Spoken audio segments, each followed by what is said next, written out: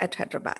And today we'll be discussing another interesting king of our history. So, welcome to the show, Mitaji. How are you today? Namaskar, Kanchan. I'm fine. How are you? Yeah, I'm fine, Mitaji. And as you know, that we'll be discussing about Dynasty Empire, and which is a Magda empire controlled by controlled at north, central, eastern India, as well as part of northwest, now Pakistan. So we'd like to listen, and our viewers will also like to know about the great kings who established this empire after the fall of Mauryan Empire. Okay. See, this Shunga Empire was founded by Pushyamitra Sunga, and he was the first ruler of the Sunga dynasty. And how he became the king is he assassinated the last Mauryan ruler, Brihadat Maurya, in a military review, and then he declared himself as a king and established this new dynasty, which was known as Shunga dynasty. And this was a totally Hindu dynasty, okay? Because in Mauryan Empire, if you remember, Ashoka was too much inclined toward Buddhism. But in this dynasty, Shunga dynasty, Pushyamitra Sunga followed Hinduism and he was a staunch Hindu. He performed many Ashwamedh yagnas or sacrifices, and some of the Buddhist texts they also say that he persecuted many Buddhist monks because he wanted only Brahmanism to prevail. He never wanted that Buddhism should come up. But again, there are two theories in this. Some Buddhist texts say that he persecuted the Buddhist monks, but some text they state that he was not brutal towards the Buddhist monks. Okay, now as I told you, he was previously the Senapati, the general of the Mauryan army. So he knew all the tactics and techniques of the war, and to establish his kingdom, he used the same all these war techniques, all whatever he has learned in the Mauryan Empire, he implemented those policies of administration.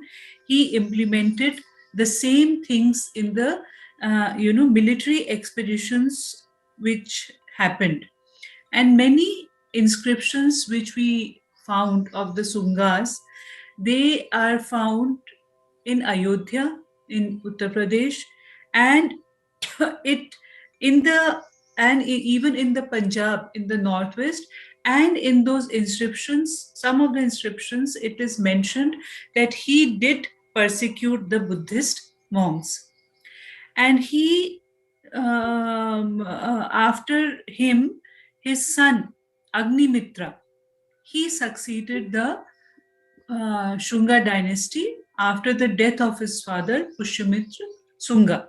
In around 148 BC, he came. The 185 BC, Pushyamitra Sunga ascended the throne, and in 148 or 149 BCE, Agnimitra, the son of Pushyamitra Sunga, he ascended the throne. Now, Agnimitra was a very dynamic king, and he was the subject of many works of Kalidas. Kalidas, as you know, was a famous poet of that time. So, in one of his epics known as Malvika Agnimitra, Kalidas has written about the love story of Agnimitra and Malvika. So that way he was also the subject for many poets, Agnimitra, for that matter, and the Vayu Purana and Brahman Purana.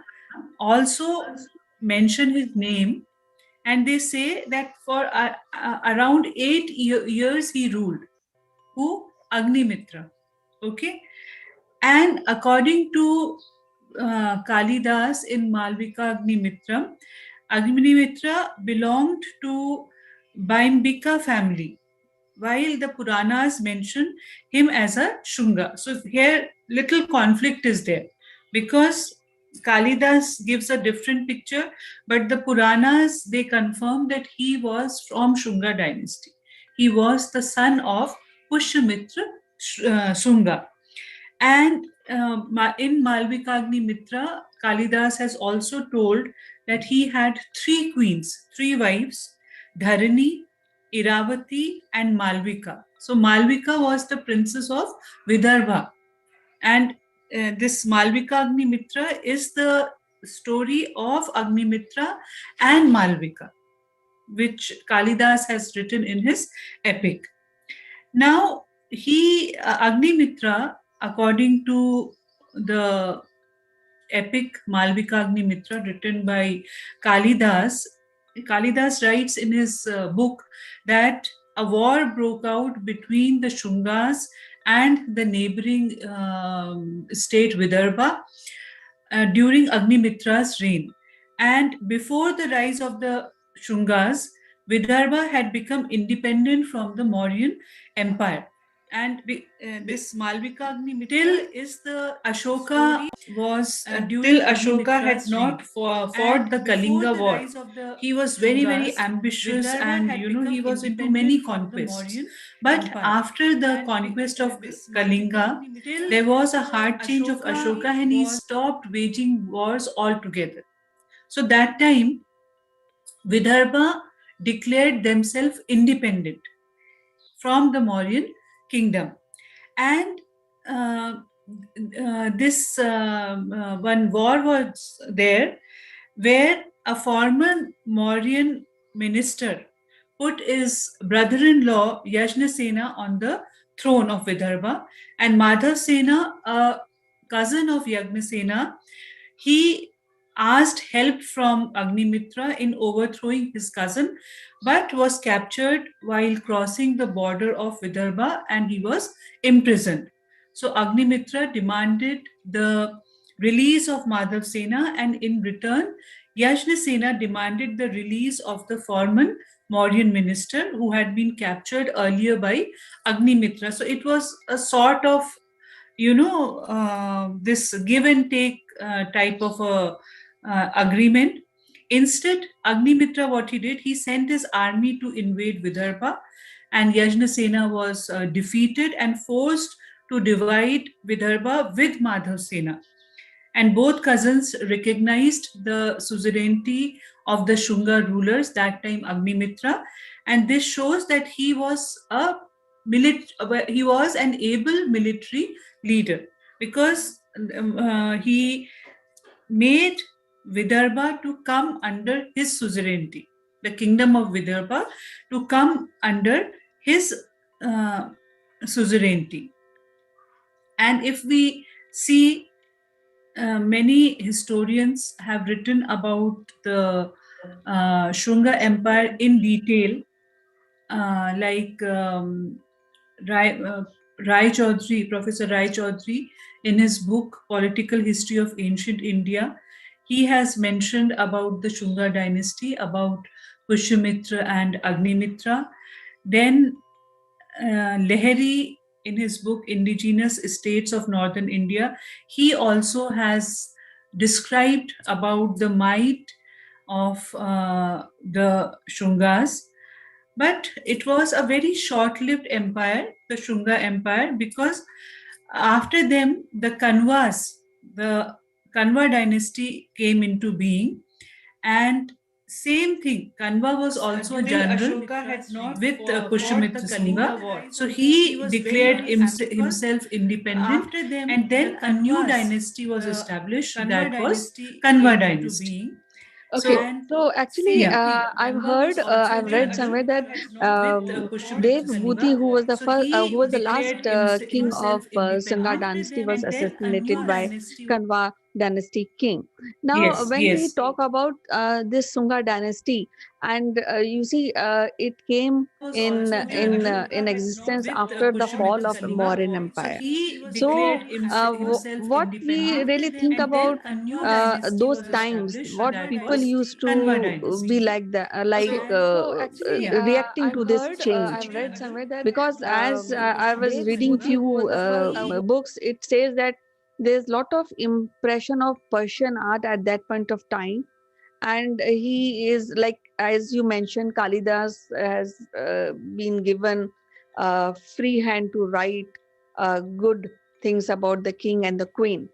So what Hmm. kind of culture existed at that point of time during this era?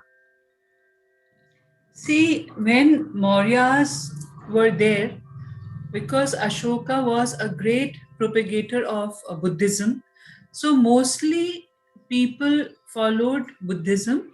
But because Ashoka was a very tolerant king, he never forced anyone to convert to Buddhism. So, Brahmanism or Hinduism, Jainism, they all existed, contemporarily.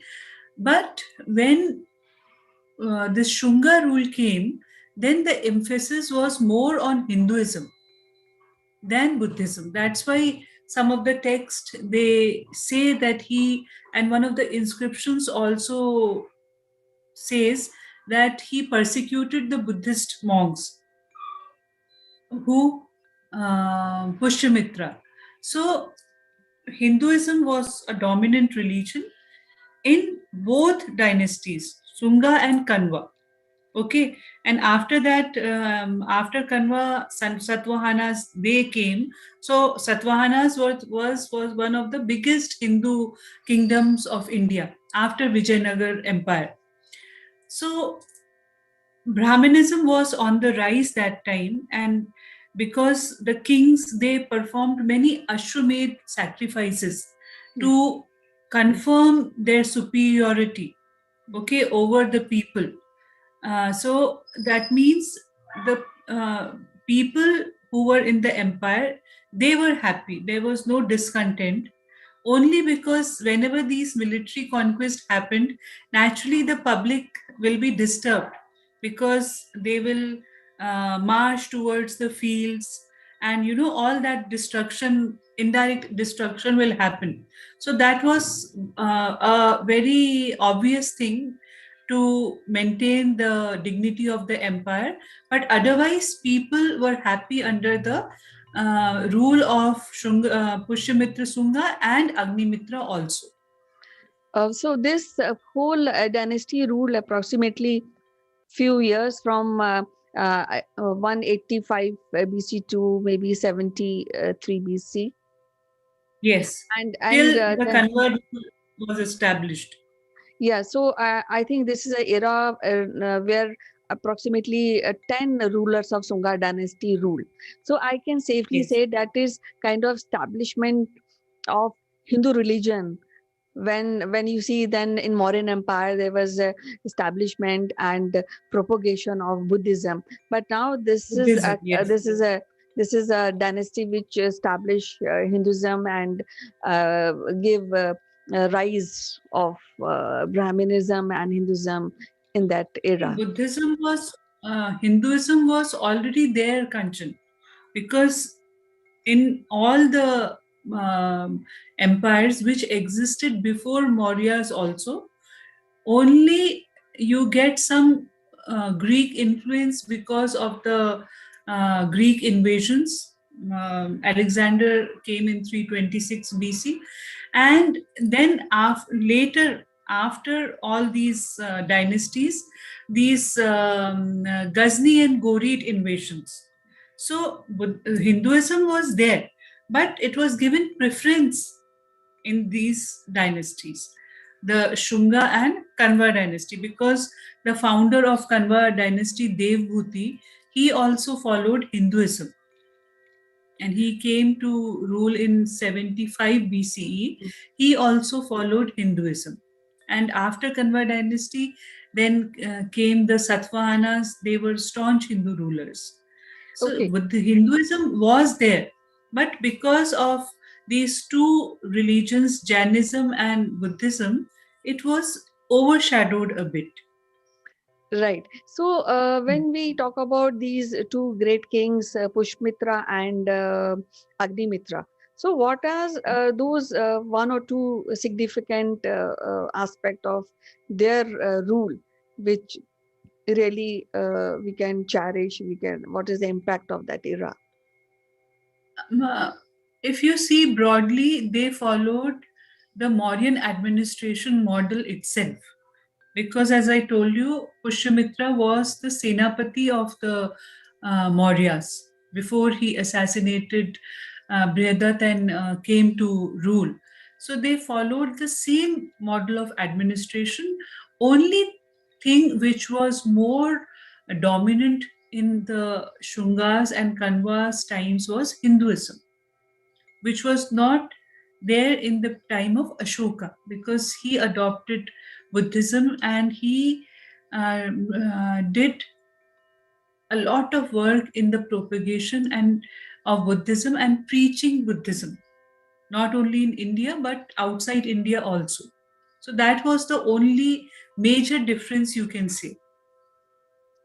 And Okay. because the Mauryan, the extent of Mauryan Empire was already very large, so Pushyamitra, he enjoyed, that vast empire.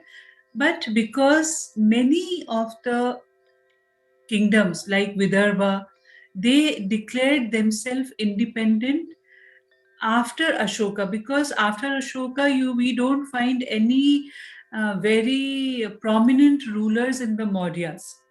So small states, they came up like mushrooms. Okay, so small states, they declared themselves independent and they said this is our this thing, our area. So that also happened. So disintegration of Mauryan Empire also happened. Shungas and Kanvas, they were not able to maintain that huge empire. So independent kingdoms, Mm. they Okay. started springing up. Because when you go back to the Mauryan times, and before that also the 16 Mahajanpadas which were there earlier, and then there was an integration of those Janpadas by Chandragupta Maurya. Then again, independently, they came up. This was the major difference. Yeah, so I think that after the fall of a huge empire, which is Mauryan Empire, and there's a rise of small kingdoms, and they have given more of stability to that to the people at that point of time. And a part of this, as you mentioned, the Kalidas, so rise of literature, and that too based on the Hindu philosophy. I think that is the contribution of these two great king of this particular Yes, lot dynasty. of work in literature, art, architecture happened in that time, no doubt about it.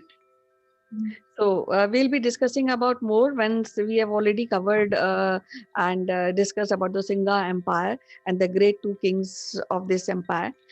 In our next episode, we'll be discussing about Kanva dynasty, who defeated this king.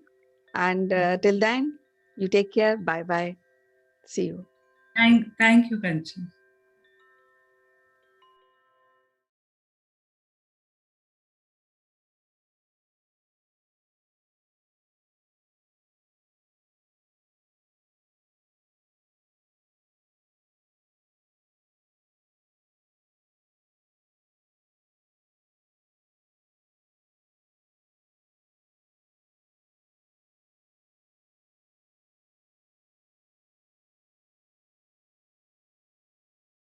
This video is sponsored by Single Point Solution. Single Point is pioneer in production and distribution of electric vehicles like electric bikes, electric scooters and three-wheelers. Single Point also provide consulting services to small F players.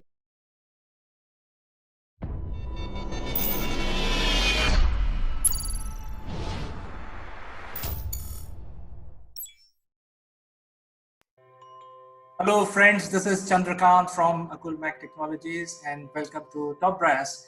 And as you know that we have missed few sessions in last 1 week or so because my friend Mr. Naval Gund had been traveling to Mediterranean to basically detox himself. But now he's back and he is back to reality of COVID. So let me welcome Mr. Naval. Good morning, CK. Good morning, everybody. And yes, I've got a mask on and I've got a visor on, and this is how I travelled to and from in the aircraft. Didn't need the visor really, but that was an extra precaution. But I certainly had to have the mask, and everyone had the mask, and that's the reality of COVID. But good The to other reality. Good to see you, Naval. You look like Darth Vader. Thank you very much. I could even sound like Darth Vader if you like. Ready? Pretty poor impression, but well, certainly from my side. Let me take this off, okay? Because although I'm in a confined space, and in some of the islands that I visited, if I was in a confined space, I needed to wear a mask. Actually, at home. So although it's a confined space, I shouldn't really have to wear a mask, should I? Oh, you don't have to when you are at home. And if your home is airy, you don't have to wear the mask. I think the guidelines are very clear that if you go in a confined place, you have to wear a mask. Well, here, I've come back to COVID restrictions. Certain areas are on lockdown. Certain towns are on lockdown. We've got a 10 p.m. curfew in pubs and restaurants, which apparently people are finding confusing. I don't find it confusing, really. At 10 o'clock, you stop, you get out of the building, go home. You don't keep reveling in the streets because that's against the spirit of the 10 p.m. curfew. And as a result, we're seeing some pretty stupid behaviour, frankly, if you want my honest opinion. Because I think we need to be applying some common sense here now. We're 8 months into this pandemic. And let's work out, it's a pandemic. Every single country in the world is affected by this virus. There's no vaccine yet. And therefore, we have to compete with the virus in the only ways we know how. And it's quite simple. Socially distance. That term that we heard back in February, probably, maybe January, actually, if you come from China, because social distancing came in from that arena. If you remember back that far, CK, we heard this term social distance. I don't know what it meant to you, but it didn't mean what it means to me today. I thought it was probably another Zoom version, a competitor for Zoom or TikTok or WhatsApp or something. It's a social distance platform. But no, we all know what social distance is, don't we? Doesn't everybody know that? But Naval, I think I would be very fortunate. In fact, the mankind today must thank the Hollywood movies. I think they have given us the condition. All the zombie movies where you have to do social distancing and go behind a wall and protect yourself. This is exactly what is happening. All the infected guys are zombies. They will infect you with COVID, so you stay somewhere in a safer place. Well, you would think so, but I see people ignoring the advice. Now, are they ignoring it because they don't believe it, or are they ignoring it for some other reason? But people are dying around the world. People are dying from this disease. There is a big incidence of young people, congregating in areas. I mean, university students have gone back to university if they're now second years, but some have gone for the very first time. And I suppose it's of no surprise that some of those universities, some of the buildings, individual buildings, housing buildings, accommodation buildings in those universities are now on lockdown because the disease has spread. And why has the disease spread? Because we're not observing social distancing, washing our hands and keeping the place clean. I mean, these are basic cleanliness issues. And I know we do have such a thing as these super infectors, people that are carriers but never get the symptoms. But that's where testing really will help immensely.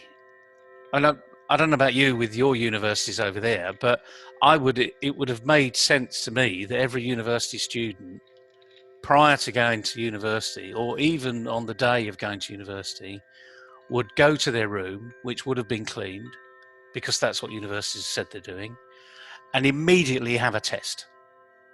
And for that test to be responded to in 24 hours. So you've either got it or you haven't. And those that have got it, the super infectors, actually you can not necessarily isolate them, but you can treat them differently. You might put all the super infectors in different halls of residence. So they're never going to infect each other because they've all got it. But not showing any symptoms, not being affected by it. So there are ways that we can work around this. But the other thing is, if you're in lockdown, it's 2 weeks. So don't moan about it. Use the best of it. I mean, I know it's difficult. It's difficult. I mean, my heart goes out to parents over the last 6 or 7 months that have got children either in preschool or in junior school. I mean, they're pulling their hair. I'm not a grandparent yet, but I was a parent. And the very thought of all of the kids in the house, in lockdown for months on end, all vying for a PC, because most homes don't have a PC, and if they do, they've only got one, so that they can go online and keep up with their studies. It just pours my heart out, frankly, the trauma that we're having to go through here. And now, having been away for a few days, seen what's happening in other countries, seen the way people behave, see the way that, in many respects, where I went on several occasions, were tourist arenas. They were very welcoming. Everything was clean to an inch, an inch of perfection, and they really did appreciate the fact that you were travelling and spending your money there. These areas, as you probably know, the Mediterranean is drenched in customer service. You can't walk past any shop or restaurant without being enticed in. And they're very friendly, because that's the way they are. Win some, lose some. And then you start to think of the economy, and some economies are desperate for tourism.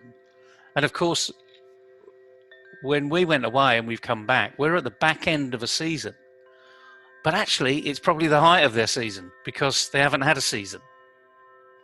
But they were all, chipper. They were all those that were open. I mean, there were many, many areas that were closed.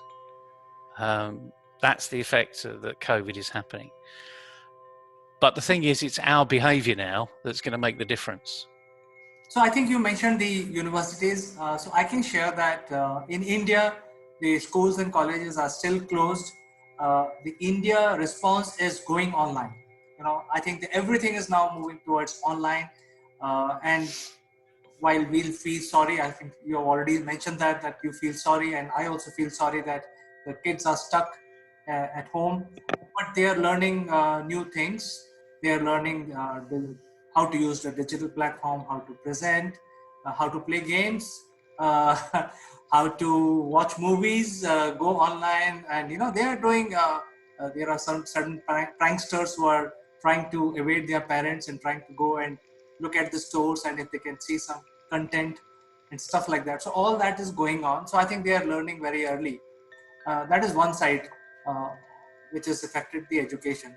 The second is I read a couple of days back that the India has not reached the level of herd immunity. So we have announced that the total number of COVID patients that India has is about 5.5 million. And yesterday I saw the news that 5 million have recovered.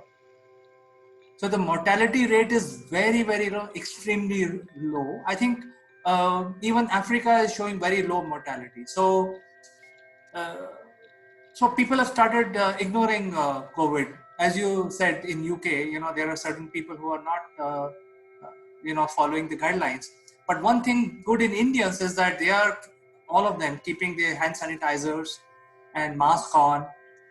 Even if you walk for a few 10 steps, you have to wear a mask.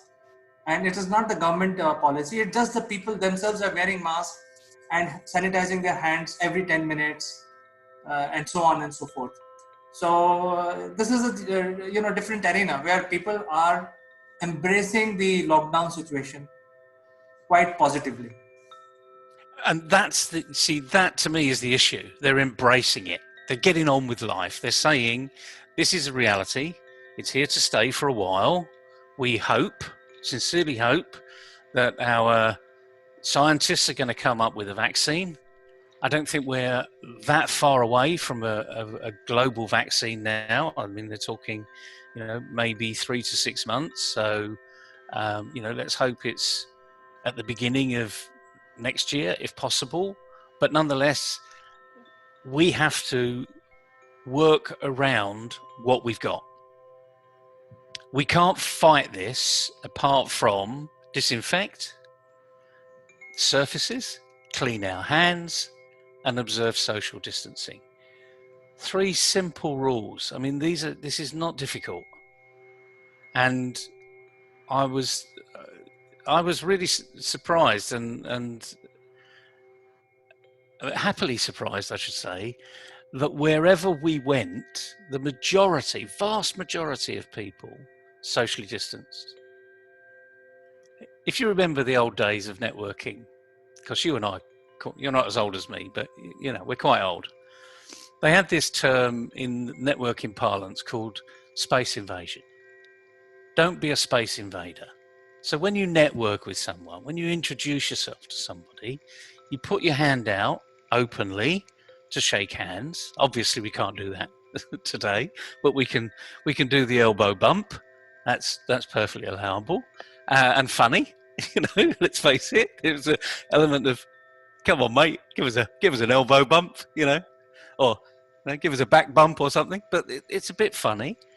But there was this element of don't invade somebody's space. In other words, have a conversation from a distance, but listen and be engaged in that conversation.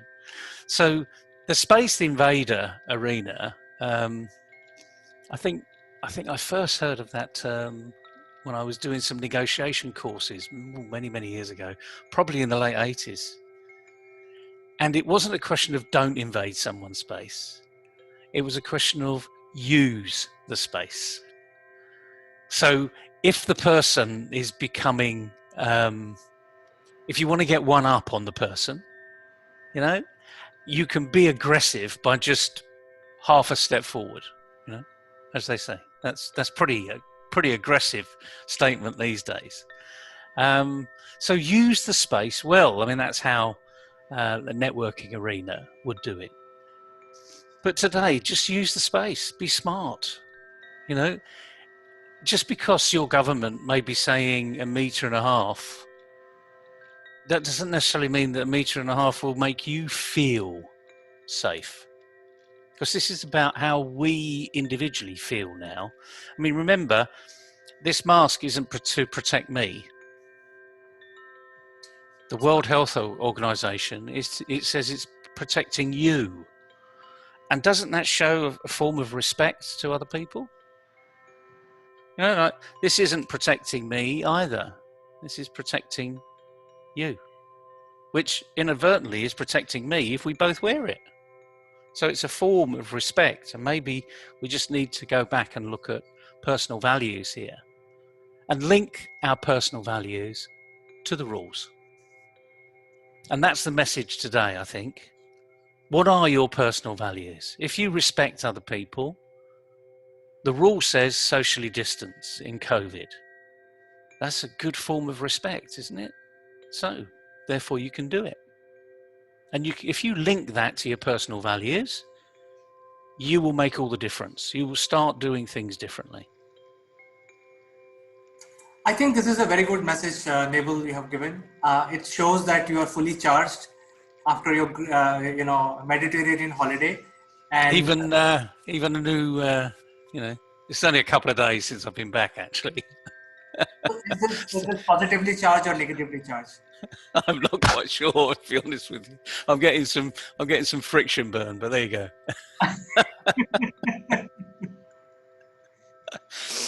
So thank you for giving us a good message today, where you're trying to lift our morale in the lockdown, because everybody is in the lockdown, and the business are getting affected. I think the business needs to take this message that you have given and incorporate what they have to do next.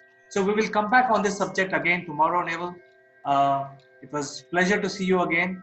Pleasure for your presence, and we'll catch up tomorrow again. Good to see you, CK. And as they say, COVID's not going away. So, yeah, we will see you tomorrow. Bye-bye. Bye.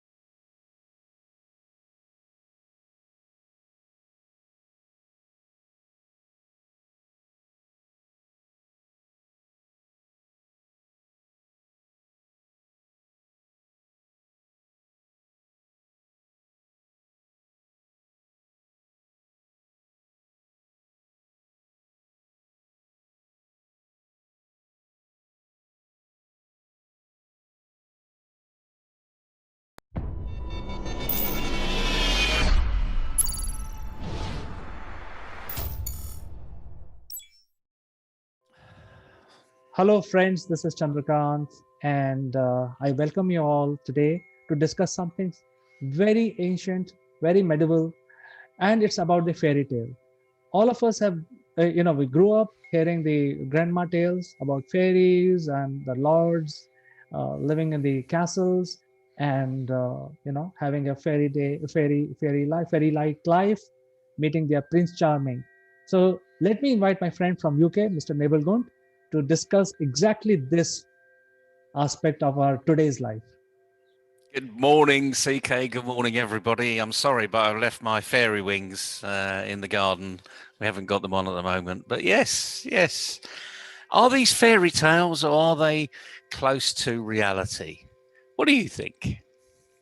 Well, when we were kids, we really believed in them. We always believed there was a king, a queen, a princess, and a prince, and they had a happy ever after moment. But now we have become mature, and we try to put the things in perspective. I personally feel the life would have sucked inside a castle, simply because you need to get your water, you need to do your chores, you need an army of servants to do your work, and there was no piped water in those days. There was no pump. How they would have got their water supplied to the king's chamber or queen's chamber or bathroom so high up in the turret? You can be a king, but you won't be doing it by yourself. There must be somebody to do it. And when you have so many people to work for you, it creates a chaos. It creates a smell. It creates a stench. And then it also creates cleanliness fiasco. So I'm assuming that even the Disney logo is a castle. But I'm sure the living conditions may be appalling in those buildings. Well, they certainly were. I mean, certainly down at the bottom, because you mentioned about how does the water get to the king's bath? Quite simple, in a bucket carried by somebody else. Certainly not the king, certainly not the princess, not the prince or the queen, or any of the courtiers. It would have been by a lowly servant. And how times change, really. All we do is our lowly servant is now called a tap. So perhaps this is artificial intelligence at work. Perhaps you never know. You know, plumbers invented taps, and we can actually pump water around the house. But yeah, a servant would have literally carried it in a bucket, or if they were a particularly big household, I would imagine they would have had a yoke, a bit like you see over cattle that are pulling. Pulling in the old way of tilling over the soil. So and then you carry two. So and I suppose those people were really fortunate because we know why the yoke is invented, because it takes the pressure off everywhere else in the body. So, and well, that'd be a bit bigger, wouldn't it? You know, carrying one bucket up a few stairs. And it wasn't a few stairs, was it? It was hundreds of stairs. And where's the water? Because the water isn't halfway up. The water was right down the bottom. And I suppose if the king had been nice to the servant on the day, it would have been clean water. And if the king had not been very nice to the servant, it might have been a little dirty water. You wouldn't even know where that come from. But even so, has times changed? Don't we still have that hierarchy in any culture in the world? You know, the dictatorship that we got in China, we have all of the people up there at the top eating really well, and you've got people right down at the bottom in the paddy fields just about barely making enough income to live. But even in a democracy, it's just as bad. We've got slums all over the world in democracies, and we've got very rich people living just outside those slums. So has anything changed? Has that fairy tale actually really close to reality? Neville, what I feel is that our romance with castle life or fairy tales has not gone away. The castles and the forts have disappeared because humans realize that they are not good enough, but we have simply copied their ways into our real life. And we actually talk about pyramids. So instead of calling them castles, now we have a pyramid structure. You look at a company, there is a pyramid structure. There is a CEO and then a bunch of guys. And the junior most guys is at the bottom.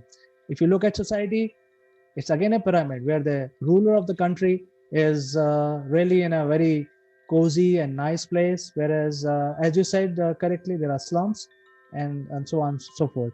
If you look at dictators, it's the same thing. There are slums, people are poor, but then there are few guys who are at the tip of the pyramid, or the top end of the pyramid is really where there are less people, but they have all the facilities with them. So I think, in my opinion, the fort life or the castle life is now becoming a much wider pyramid for all of us. I think I'm with you, to be honest with you. And how are we going to change that? So where are we going to start to change all this?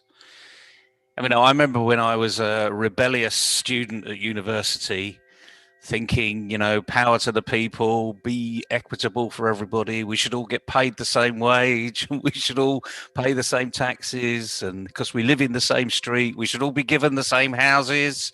You know, why should this person get a better house than I get? And that was the rebellious sort of late 70s. And I'm sure every student is thinking that way. You know, why can't I have that? But it is it's a meritocracy, though. You know, we should be promoting good practice. Well, if everybody gets equal resources, then it is a communism. But the important thing is, even communist countries have developed their own pyramids. So I don't think we can get out of it. It's not easy. It's very true, and this is a light-hearted look into this arena. So, if you're just locking onto us now and you've only joined the conversation partway through, this is not serious, but there is a serious message around it. You know, we need to, if we think that equality is something that we should be looking for, and it's an inequitable society, then we need to start at home. So, look at yourself. Look at your own family. Is it a meritocracy? Is it a democracy? Is it a dictatorship?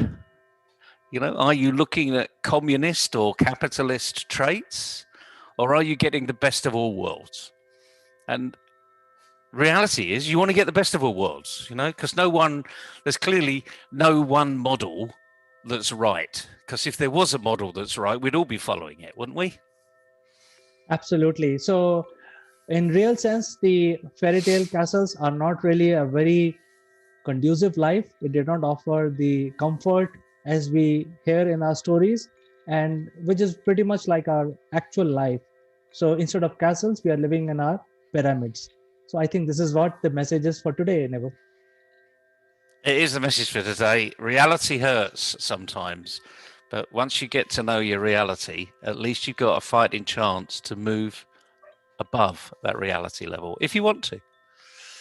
Been fascinating talking with you, CK. As they say, an Englishman's home is his castle. I'm going to leave it on that note, and you can dream whatever that means to you.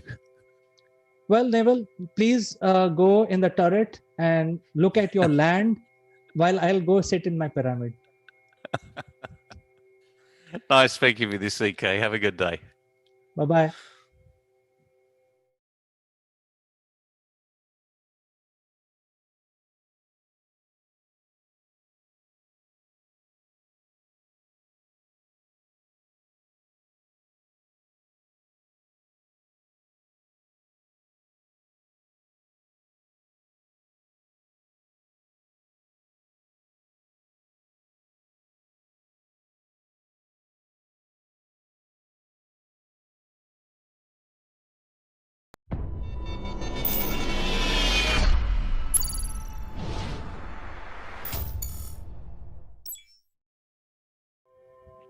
Hello, friends. This is Chandrakant, and welcome you again on Naval Gunt Live. And we are continuing from our last week's discussion, which was about self-worth. And we discussed few things. And if you have not seen the video on how to prepare yourself on self-worth, I think it will be a good idea to go back and see that video. I will share the link along with this video as well. But today we want to give three most important tips to the audience. And for doing that, let me invite my friend from UK, Mr. Naval Gun. Good morning, CK. Good morning, everybody. And yes, this is week 2 of self-worth. How to value yourself in front of your clients in many respects. That's where we're getting to today. So just a recap of what we said last week. It's about how do you value yourself? Do you really know who you are? So look at yourself in the mirror and write down the good and the bad about you and be able to live with that analysis, that review. Because if you can't be honest with yourself, you can't be honest with anybody else. And as we've said on many occasions before, CK, people buy from people they know and like. And this is where we're in the world of consultancy. So there are many Me Too's out there. So the first thing we're going to say today is do not be a Me Too. Okay? So it's the negative of what you should be. Because Me Too's get thrown into a box and you literally get put along the conveyor belt. And it's people just pick which Me Too they like. And Me Too's are typically picked up on price. The cheaper the offer, the more likely people are going to pick it up. And although I'm going to say something about Fiverr.com, it is a Me Too arena. But it's a good Me Too arena because it gets you into a window of opportunity. So this is where you can use the being a Me Too, being someone that's good at SEO, someone that's good at digital, someone that's good at design, and put yourself into a marketplace where everybody else is. So that's the positive side of being a Me Too. So there's 2 parts of it. So go to where people are looking for you. But now the most important one, the third one, being able to value yourself. So, CK, I'm going to put you on the spot now. We never do any rehearsal for this, and you never know what's going to come. So, this is live, ladies and gentlemen. So, how do you value yourself when you're talking to a client? Well, to be frank with you, Neville, I value myself a lot. Good. I'm pleased to hear it. So do I. You know, if you're talking to me, you can only just about afford me. But it's a difficult one, isn't it? Because when you're in this, the thing about the digital world, as you and I both see it, there's lots of people offering platforms, from the mass platforms like LinkedIn and Facebook and Instagram, to the very bespoke platforms that you get on a very local basis. So it's really hard, actually, to value what you're doing, isn't it?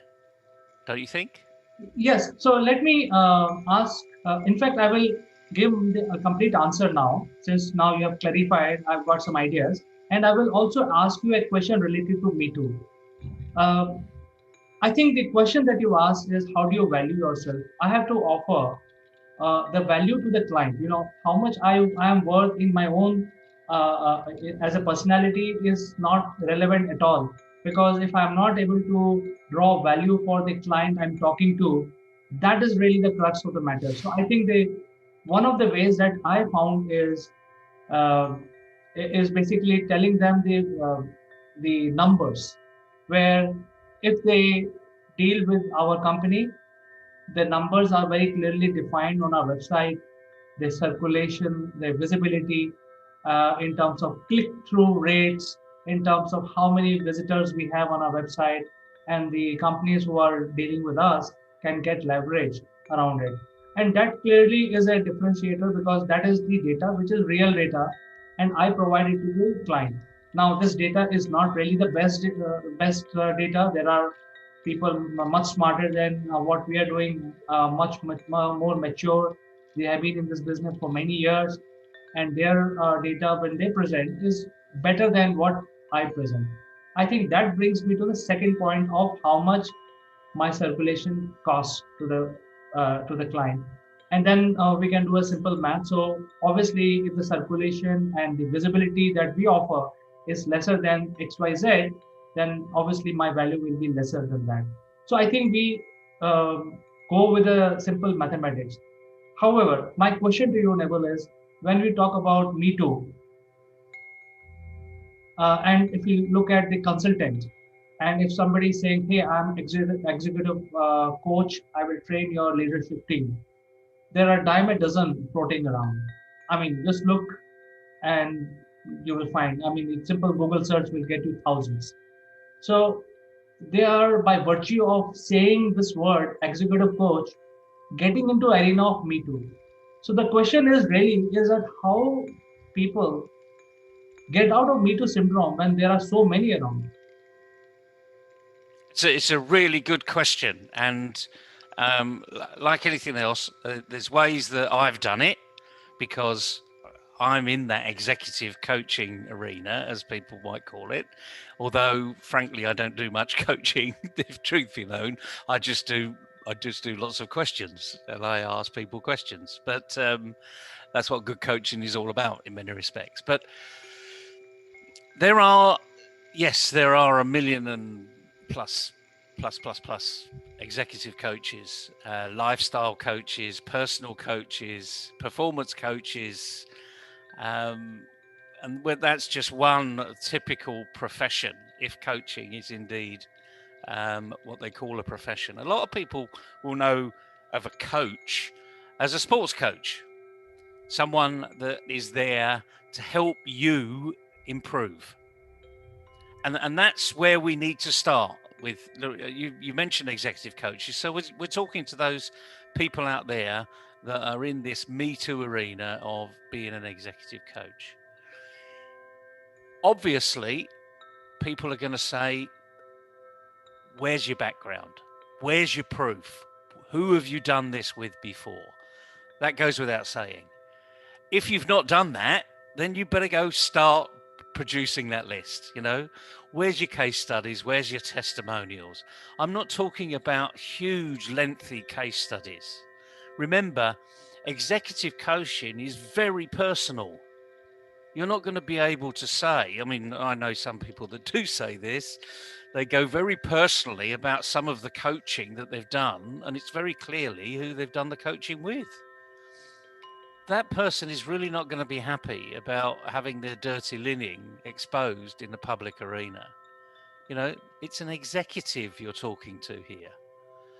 They've taken you on in confidence. It's a bit like a psychiatrist or a lawyer or an accountant. You're taken on in confidence. So you can't really, or you shouldn't really, be promoting yourself on the back of a list of people that you've been an executive coach to. At the very best, you can actually put out the companies that you've been connected to. And that might be enough, actually, if you've got a company list which are A-listers, the FTSE 150, 250, or NASDAQ, or Fortune 500 companies, or whatever the equivalent is in India. That may be enough. But the point is, you've actually got to get your message across in a very short period of time. So, yeah, you've got to put your testimonials out there. That's number one.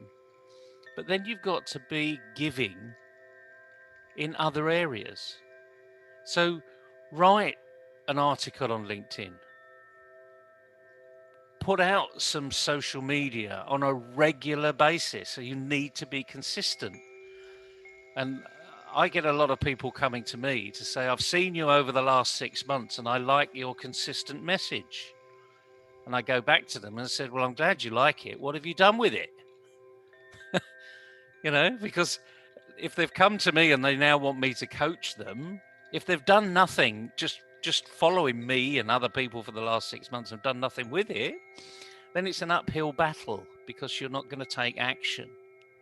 So this is where you are a Me Too, but you need to stand out in the crowd.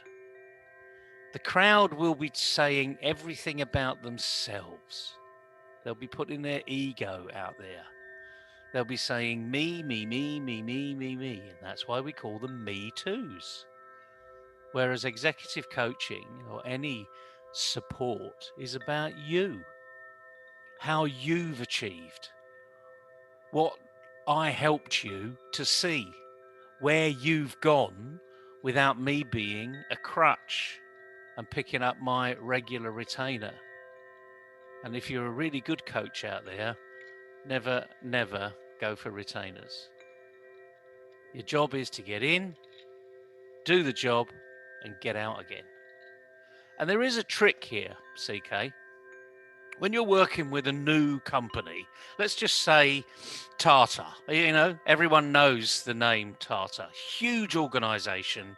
And I'm sure there are hundreds of executive coaches that have been through the Tata executive arena, senior leadership arena, even junior leadership. If you're new to Tata, they want to see who you are, what have you done, where have you done it. Of course they do. So they want to see your portfolio. But you can go and offer to say, give me some control parameters here. Give me someone that's been on a coaching program before and it hasn't quite worked for. And give me someone who is a complete nutcase. Some really difficult member of your team. They're still there because they're performing. But they're really not a team player. They could be obnoxious. They could be very toxic, but they get brilliant results. So you can go in and say, well, give me an opportunity for someone who didn't make it with someone else and someone actually you would never, ever put on a coaching program. You might even do 2 for 1. There's so many opportunities here for an executive coach, any type of coach, to go to an organization and say, you don't know me, I've been very successful over here and here and here. How about if you're into this type of performance improvement, how about you give me a chance? Now you can flower that up in any language you like, but that's effectively what you're saying. You're basically saying you don't know me. I've got a good track record. Let me show you what could be a possibility for your organization. So But I you need a think caveat. You need to caveat that, They need to believe that coaching is going to work anyway. Because if they don't, frankly, there's no point in having the conversation. so. If I summarize the learning that you have given us, is first we need to know how much we are worth really in terms of value to the client, not to yourself, but to the client. So you have to have some impression about that. And second is you need to summarize your experience in a way that it is quantifiable. So I think these are the very clear tips that is offered today by you to our viewers, where they can get out of Me Too in a very systematic manner. Yeah, you're absolutely right. And the thing is, we are Me Too's. Just have to accept it. But now is an opportunity to stand out from the crowd. Why will they engage with you as opposed to somebody else? And it could be hard. This is where this is not for the faint-hearted. This is for people that are confident in themselves. This is the whole point of doing week 1, self-esteem, valuing yourself, what you're good at, what you're not so good at, where your weaknesses are, where your successes are, etc., etc. We've all paid the undergraduate fee into MIT, but it's not the MIT it's management in training, and we all are management in training, because that's where we're all growing to, whether we're in a junior management for all of our life, or a middle management, or a senior management. The point is we're all in MIT. So now the opportunity is to get out there and show people who you are, what you've achieved somewhere else, and how it's going to be great for their organization. And let me just summarize this even further. It's exactly what you do in an interview if you're going for a job, because it's the same process. There's lots of Me Too's out there that can do the job. Why you? Why would you stand out in the crowd? A job is just a long consultancy in many respects, and all employers are taking probably more of a risk giving you a job, because it's difficult to fire someone, more difficult to fire someone than it is to fire a consultant. An employee is a bit more complicated, not impossible, but a bit more complicated. So we're not saying anything different from any other walk of life here. It's just a matter of engaging your brain, having the right attitude, and getting on with the job in hand. So I think the second tip that you're giving is having the right attitude in order to do self-worth assessment. So I think that is number 2 on our list, where improving your attitude. And there is nothing called positive attitude or negative attitude. It's just the attitude to gain a market share, to go and get things done. So I think you can talk a little bit more on the attitude development for people from all walks of life. Well, our attitude is really where we all should come from, and it's having, as you say, it's not about positive or negative. It's what attitude you've got.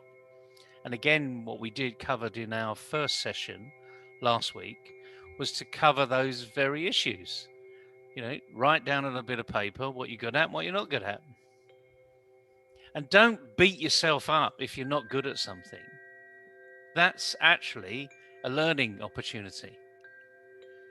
There's lots of people in the past, several people in the past have said, I'm not failing. I'm either succeeding or I'm educating myself. I'm learning. So there's no concept of failure. I'm not saying that failure isn't in the dictionary. The word fail, failure, failed, I failed. Say it, I failed. So what? You know, what did you learn from that failure? You know, was it really a failure? The answer is, well, you didn't quite get what you wanted, but does that mean it's a failure? So this attitude issue is massive. And all we talk about is having a can-do attitude. And no matter who we are or what we're doing, there are 4 elements at play every time we think of doing something or we physically do something. And the 4 elements are simply how we think, how we feel, how we're connected, and what's driving us. And when I say about driving, what's our purpose here? So it starts off with purpose. So we're driven. What's our drivers? We're driven by a sense of purpose. Our feelings. We need to be in control. We need to be emotionally competent and resilient. Our social drivers. To be socially connected. So how we get our message over in a social basis. And how we think. Effectively thinking. Not procrastination, because that's not really thinking. That's taking time away from real thinking.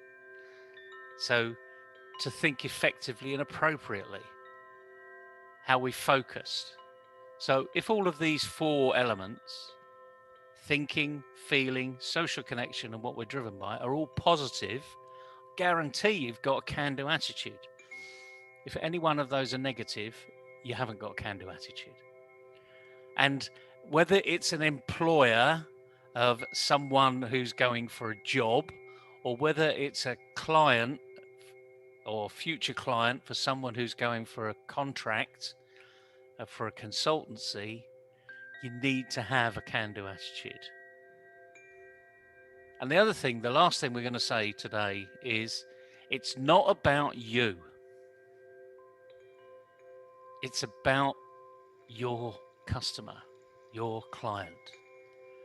Customer is king, as people will say. Accountants say cash is king, but it's 2 C's anyway. So it's either customer or cash. But in this particular instance, the customer is king. What do they need? What's their problem? How can you help them fix it? Because it's not about you. You're going to go in, do a job, and get out. Once you've left, your legacy is the job is still being done. The company is still moving forward in the way that you've helped them design. And remember, you've helped them design it. You haven't designed it for them. And I'll make that difference here because the large consultancies of the world, the big management consultancies, will go into an organization and they will impose a process on the organization. And they'll stay there for 4 years, making the process work. And it could be quite painful, by the way, because I've been through this. And then they leave. And then after about 6 months, the process starts to fail and people start to do their own thing. And the consultancy that's just left is never blamed for it. The employees are blamed for it because you've had long enough to change. Now, I don't think we should be getting into that arena, particularly this is the 21st century, not the 20th century of imposition. So today is all about engaging, empowering, inspiring people in your organization. And you can do that through coaching, or you can do that through lots of other ways. But the key thing is, from a consultant's point of view, go in, get the job done, and then get out. Leave them with a legacy that you have then as a testimonial. And just like anything else, CK, if you get a really big client on board, but you only get them on board in a small way because they're testing you, and you do a great job, guess where your next job's coming from? Right. The same client. Same client, or may probably his competitor, because if we are able to showcase, hey, so much advantage in terms of value to the client, and the competitor starts seeing you, and probably you can get more business from a similar industry or similar clients. And interestingly enough, I can't say who this is for confidentiality reasons, but one of my founding partners in MindFit had a very good colleague in the 1980s, in the 1990s, and that person was so good that one company said, "You're too good to leave to our competitors. We're going to make you an offer you can't refuse." And they literally gave that person a golden handcuffs contract. It was so good, they couldn't refuse it. And it took that person off the market. Simple as that. So it can happen. I look forward to that golden handcuff offer in the near future. And if anyone's listening, by the way, you can't afford me. So there is absolutely no golden handcuff offer you're going to get here, because I'm doing too many things for young people, and I want them to succeed, and you can't afford for them. So let's bounce that one off the target immediately. But yes, your next client will come from your current client. You've done such a great job, and they're a huge organization. What a surprise. Or it may come from a competitor. Right, Naval. So at this juncture, where we have almost come to the end of our discussion, I have to ask you one last question, which is not related to our subject today. Go ahead. We are going through COVID, and whatever we have discussed, these multiple points about attitude, about self-worth assessment, and how to get out of Me Too. Um, will it change because of COVID, or there is anything specific required to cope up with the current situation? It's a good question. COVID, as we know, is here to stay. So our world has changed, shifted its axis, certainly on a business concept. More people are going to be working from home or from anywhere going forward. There are obviously going to be some exceptions, like manufacturing. You can only manufacture in one place, so majority of people would still need to be in that manufacturing plant. So I think it's the way businesses are maturing. We're seeing lots of challenges in the banking sector, financial, tech, the apps that are coming through. So there are things that are changing irrespective of the COVID arena. But I suppose the simple answer is it's going to be different. You as a person of interest in the consultancy world, let's talk to these people, the consultants, you need to be aware of the impact you can have in this new world. Remember, as a consultant, you've worked from anywhere for the last however long. I mean, when I left corporate life, I left an office. I also left a boss, so it was those unusual occasions where I left the company and I left the people out of choice. And I started to work from home. That was a massive difference for me. That adjustment was interesting, frankly. I mean, it took me a little longer than I expected. But then again, I wasn't going to work anyway, so I was sort of semi-retiring. But you, as a consultant out there, you've done this all your life, so you've got actually quite a lot to offer.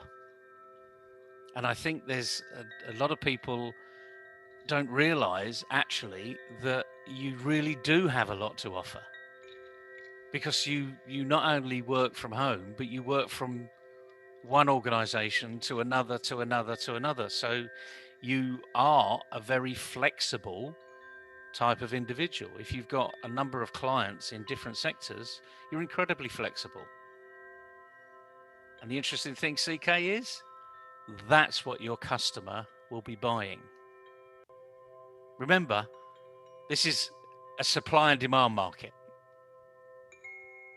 If they want what you've got and you know where they're looking in that marketplace, then you have an opportunity to offer what you've got because they want you to tender. And the more you have to offer, the more variety you have, or actually the more specific solution you have, could be what they're looking for. But until you ask them, you don't know. Let me give you a simple example here. 10 years ago, I was introduced to a company, and they asked me to come and coach the senior team. So I did what I normally do. I say, why? Because I want to work with an organization that wants to be successful, really wants to make changes and prepared to make changes. So I went and talked to several people in the senior leadership team. And one or two asked me of my background, so I gave them it. You know, it's pretty obvious. You can see it on LinkedIn. You can see it anywhere, really. And then I had a meeting with the chief exec at the end, and he said, you've got no specific industry knowledge of what we do. And I said, specifically, no, you're right. Why'd you ask? He said, well, you really need to know about our industry. And I said, well, hang on a minute. You said about specific knowledge and now knowing about your industry. I actually know quite a lot about your industry. And I started to say things that he'd never heard of in his industry. And then he said, but you don't know much about the specifics of the industry. And I'm thinking, this guy is absolutely never, ever going to change. So I said, thank you very much for the offer, but I won't be working with you. And he said, well, we weren't going to offer it to you because you don't have specific industry knowledge. And I said, well, in that case, then we're both happy, aren't we? And I shook his hand and I left. 48 hours, I think it was later, I got an email, could you come back in and we'd like to make you an offer. So I politely sent an email back to say, thank you very much, but I don't think you're ready to change. So there you have to know your parameters as well as their parameters. So I suppose the last message I'm going to say here is, if it's a hand in glove solution, so you're the hand and they're the glove, or they're the hand and you're the glove, and it's got 4 fingers and a thumb and it's about the right size, okay, then it's going to work. But if it's only got 3 fingers, no thumb, then your glove isn't going to fit that hand. So walk away. Don't force what you're doing into what they want, because it's never going to work. The marriage is not going to happen. Easy for me to say, very hard for people to do, especially when it's the only offer out there. You're right, Neville. I think you have shared a lot many stuff today. Lot of advices you have given directly, indirectly to our viewers. I think it's going to help us a lot, and you're always available to help people, executives. So any viewer who are watching this and want any specific help from Naval, you can reach out to him directly, or we can reach out to us, and we will connect you with Naval. So with this, I will end this discussion, Naval. Thank you very much. We will catch you again on Naval Gunt Live next Wednesday. Until then, bye bye. Bye bye. Have a good day, everybody.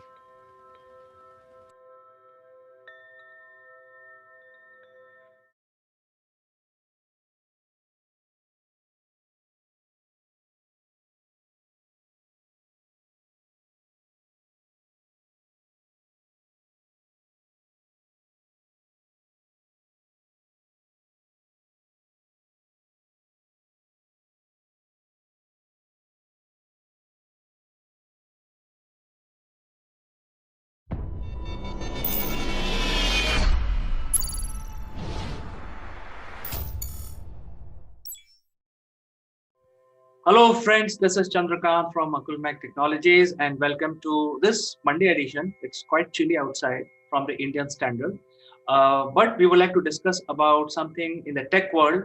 Before we start our discussion, let me invite my friend from UK, Mr. Naval Gond. Good morning, CK. Good morning, everybody. A chilly Monday morning in January from the UK. But let's give people some good news. What's new in the tech world? Well, Naval, there is nothing new in the tech world. I think we would like to discuss about the emerging technology in the area of communication. And it is very relevant because everyone is going on the digital platform and they are hogging all the bandwidth. So we need to do something about it. And I think 5G is the solution for it. We would like to discuss whether we are ready, especially in India, because very large population. Are we ready for 5G? 5G? Is that new? I thought we were talking about 6G now. I'm only joking. I'm only joking. We seem to be rushing through these G's, and uh, you ask a really good question there. Are we ready? Not just in India, but are we ready anywhere? Are human beings ready for this?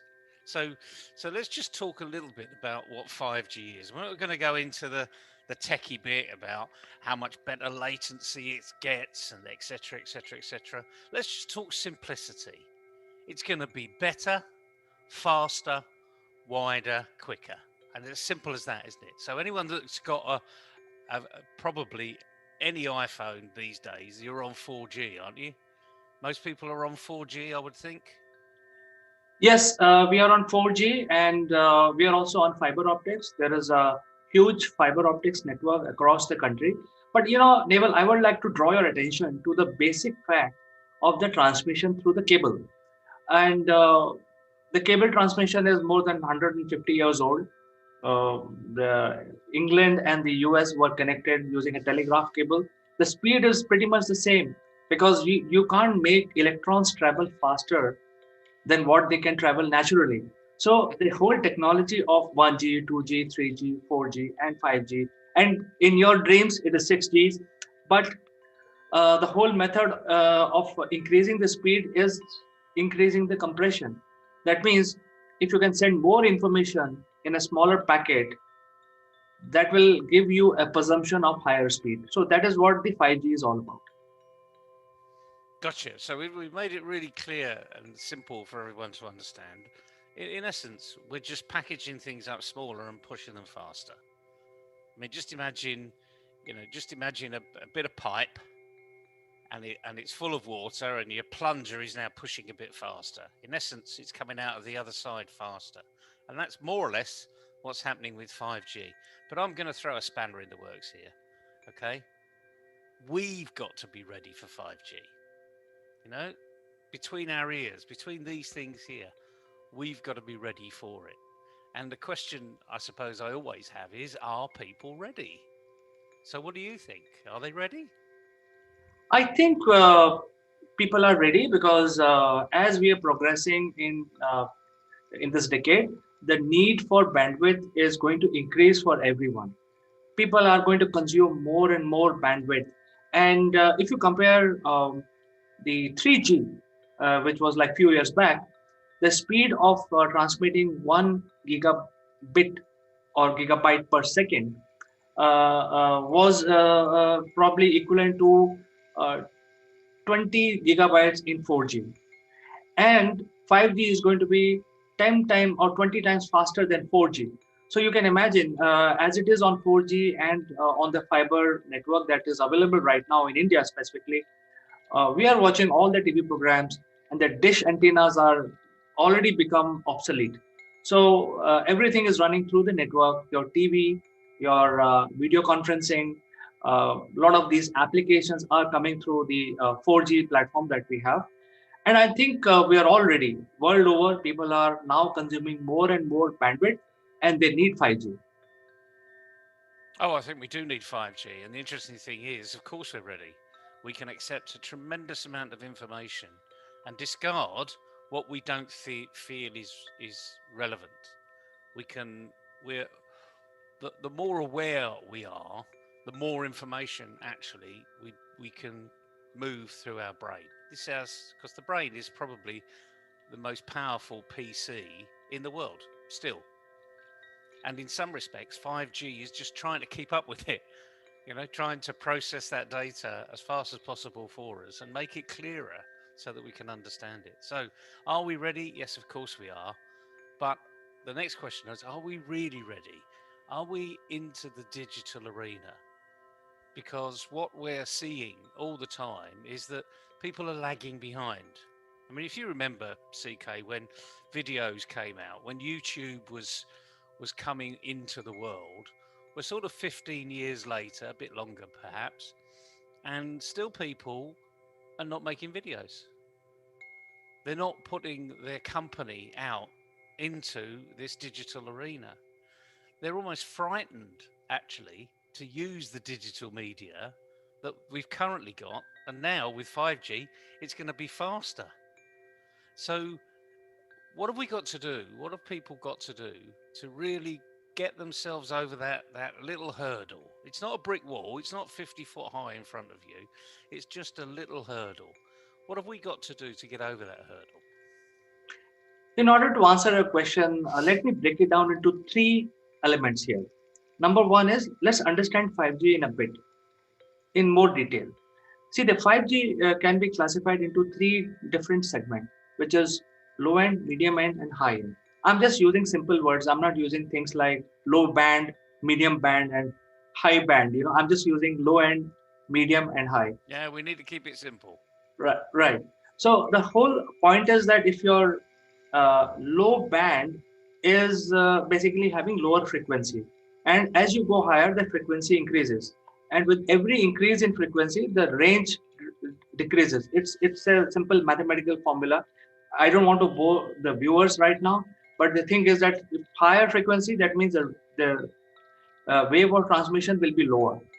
So in 5G, as it is, it's quite high speed, but then your lower end will have a better reach to people. And that is what in country like India we would need.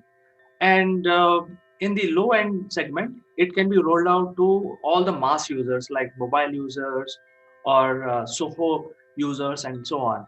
But if you are in a factory scenario and you want to use your network for surveillance and those kind of things and controlling the human traffic affecting the floor of the factory, etc., you need slightly more complex solution, and that would require more high speed. So you can go in with a medium range 5G, and the really high end of the spectrum is very high frequency, where you can actually transmit real time data, maybe military purpose or maybe used in oceanographic satellite. This high end machinery may use the 5G. And all of these different segments of 5G will require different mindset, different customer base. The use of low end will be very prevalent. And let me tell you, Naval, India is already preparing to launch 5G in the lower segment in next 6 months. The Ministry of Broadcasting has already asked the telco operators to come up with a plan, and that has brought up a new legal system to be discussed right now, which is distribution of airwaves, which are going to use the 5G. So I think that is the actual rollout being discussed right now, where how these airwaves and frequencies which are used for the lower band of 5Gs are being discussed. I've got you. And obviously, as we've learned over time, when these new Gs come around, so from 3G to 4G, there was a change in infrastructure. From 4G to 5G, there's an even bigger change in infrastructure, hugely more expensive, which is meaning that a lot of people are having to collaborate a lot more, which I think is probably good news. So, but going back to some basics now, we need to be getting people to be comfortable with this ever-changing technology and being aware that things are happening, but actually embracing it. Because I hear a lot of negative talk about 5G towers being put next to your house and it's causing. One group actually said it caused COVID. I mean, it was the primary cause for COVID. I mean, it's quite crazy, really. However, we've got to get people out of all these myths and to recognize that technology changes and we need to embrace technology. And indeed, your platform, CK, is all about embracing technology. So, what we need to do is to get people to realize that technology isn't a bad thing. It's progress. It's not going to fry your brain. It's not going to do all these things that people seem to be saying to stop technology moving forwards. I mean, obviously, we need to take we need to recognize that these things will change the atmosphere. But remember, we've had shortwave, medium wave, and long wave radio for years and years. And in many respects, this is just the next progression. So, what would you say to people that aren't in this digital arena now? Because that's fundamentally where the problem comes. We're built to be ready, but we're not going and taking that step. So, what do we need to be saying to these people out there? I think we have to be very positive, considering that when some scientists do some research and telecommunication expert come out with a solution, they will do a thorough test before they roll these out. And as per the tests being done on human beings, so far the extent of radiation coming from the 5G is probably 1,000 times lower than the radiation which is coming every day from sun. So I don't think this is all fake news and myth that 5G is going to create some sort of cancerous inducement into your body, maybe fry your brain, because we are already bombarded by so many different kinds of radiation from outer space. From in fact, people don't even talk about sound pollution. That can be more harmful than 5Gs. So that is my opinion. And going back to the towers, I think.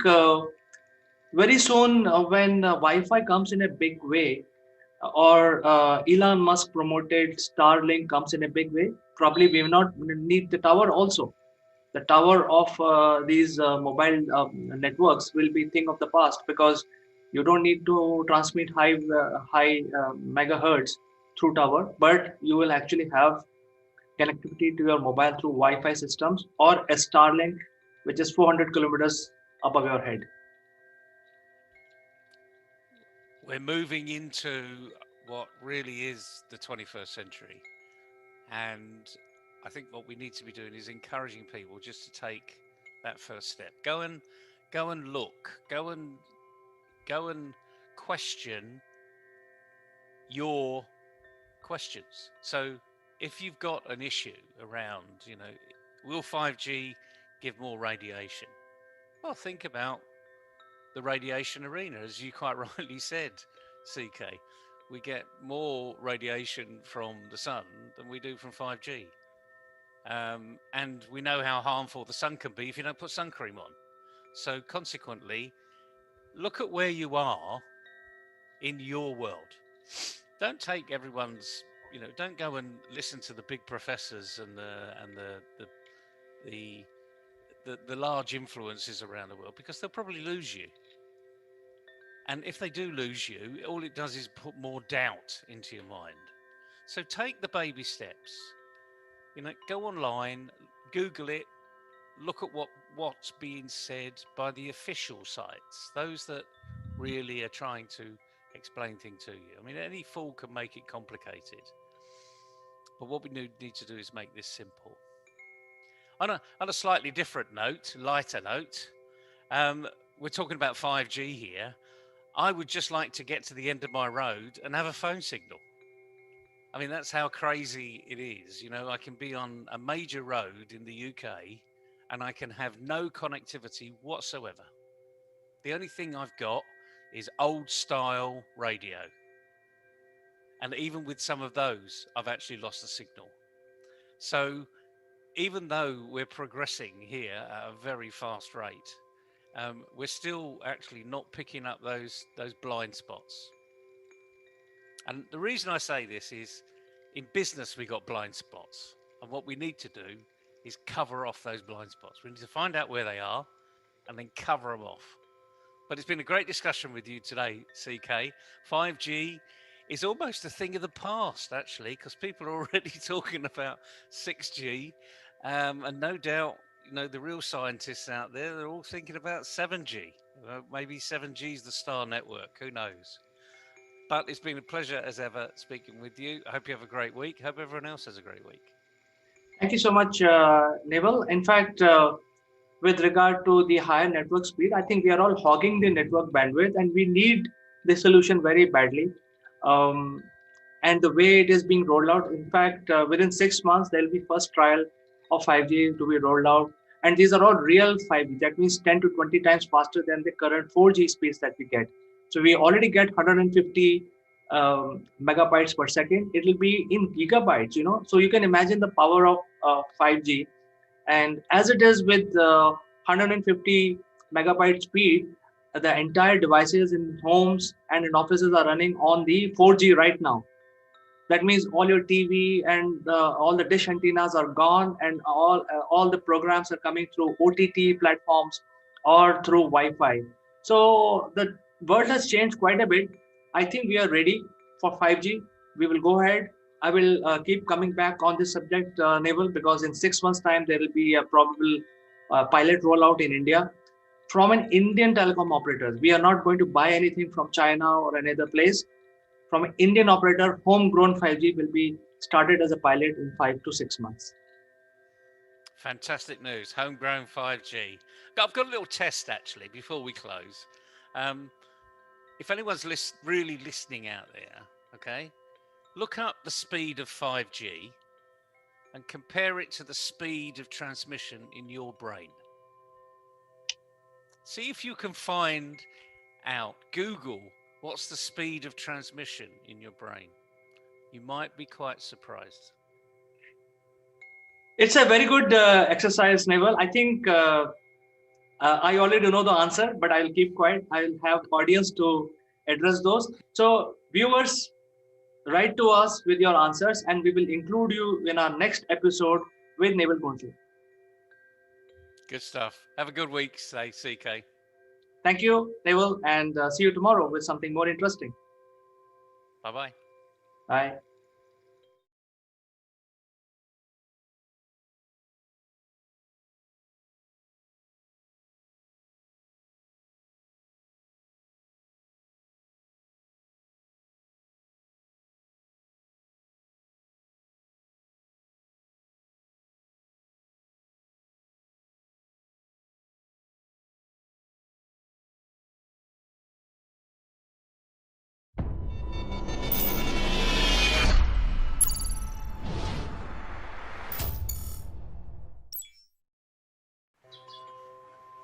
Hello friends, I am Kanchan from Akulmach Technologies and you are welcome to our show Great Kings of India. And today we are discussing one of the greatest kings of India who has a tremendous effect on our history and our future also, because he is the one person who stopped there are two kings, and he's one of the king who stopped the foreign invasion. And I'm talking about Porus. So we will be discussing more about in this current series. And to discuss and to know more about this great king, we have an eminent historian, Professor Meeta Joshi, who is head of the department of one of the prestigious college for women in Hyderabad. Welcome to the show, madam. How are you today? Namaskar, Kanchan. I am fine. How are you? I am fine, ma'am. So, we are discussing about Porus and Alexander and the impact of this war. There was a war. So, we will be discussing more. We want to know more about this great king, Indian king, Porus. Okay, so before I tell you about Porus, let me give you a brief overview that what happened before Porus in India. There were a lot of Iranian and Macedonian invasions in India, and after the Persians, there were the Macedonians, Alexander of Macedonia, who came to India to plunder his wealth, the wealth of India. His main motive was that because he had heard lot of stories about India's wealth, India's glory, about the temples which were very, very rich in terms of jewelry, in terms of money. So he was very, very curious to visit India. So the Greeks were the next. First came the Persians, then came the Greeks. So Greeks were the next foreigners who came to India, and that time the political condition of India was such that it was again divided into small, small provinces, principalities, and there was no unity. There was no unity. So because people have heard about Alexander's personality, that he is a brutal warrior, and he had taken this up in his mind that he will conquer the entire world. There is one small story about him, that when he was a child, he showed his hand to an astrologer, and he told the astrologer, "I want to conquer the world." So the astrologer said, "You don't have that line in your hand." So he got so furious that he took up his sword, and he made a line in his hand, and he told the astrologer, "I will prove you wrong. I will conquer the entire world." So he all the Indians knew about his stories, that what type of personality he is. So when Alexander came to India in 326 BC, if we see that time, there was a Prince Ambi, King Ambi of Takshila, and then this King Porus. Actually, his name was not Porus. He is mentioned in Greek records as Porus. Because he belonged to the Puru dynasty. He belonged to the Puru dynasty, so he was called Paurava or Purushottama. So he was in Greek accounts, in Greek all the travelogues, we get his name as Porus. So Porus, Ambi and Takshila and Porus's empire were nearby. So when Ambi heard about Alexander coming in, he got very afraid. So he said, instead of waging war, let me, welcome him, and let me submit under Alexander, so that there is no destruction. Number one. Number two, because if I become an ally of Alexander, then my prestige will increase. So what Ambi did when Alexander came, he welcomed him. He welcomed Alexander, and he gave him lot of presents. Because he was also a king, Alexander was also king of Macedonia. So he gave him around 700 horses, 3,000 oxen, and 10,000 sheep. So not only this, he gave him a contingent of 5,000 soldiers and replenished the treasury of Alexander. So now Alexander became more egoistic, that I will be, because he had this in his mind, that he is a conqueror. So he sent a message to Porus or Paurava that you also, come under my suzerainty. You accept my power. But Porus refused to do that. He said, no. If you are a king and if you are a warrior, come to the battlefield. I will see you there. So Alexander got very much annoyed by this because when he came to India, he got such a welcome from Ambi, from King Ambi. So he got very, very annoyed and they met. It is known as the Battle of Hydaspes because the river Jhelum, in Greek accounts, it is the name of Jhelum river is Hydaspes. So this war between Alexander and Porus is known as the Battle of Hydaspes. So Porus's kingdom was between Jhelum and Chenab rivers. And because any place which is near a river is very, very fertile, so his kingdom was very prosperous. So when Alexander's army and Porus's army met, the army of Porus's was bigger in size. But the army of Alexander had refined artillery. They had refined, equipments of war. In Porus's army, there were around 210 elephants, and he had a standing army of many thousand soldiers. The army of Alexander was also big, but when it came to warfare, the Porus's army lacked the skills. They lacked the skills. But one advantage Porus had, that he had elephants. And Macedonian people had never seen elephants. So when they saw the huge elephants, they were spellbound. They saw the elephants for the first time. So what the soldiers of Alexander's army did, they started piercing the elephants with the arrows. So the one elephant, one or two elephants, they got very angry and they ran. And many people were trampled to death because of that. But in spite of this advantage of Porus, he could not. This was one thing. Another thing, heavy rain happened. So because of rain, the chariot's wheels they got stuck in mud. So that became a disadvantage for Porus's army. And in the war was fought in the field of Karri. Karri, Karri. So there it was all muddy, and the chariot's wheels they got stuck in the mud. So that became an advantage for Alexander, and finally Alexander made Porus a prisoner. He made Porus a prisoner, and when he was taken to Alexander's camp, Alexander asked him that, "What do I do with you now? Because you were very egoistic. You did not accept my, suzerainty, and when I gave you a proposal, you refused it." But Porus was such a brave, person, because he is known for his bravery. His bravery and his, this confidence he had.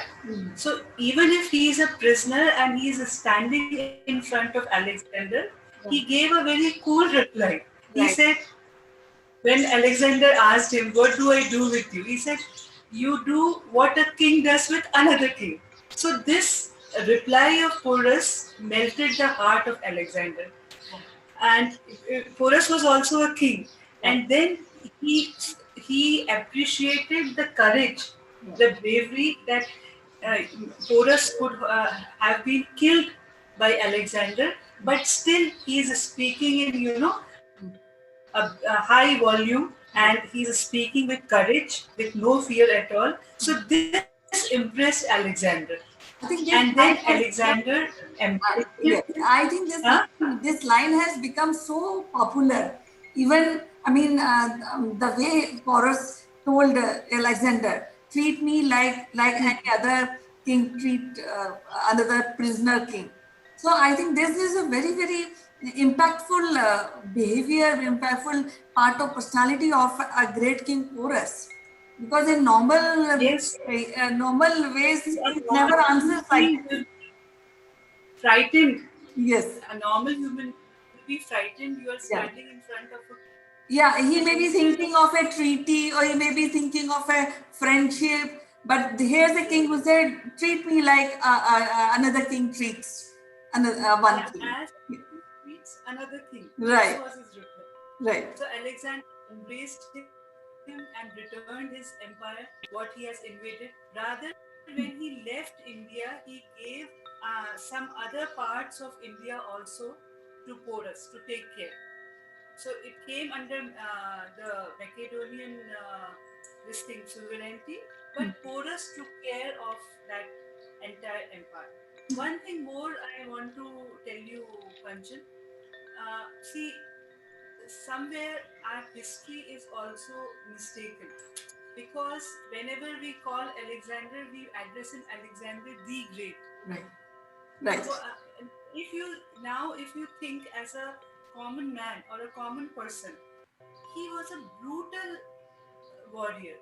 He killed thousands and thousands of people just to satisfy his own ego right, because he wanted to become a world conqueror.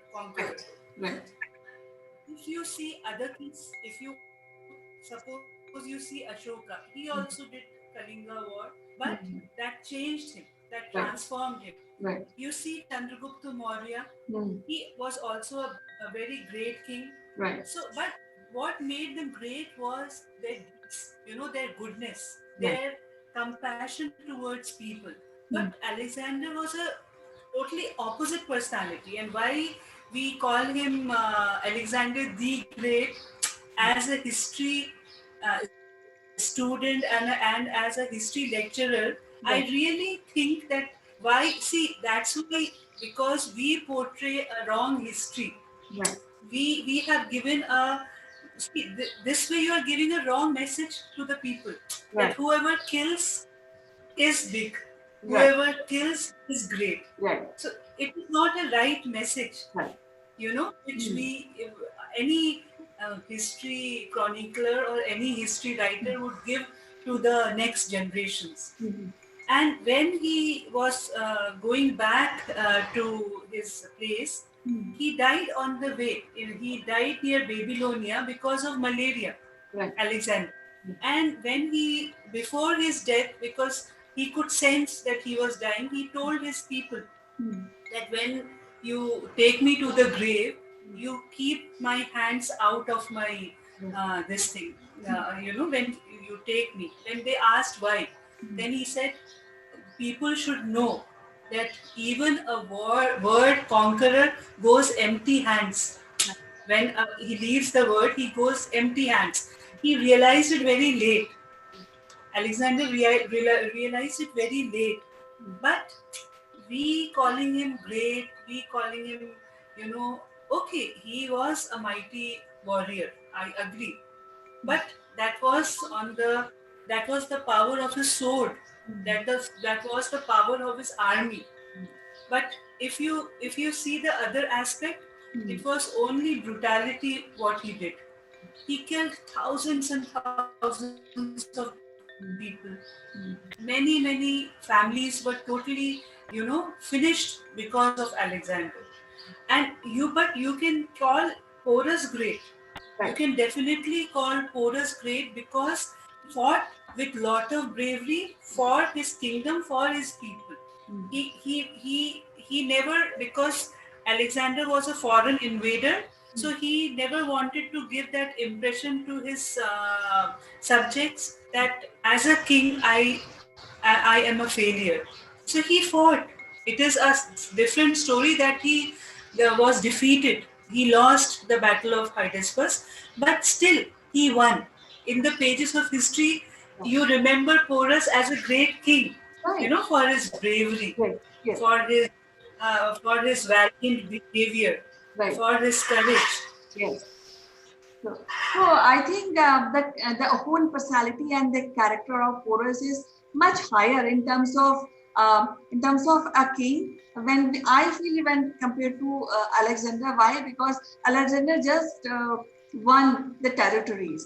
But here is one king who fought, who defeated, and after even defeat, he impressed a king we call the Alexander the Great, and he was so impressed that he has said, "Okay, no, you are so great, and the way you are so smart, and you deserve to be king, a great king." So he has said, "Okay, fine, I will treat you like a king. I am a king, and but you are also king." But on at the same time, Porus also took care administration, he took care of his kingdom, he took care of his people, which I think, in a way, Alexander the Great has that was not having that capability, as not missing out in trade, isn't it?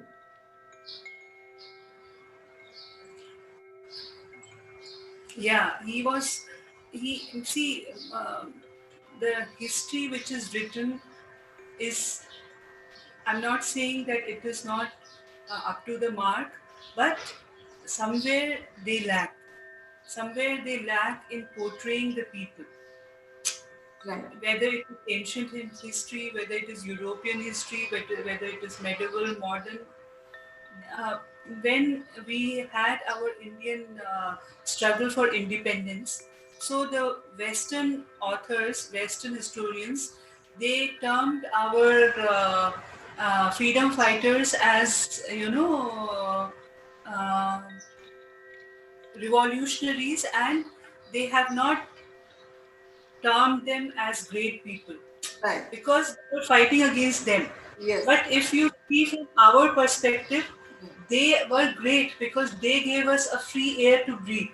Right. So some the historians, they have a they had a different perspective to see the events, to record the events, which at some places is not just because you are giving a wrong message. Yes. You are giving a wrong message to the for the generations to come. I know. I know.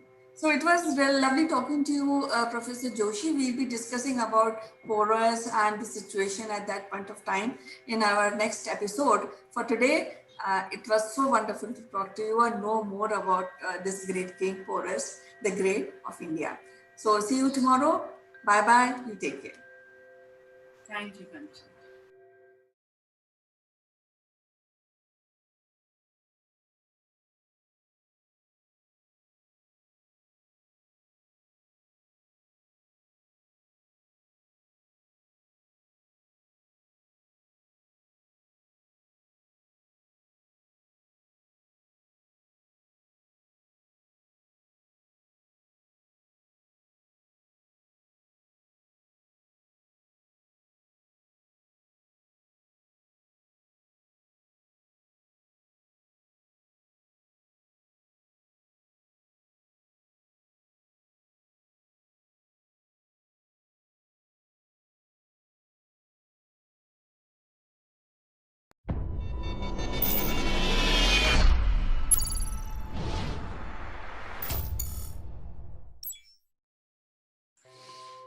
Hello, friends. This is Chandrakant from Akulmach Technologies, and welcome to Top Brass.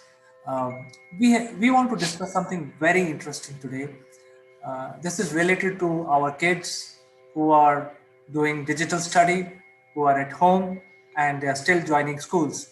Uh, and what is the impact on their personality. So before we start our discussion today, let me welcome my friend from London, Mr. Naval Gund. Good morning, CK. Good morning, everybody. And yeah, it's a really important issue about our kids, really. And I don't know about you, but we've had an increasing level of lockdown over the last 4 or 5 weeks. We're now operating a 3-tier system. So we're still in the COVID arena. And the most disruptive tier is the 3rd tier, which effectively means everyone stays at home. And you move progressively down to the 2nd tier and the 1st tier, where the restrictions are not as severe. However, unlike a complete lockdown, one element that's really fascinating about this particular time of development, and we all know about the disruption to education, in the past, is that schools will stay open. And there's a really important reason for that, because it's recognizing that young people need other young people, not digitally, but physically, to help them grow, to develop their personality, their soft skills, and their academic learning. And that's been a really important change to the initial elements of lockdown as to today. And indeed, we've seen it in France, where France is now going into a complete lockdown period, with the exception of schools. Schools will remain open, and Germany as well. So everyone is coming to this dramatic realization that young people actually, irrespective of the fact that they're more immune to this virus, that's actually a very secondary issue. But they need each other to grow, which is a really important statistic. And I'm sure you're seeing that with your kids having been at home and the antics that they get up to at home, haven't you? Naval, let me share what is happening in India. India being such a large population and so many students, there are millions and billions of students. At least 300 million students are there in India who need to go to school and colleges. I don't know for sure this number, but I'm just taking a guess. Now, everybody is under lockdown and they are actually doing their studies digitally. The problem is, in fact, all of us, myself included as a parent, we objected to the school 2 weeks back that this is actually creating a bad situation mentally for the students. So, they can't be there in front of PC from 8:30 till 4 p.m. and with 15 minutes break in between. So finally, from this week, the schools have modified their schedules and they are saying 8:30 to 12:30. However, what about the physical activities? What about knowing their comrades? What about best friends, a circle of friends? So how they talk to each other about something which is not related to studies. They want to discuss about Star Wars, how they do that. They have seen some TV serial, how they talk about it. So I think these are big challenges which at least in India as a society we are facing big time, and I'm sure this is going to create a big psychological problem for the young students. Well, definitely, and not least anything else. It's it's not just their education has been disrupted; it's their lives have been disrupted. So it's the focus that they've had while they've been at school. I mean, it doesn't surprise me at all that the schooling system in India has said, well, rather than 8:30 to 3:30 or 4 o'clock, whatever it was, with a 15-minute break, we're now going to condense it into 4 hours in the morning. Because what's the reality of this? Let's look at a typical child, okay, and a typical day at school. We can all think about our daughters, our sons, or even our grandchildren. When we take them to school, what physically happens? Well, you're there early. You're not going to get your child there late, are you? I mean, that's for secondary school kids that go on their own. But when you're taking your 5-6-year-old child to school, you're there early. So they go in when the bell rings or whatever it is, the signal for everyone to come into the school. And then you say that your goodbyes, give them a kiss on the cheek and off they go. Go and have fun, enjoy yourself. That's your parting message. Well, it should be your parting message. If it's not, you need to change what your parting message is, okay? So you should be saying, go and enjoy yourself. Go and have fun, okay? Get the mindset working on this. Education is fun, not a chore, not like something like the washing up, or cleaning your bedroom. They're chores. Education is fun. So now you've left your child, and you've left your child in the hands of a dedicated professional, someone who's dedicated their life to teaching children just like yours. So what happens? They go into the classroom, they have a little chat with their mates that they may not have seen overnight, and what was on the TV. So there's a little chatter that's going on, and that's perfectly acceptable because that's real life. It's what you do when you go into the office. You say, "Oh, what did you do yesterday?" God, did you get stuck in that traffic jam? That's real life. So these kids have got a real life too. And then the teacher starts to bring everybody in to attention in many respects. Now the formal day starts. And when that formal day starts, throughout your career, you've got about 1 million minutes in school. So that's, say, 7 hours a day, for which there's an hour lunch break and little breaks for intervals during the day. So that makes about 6 hours a day, 5 days a week for most people, and approximately 40 weeks a year for about 14 years. And if you do the sums, multiplication, it's not difficult, works out at about 1 million minutes, just a little over 1 million minutes. Sounds like an earthly long time, doesn't it? But how much of that time is productive? How much of that time in that school arena is your daughter being productive? Well, if we talk about the usual school, then I'm sure it would be somewhere maybe half or maybe 70% of the school time, which is productive, and 20% time is also productive, I would say, because the children are still learning how to make friends, how to break friendship. I think these are all becoming worldly wise other than study. So that is also important. So when I say 75% of the time is utilized for studies, but the other 25 is not wasted, they are becoming worldly wise, they are becoming clever, they are becoming more savvy how to treat others, what to say. Those are the skills they will learn at school while interacting with their comrades. They will not learn while interacting with parents. So I think I would say 1 million minutes, as you said very nicely, Neville. I think all of it is useful for students in school. And you see me smiling when you're saying about, oh, I'm now thinking about this, It's not 100% productive on education and passing exams. There is this social connectivity, which is why schools are now staying open, despite the fact we've got some tight restrictions during COVID, because it's that connectivity that's really important. Now, in the big world, in our business world, we would call that networking. How we network with each other, how we develop our personal skills, our negotiation skills. Oh, I've got an apple in my lunchbox, you've got a banana. How about I trade an apple for a banana? And the other child will say, well, actually, yeah, that's okay, but you've got a chocolate biscuit. So if you give me a chocolate biscuit and an apple, you can have my banana. Those are the skills, frankly. And I can remember doing that sort of stuff. This is quite sad, really, but I can remember doing that sort of stuff. And kids do that automatically.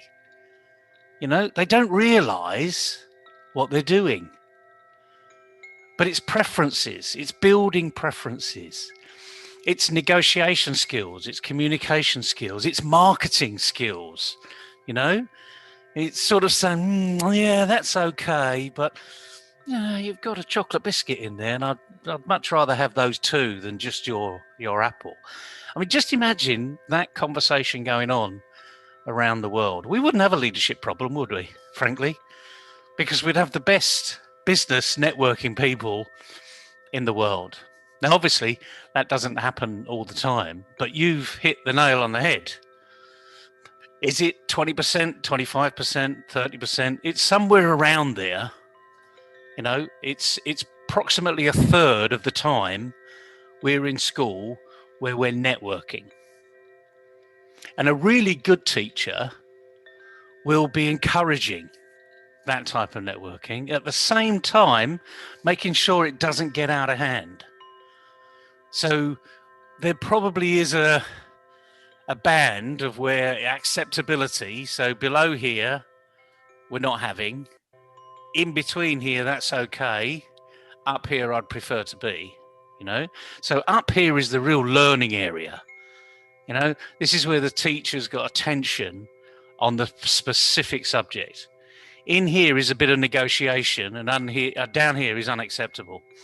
And of course, in some of the schools where you see a high level of disruption, we're in the lower tier. So unfortunately, the say 30% of acceptable discussion is now closer to 50, maybe 60, or pushing 80. And at that point, that's when learning stops. And that's the problem. So I think the message we got today is there is this collegiate arena where your children, your grandchildren need to be communicating and collaborating with other young people. And even in the digital world, they could be very disruptive. And it's up to our parents now, because they're at home learning, to clamp down on that disruption. What do you think? So, Neville, from this discussion, what I want to tell the ed tech companies, the people who are making so much noise about ed tech today, because the ed tech itself is pushing the boundaries and making fintech as if it is that, you know, as a thing of the past. So I want to appeal to ed tech companies that I think the time is absolutely right. I don't think our children can study in a scenario where they just see the photo of the teacher and just keep listening to her or him. I think the time is right to create an application in the digital world to replicate 1:1 experience of a school, so that you create a breakout sessions, you give student ability to make their own circle of friends and so on. I think there is a requirement because none of these school systems are offering that kind of functionality. But I think especially a country like India needs it because we have so many young students and the competition is very, very high in this country. The students started going to school really at 2.5 years of age, because if you have not done your play school, the next school will not take you as a child, because they will say, hey, you have not Yep. done play school, I will not take you in Montessori, for example. I'm just quoting an example. So Yep. when very young, when you're a toddler, because there is a competition, parents tend to put their children at the age of 18 months to a play school because you need a certificate to get to the next level.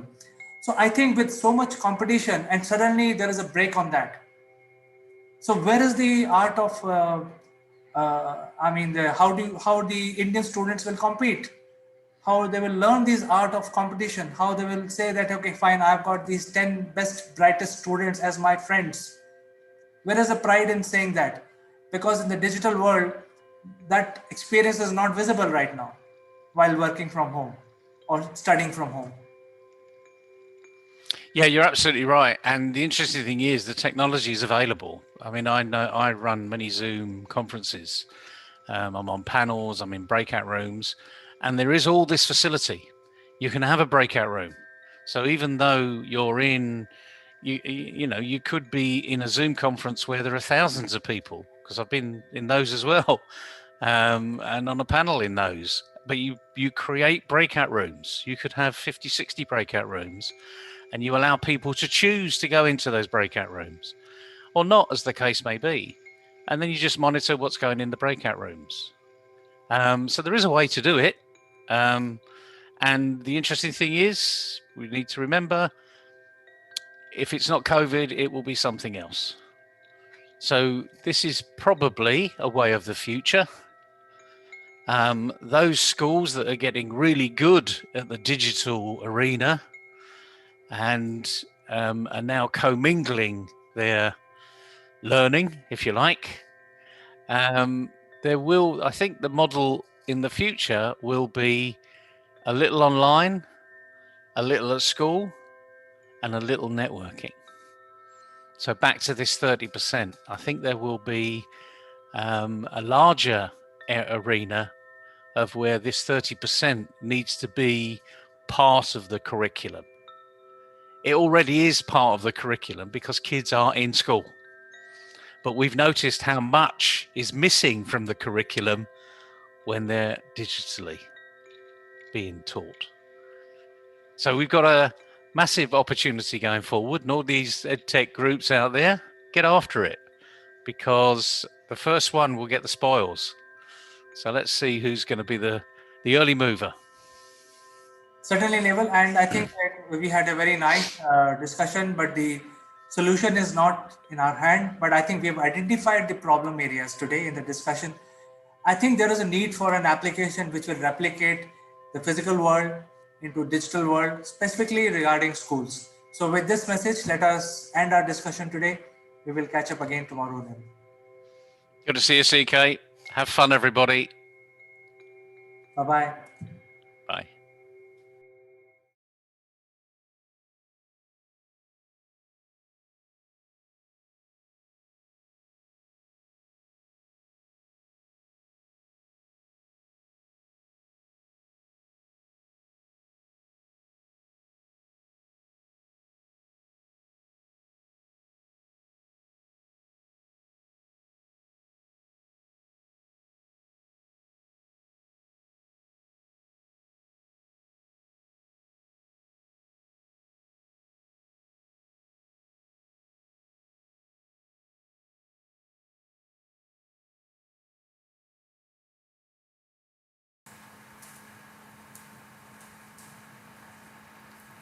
Hello friends, I'm Kanchan Verma from Akulmach Technologies.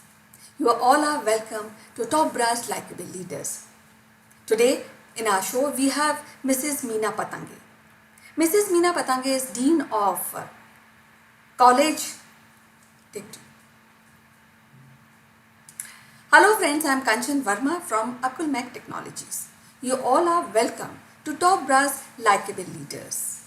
Today we have Meena Patange, who is Dean of one of the prestigious college of Telangana, St. Anne's College of Women.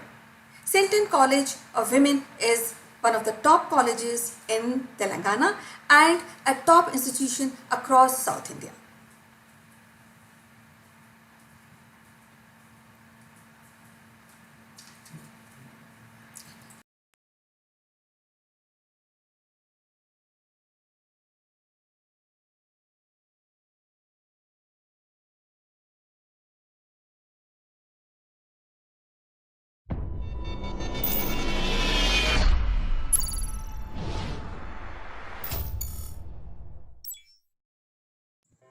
Hello friends, I'm Kanchan from Akulmach Technologies and you are welcome to Top Brass. Today we have a very special guest from Johannesburg, South Africa. He is an educator and he has taught many professional in IT and marketing arena. A part of this, he also has deep interest in corporate coaching. And to tell you more about him, that he is also a great performer on stage, radio and television. And he has done a lot of interviews of international artists for different media. So without wasting any further minute, I would like to welcome Sitesh Srivastava from Johannesburg. Welcome to the show, Sitesh. How are you doing today? Thank you, Kanchan, for this wonderful introduction. I'm doing very, very well in this super winter in the Southern Hemisphere. How is it with you? Yeah, it is now June, July, so we are waiting for monsoons. Couple of showers is already there, but I wish it is chilling here. So as we discussed that you are an educator, you have taught so many children in your career. Now we see there's a pandemic and how people are reacting to this disease in South Africa, in your neighborhood, what they are precaution they are taking, and what they say about this pandemic. So when the beginning of the pandemic when it was confirmed that this is going to be a pandemic the world has never seen, Africa, the whole Africa as a continent became very, very scared, because Africa as a continent comes in the probably the last priority of all the other continents, North America and Asias and Europes of this world. And given the poor nations, given the poverty, but then something really strange, interesting happened in South Africa, that the government was very, very quick to enforce the lockdown, and it was a very hard lockdown that this country has not seen since its birth. And because of that, the early challenges and the people, if they would have given a relaxed lockdown, it would have been a challenge. But what I see is that it was a very, very hard lockdown, the first thing that the government did. Now, it is very tough to make the corporates and the business people and the local people understand that this kind of a lockdown and why. Because we live in a free environment and we think that we are birds. But that's not the case. And for the first 30 days of the lockdown, it was really tough. And people were just not knowing what to do, because they have never been in last probably 20 years or 15 years, people have not stayed at home. And therefore, after the first 30 days, they started discovering that home is a wonderful place. We have probably not seen the different corners of our own home. And that's where people started trying to adapt to what can be done, and productively, with a fun, with enough entertainment. And we really don't need to go out of the house. And house is where the heart is the truly found thing in this pandemic. And that's what saved South Africa and other countries, though the cases are rising. But it is not nowhere comparable to what America has seen, or Germany or Italy has seen. Yes, poverty is there, testing kits are not available, but of course there are poor people all over the world, so the townships are really affected. And because of the job loss, a lot of crime is there in the market, everywhere, and we have to be really careful about that. There is a certain angle of crime always in Africa, but that is true everywhere, even in India as well. Now, So, yes. so people have started living it. Okay.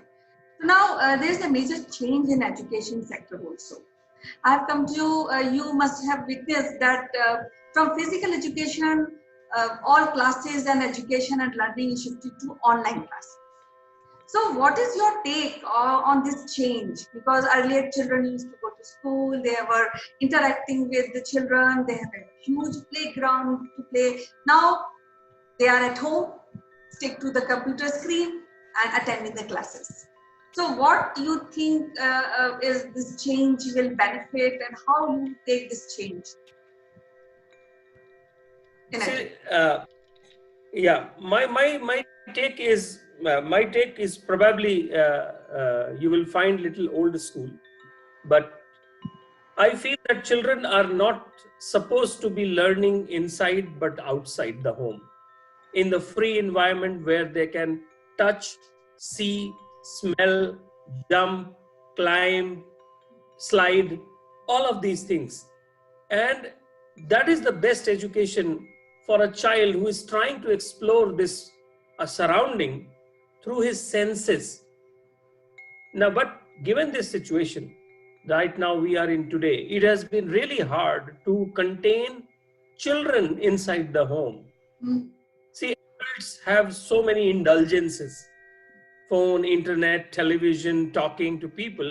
But children, they are still the raw people, raw energies, raw ideas. They want to go out and explore.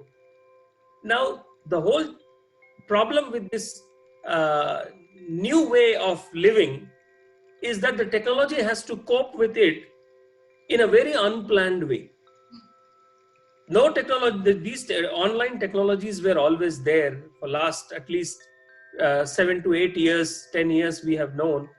But probably the makers and the developers of those technologies never thought that they will have to rush things towards this pandemic and make it look something, nothing has changed. But yes, I think the online technologies are a good thing.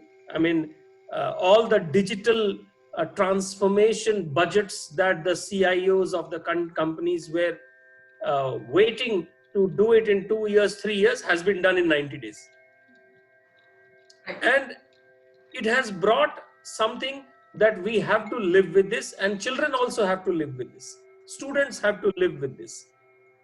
And in Africa, in South Africa, there is a great tradition of having an online education. In South Africa, there is a university in Johannesburg called University of South Africa, which is UNISA. Now, UNISA has got almost 400,000 students enrolled onto its online platform. Okay. They do it through online tablet, being a mobile, or going to some distant closest learning centers. So in Africa, traveling is expensive, and public transport is very, very less and not so feasible in terms of the life and lifestyle. So people have to drive cars. Now, if they don't have those driving a car and all those things, the best thing is to do an online study. But my feeling is always that online study gives a teacher closest to the student one-on-one. But then the classroom environment cannot be created or recreated. But it definitely opens up a new door on a laptop, on a mobile phone, on a tablet, on a television, whatnot. So I'm all for it. Okay, so because now we don't have any other outlet also, because children cannot go to school at the moment due to this pandemic. So we have to stick to this online training. So we will be discussing further on this online platform and the school offerings, educational new inquiries and new innovation which CEOs are doing in this sector. But then I also want to know about your opinion that how further this online training will develop the personality of child. See, as I told you, I think it has to be a blended one. It cannot be completely online anywhere, whether it is distant education. It has to be a blended with a classroom approach. Yes, from 10 years back, online was something that people were not very keen into because they were always thinking, no, classrooms are better. But now when the online is completely into our lives, we are thinking, and students are thinking, children are thinking, no. You know, the school life is better, the college life is better. You know, the grass is always the greener on that side. What I think is that they need to coexist. The online and the physical world has to coexist. And how do we make this coexistence happen is something that I can give you with a small example. Let's say you are a tutor and you are teaching somebody online some subject. Now the person is at home, student is at home, you are at your home, and you are tutoring online. And in the given current situation, of course, there cannot be a classroom. But you can always say after 15 minutes or after 1 hour, you can always say, okay, can you now go to your outside of your home, or if you have a garden, go out there and do this activity and show it to me. And technology has made that possible. The person can put the camera at a right angle and he can show you that this is possible. Yeah, probably since he is doing some activity in the garden that is not so clear in terms of the video and the audio, but that we will ask for, almost like a semi-virtual mode. We need some kind of a better hardware and investments in online education as well. So it was nice talking to you, Sitesh. We will extending this topic later next week. and discuss more avenues in education. So till next time we meet, you take care. Bye-bye. Thank you. All the best.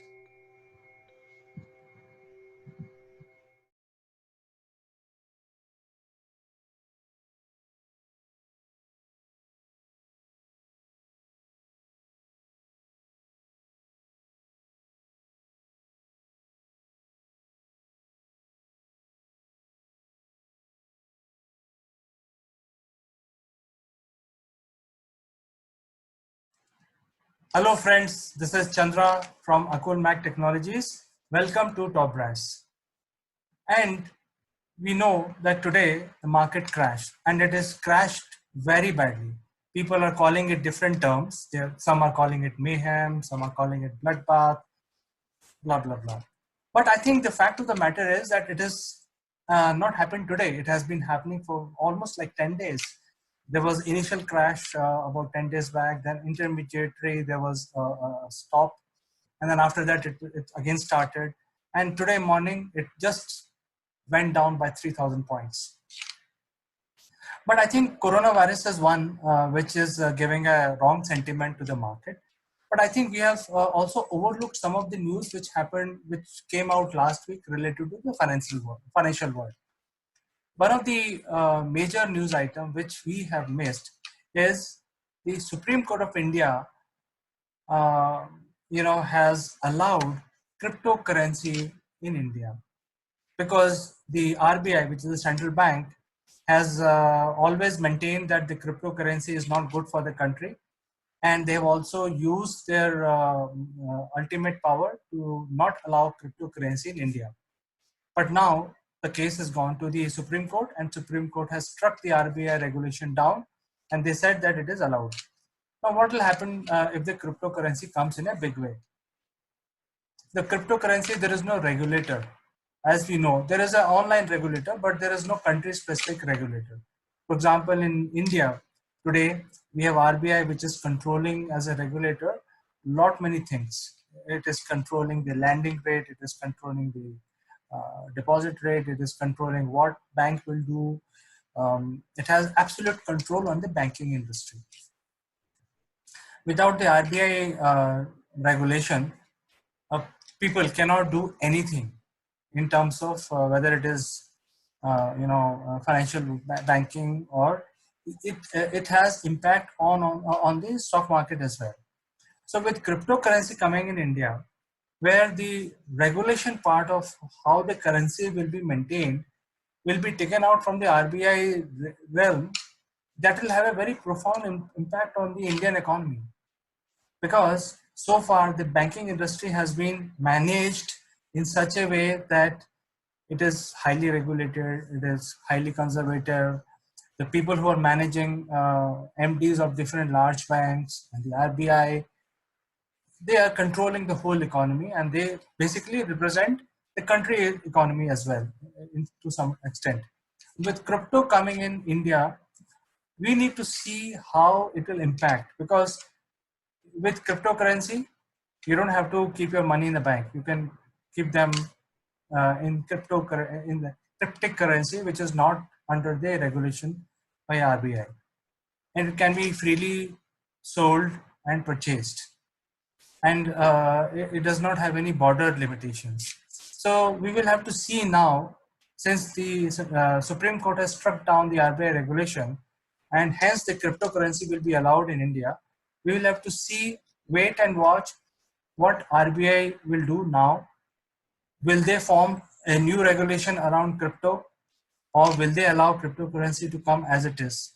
So I think the market crash is related to many things. It's not related to just coronavirus, which is affecting the country today. There was a Yes Bank moratorium last week. Before that, there was cryptocurrency. Before that, there was something else, and so on. So the market sentiment has been sliding down, and it is just going down. So with this, my analysis is that cryptocurrency coming into India in a big way will make a lot of changes in the economic structure, how we do business, how we correct money for our services in cryptocurrency, or we need to have the payments made in Indian rupees or US dollars. So that has to be seen. So wait and watch about this change, which is going to happen in 2020. I'm sure a lot of Indians have already invested in cryptocurrency during demonetization. So let's see, wait and watch what new regulations comes around the whole thing. I think this, market crash is really moving towards some sort of adjustment. Since the new products are going to be coming into the market, the new way of doing business in next few months. So let's wait and watch and see how this whole economic structure pans out in India. I will meet you tomorrow again with more analytics. Until then, I welcome your comments, and I like to know what you feel of what I'm talking about. Until then, bye bye.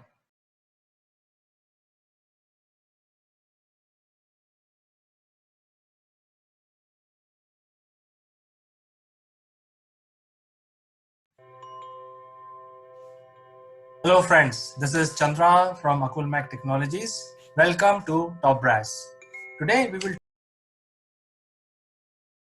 talk about something called dark matter. Now, most of us heard about something called dark matter, which we don't know what it is. But how do we know that it exists? So let's say when scientists were looking at the galaxy Andromeda in the 30s, they found that the motion of the galaxy is very peculiar. Why it is peculiar? Because the central the speed of the star which exists in the center of the galaxy are moving at the same speed which are at the outside of the galaxy, which are at the edges of the galaxy. Typically, the expectation was that the center, because it has more mass, will move faster than the outside at the boundary, which will be moving slowly. So, but the scientists, when they were doing the calculations, they found that the entire galaxy is moving very rapidly, and the center is moving at x speed. At the same speed, the exterior of the galaxy is also moving. Later, it was found that most of the galaxies have these characteristics. It is pretty much like this. When you hold your hand, as you know, when we were all small kids, we used to go around by holding each other's hand.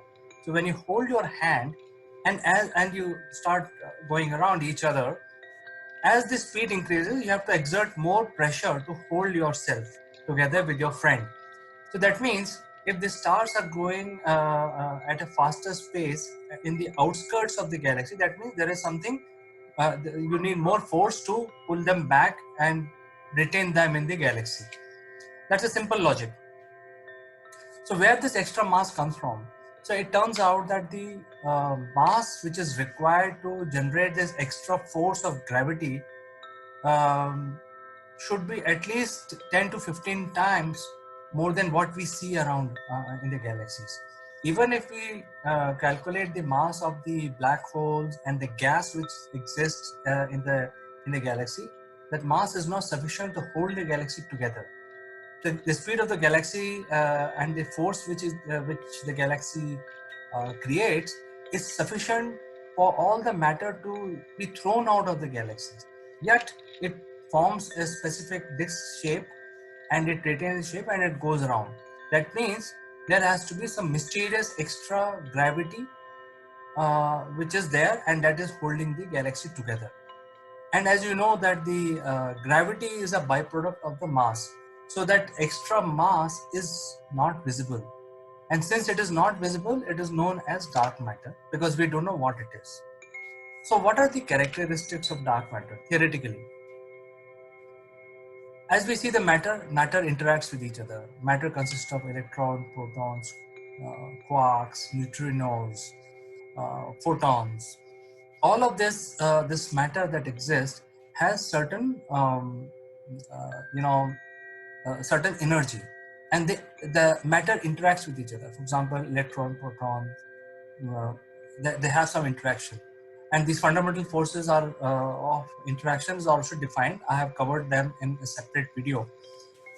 But the matter is having some sort of heat in it, so that is why the matter is slightly hot, and because it is hot, it has the ability to interact with others.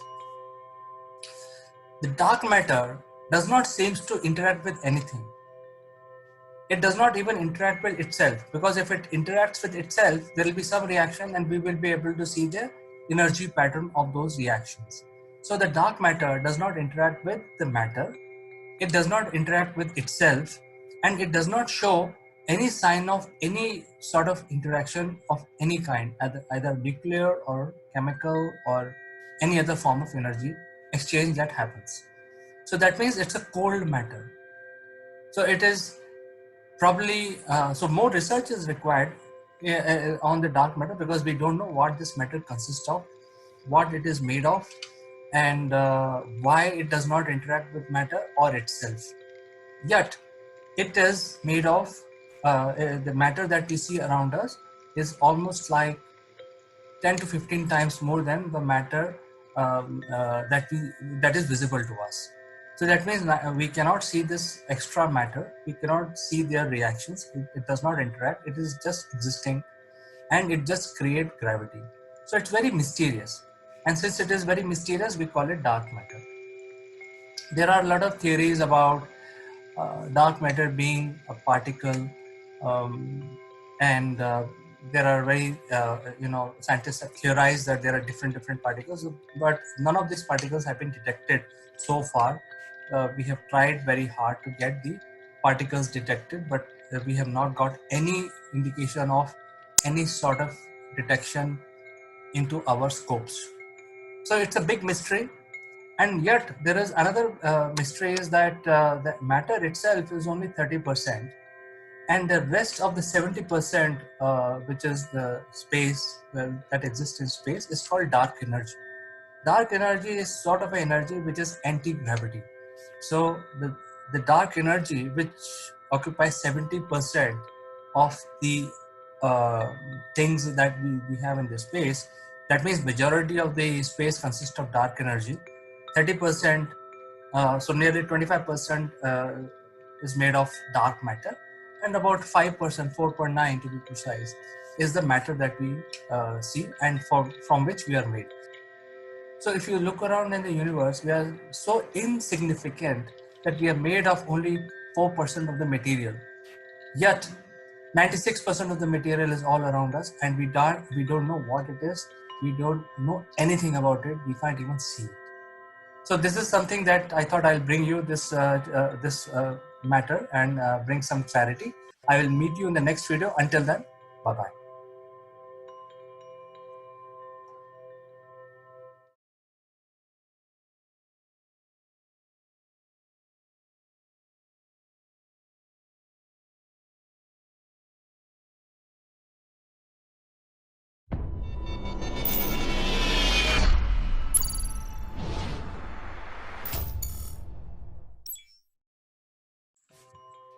Hello friends, I am Kanchan from Akulmach Technologies and you are welcome to Top Brass. Today we have Sitesh Srivastav, who has finally, his quarantine is ended yesterday, and I think he's one of the happiest man on this earth, because now he can move around and meet all family members whom he was missing for long. And so before I say more, I would like to welcome Sitesh. Sitesh, welcome to the show. How are you doing today?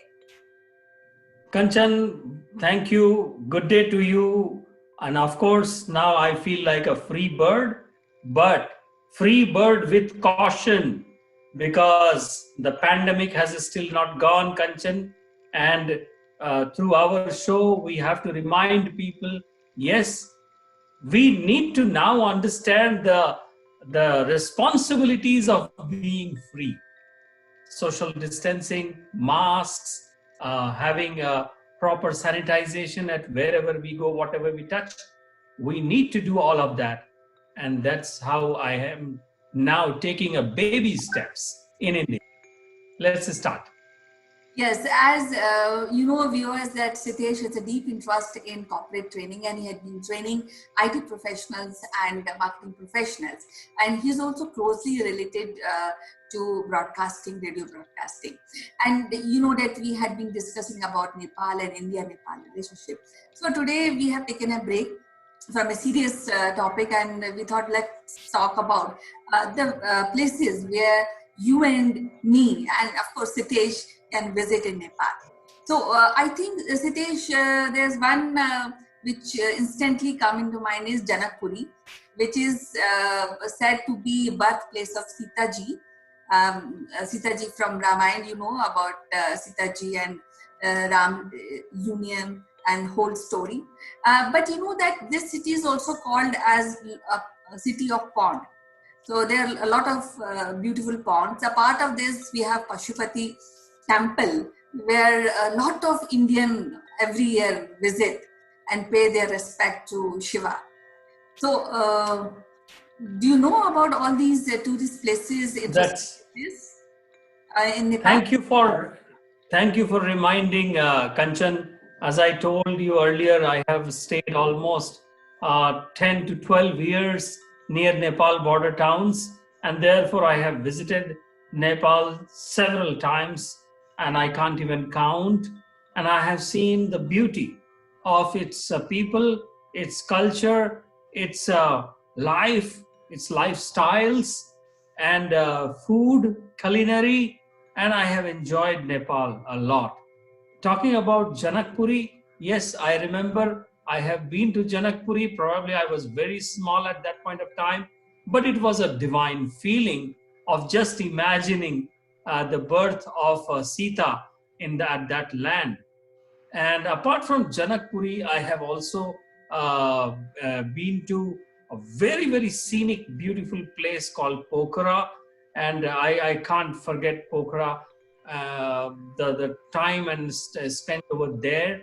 And also, you mentioned about visiting Annapurna in our previous episode. And I am very much interested, Kanchan, into two things. One is the outdoor stuff, but I try to avoid the adventurous sports generally. But the friends will pull always into this, and but I like to be in the natural landscape as much as possible. And this should also be clear from my long stay in South Africa, which is another natural beauty altogether. Adventure, yes, I am for the adventure, but mostly from a looking perspective. Okay. So I have enjoyed the Kathmandu, the Pokhara, the Janakpur, and the only place that I probably couldn't visit is Gautam Buddha's birthplace, that is Lumbini, and I wish to do that. And to tell all our viewers in this program, Lumbini is a part of a Buddha travel circuit. So a lot of South Asian, Asia Pacific, and international tourists, they only come to the India and the Nepal side only to do Buddhism tourist circuit. And Lumbini, Sarnath in Varanasi, and some of Kapil Vastu, some of these places are part of Gaya, both Gaya, of course. So a lot of I mean, Nepal can claim of origin of Buddhism as well as along with the Hinduism. Another important point is that 8 out of 10 highest mountains are there in Nepal. So of course, Nepal becomes a very big hotspot for mountaineering and hiking, trekking, and mountain related sports. Apart from that, safaris, hot balloon, gliding, kayaking. I mean, as far as I understand, $470 million they earned in the last few every year only from the tourism. So tourism is a very, very important industry in Nepal.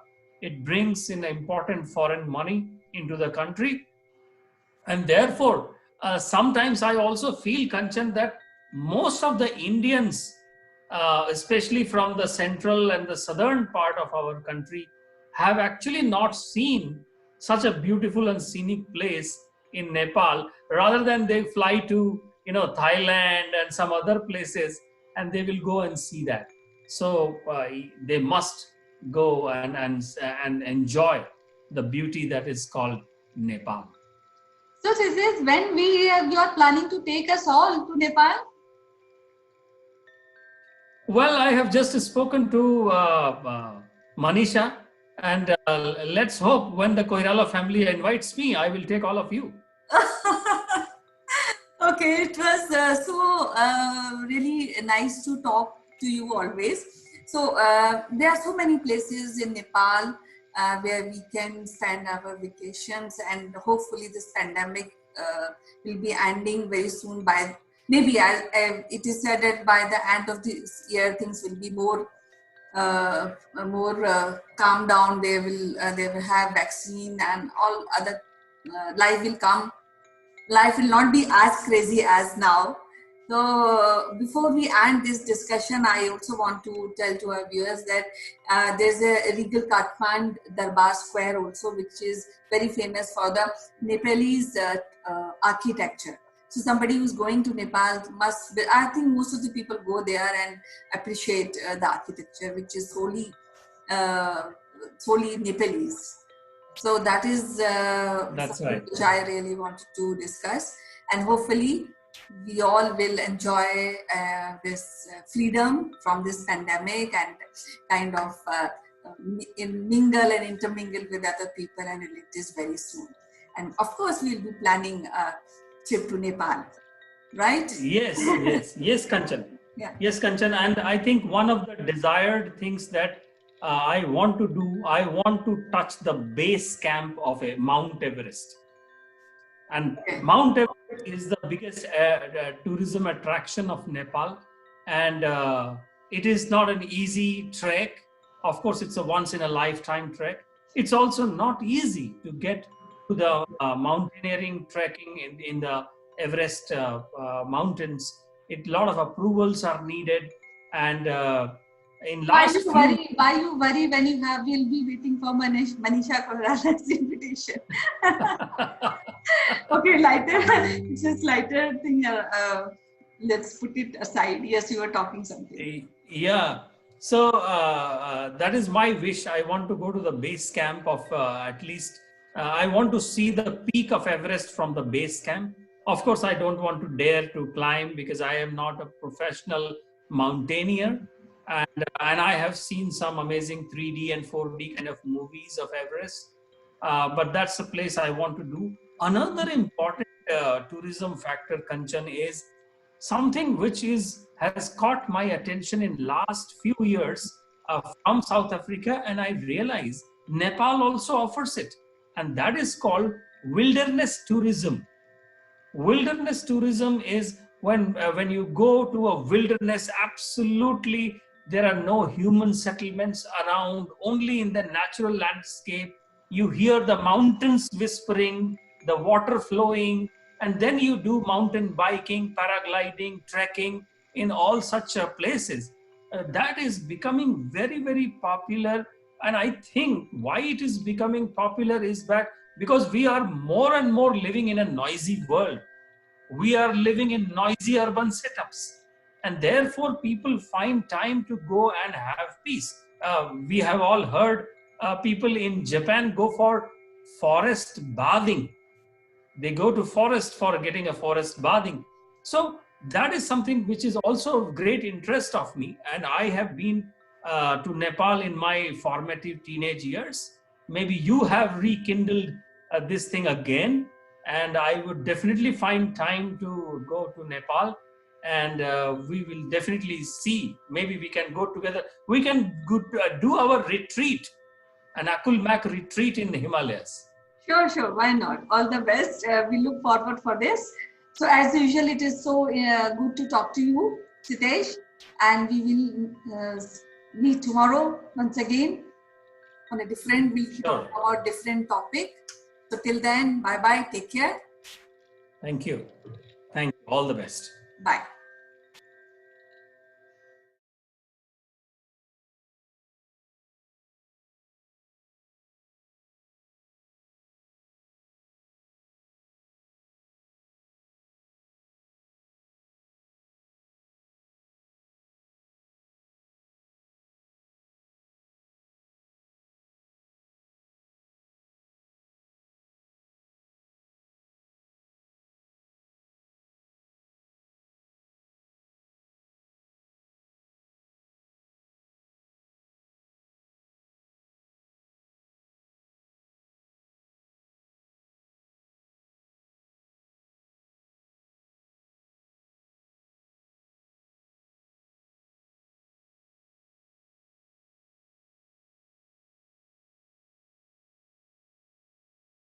This video is sponsored by Single Point Solution. Single Point is pioneer in production and distribution of electric vehicles like electric bikes, electric scooters, and three-wheelers. Single Point also provide consulting services to small F players.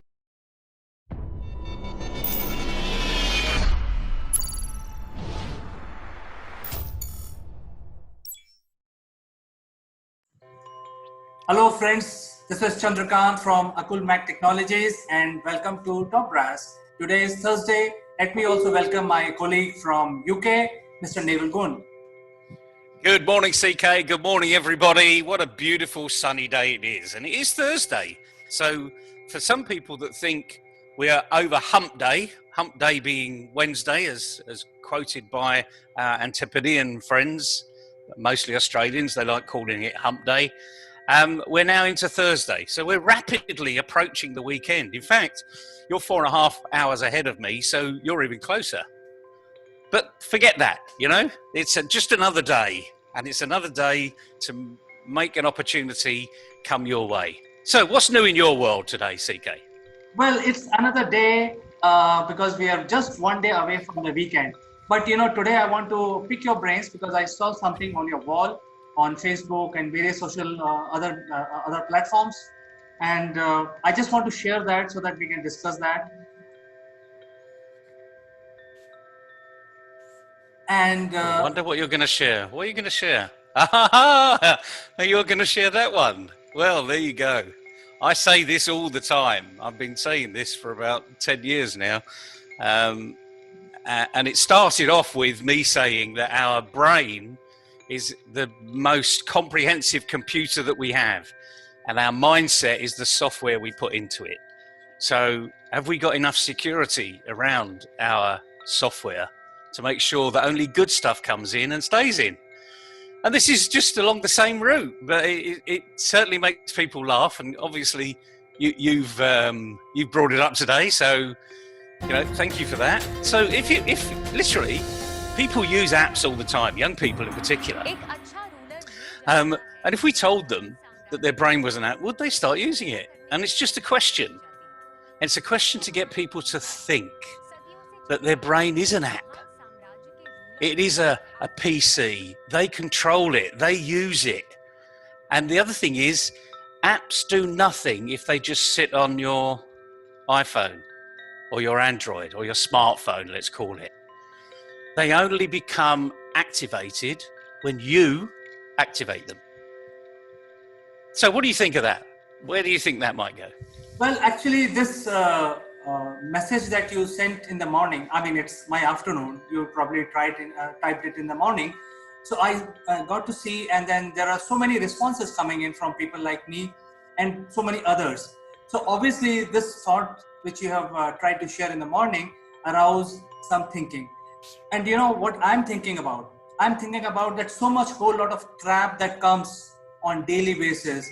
We keep our mind occupied in all that unnecessary unnecessary things, which also induce us indirectly or directly many times. I think we need to stop, or maybe we have to learn how to stop that crap coming into our mind. Yeah, you're absolutely right. And we do that with cybersecurity. And it's as simple as that, really.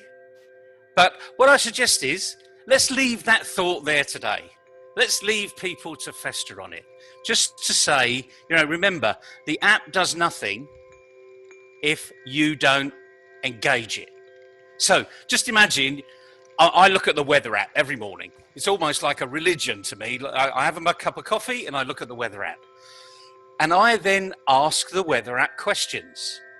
And I will flick. Well, I live in Bexley, but I'm actually going to London. What's the weather going to be in London? And just by flicking from Bexley to London, I'm using my brain because I know I want to see the weather in London. Oh, that's what the weather is in London. I'm asking the app for an answer.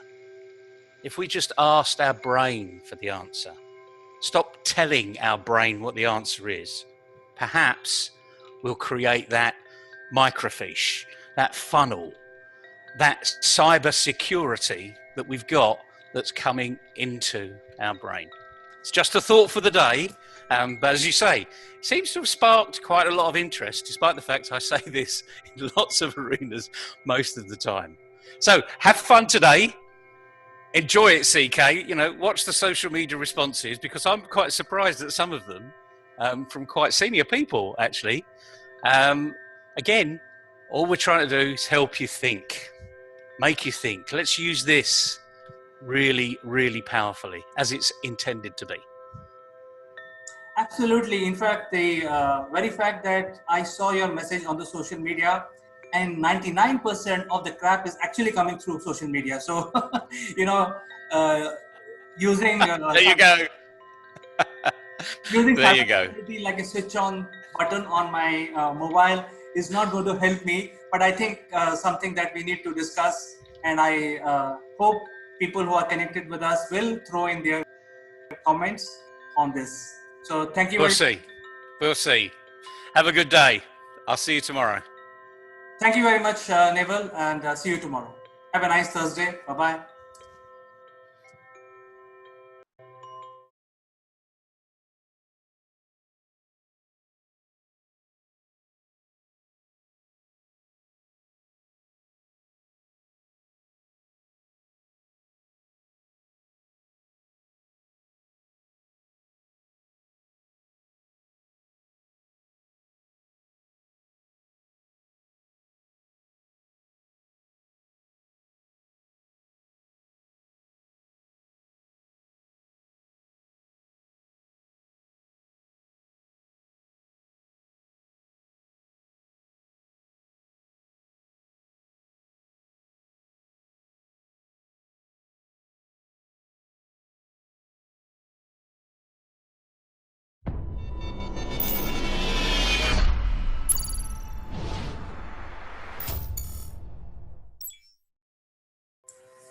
Hello, friends. This is Chandrakant from Akulmach Technology, and welcome to the Naval Gunt Live. And before we start our discussion today, let me invite my friend from UK, Mr. Naval Gunt. Good morning, CK. Good morning, everybody. It's the 5th of January. Yes, these videos are time recorded. Why? Because it's a new year. So, the subject for today, I've been thinking about this a lot, CK. So I thought we'd do New Year's resolutions. Well, you really want to do that, Naval? Well, the funny thing is that your immediate response is to laugh and then ask me a question, which is brilliant. Why'd you laugh, CK? Everyone does New Year's resolutions, don't they? To be very frank with you, I stopped making resolution many years back because when you make the resolution, it never gets fulfilled. So why make them? Well, the funny thing is, CK, you're a can-do person, and we know that can-do people are great performers. I say it all the time because it's printed on the sheet behind me, so it must be true. And can-do people are great performers. But interestingly enough, I know that most people have the best intentions when they make a New Year's resolution. And it's not just one resolution. Some people have a whole list. And we know what to-do lists happen, don't they? They just end up on the list. They never actually get done. But why don't we give our listeners something of a New Year resolution, but they can really focus on and they can really get involved with? Why don't we do that today? It sounds like a plan, Neville. I think let's do that, and it will be very good, and it will be very insightful for the viewers. Okay, well, let's do this. And the thing is, I'm going to tell you why New Year's resolutions don't work. Is because they're not well formed. There's no underlying purpose, and therefore they just don't happen. You don't put a plan in place. You don't have. It's like putting a business plan together. If it stays on the shelf, it gathers dust. If it's actually implemented, it has life. It has a living, and the business plan evolves. And same with New Year's resolutions. But let's give everybody, as I say, let's give everybody one thing that they can start with today. And that one thing is going to be very personal, because that's what a New Year's resolution tends to be, but it's got bigger implications. So why don't we do something that actually will help an individual, but also help that individual perhaps in a team, at home.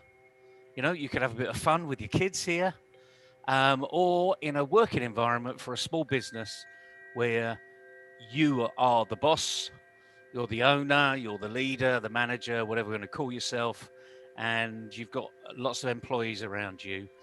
And clearly, you want the best from them, don't you? You want the best from your team, don't you, CK?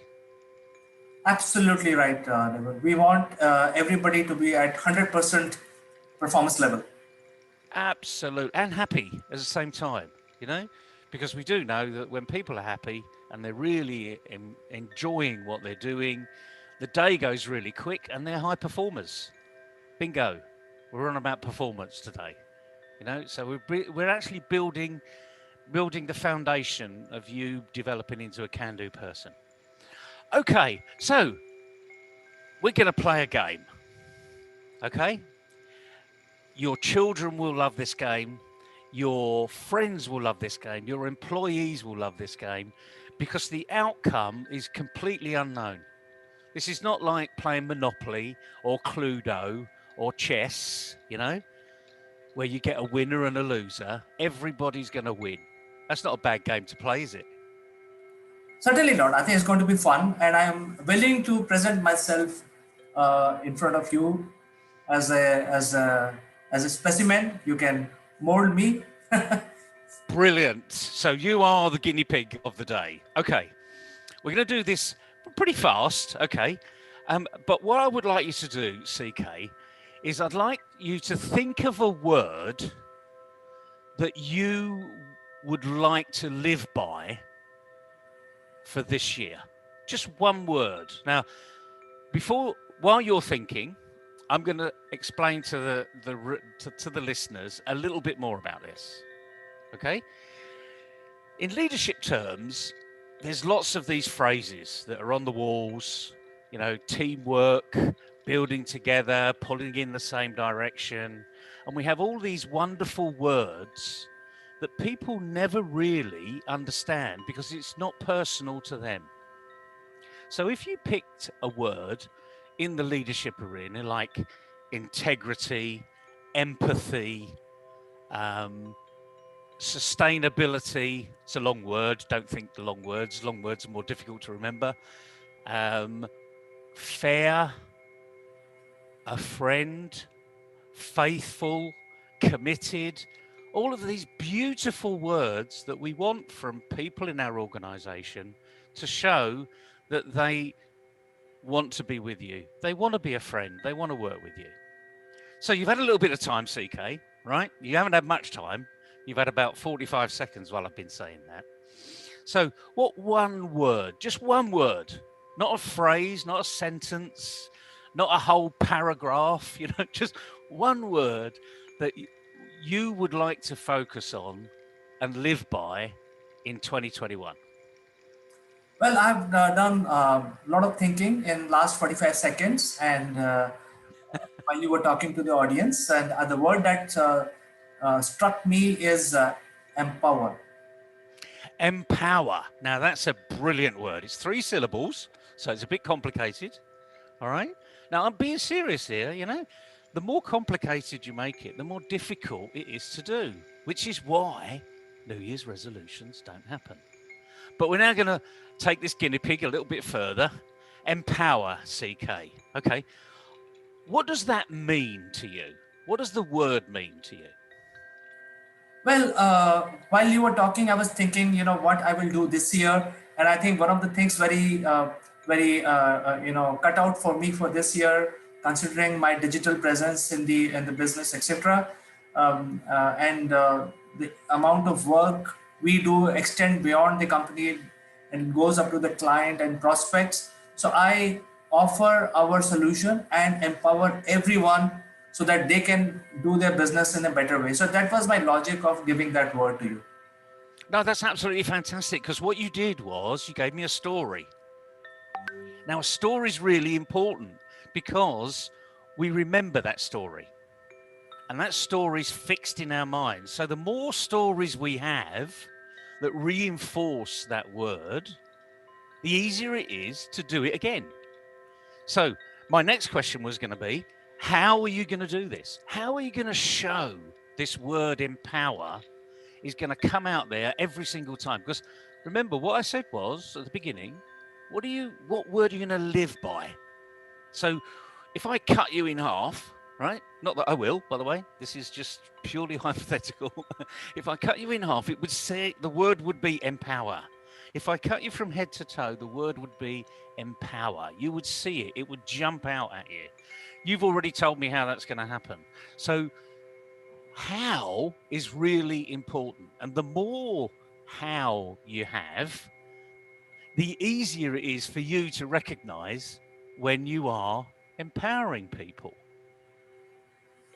Now, here's the challenge. Before you say something, how about empowering yourself?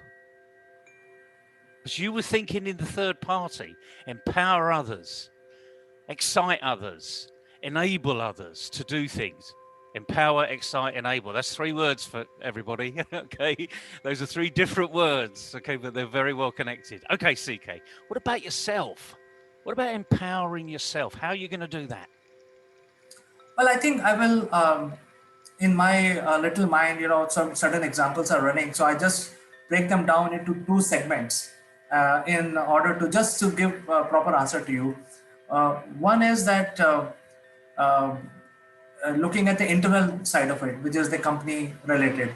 And the other is the external side, which is related to the clients and customers and prospects. So I think the whole resolution starts at home, and I would go first with the employees and try to empower them. Usually what happens, Neville, is that in a company we try to set up our boundaries, and we ensure that these are the policies of the organization and everybody has to follow it. I think this year I would like to relax a bit, because every employee has a sort of imagination, and maybe we can have something new, because I think we are now reliving the moment in the new era. So we can relax this a bit and empower the employees so that they can come out with new ideas, and I should be open to listen to them. So that is first segment. The second segment is make all this innovation which is coming from the organization, which is myself included and all the team members, open to the clients, and probably do the same exercise with the client so they can think and they can tell us, how we can be more effective for them. And that is how I see the empowerment will benefit all of us as a community. Now, to answer your core question, how about empowering myself? So if I'm able to do these 2 things successfully, it will result in empowering me.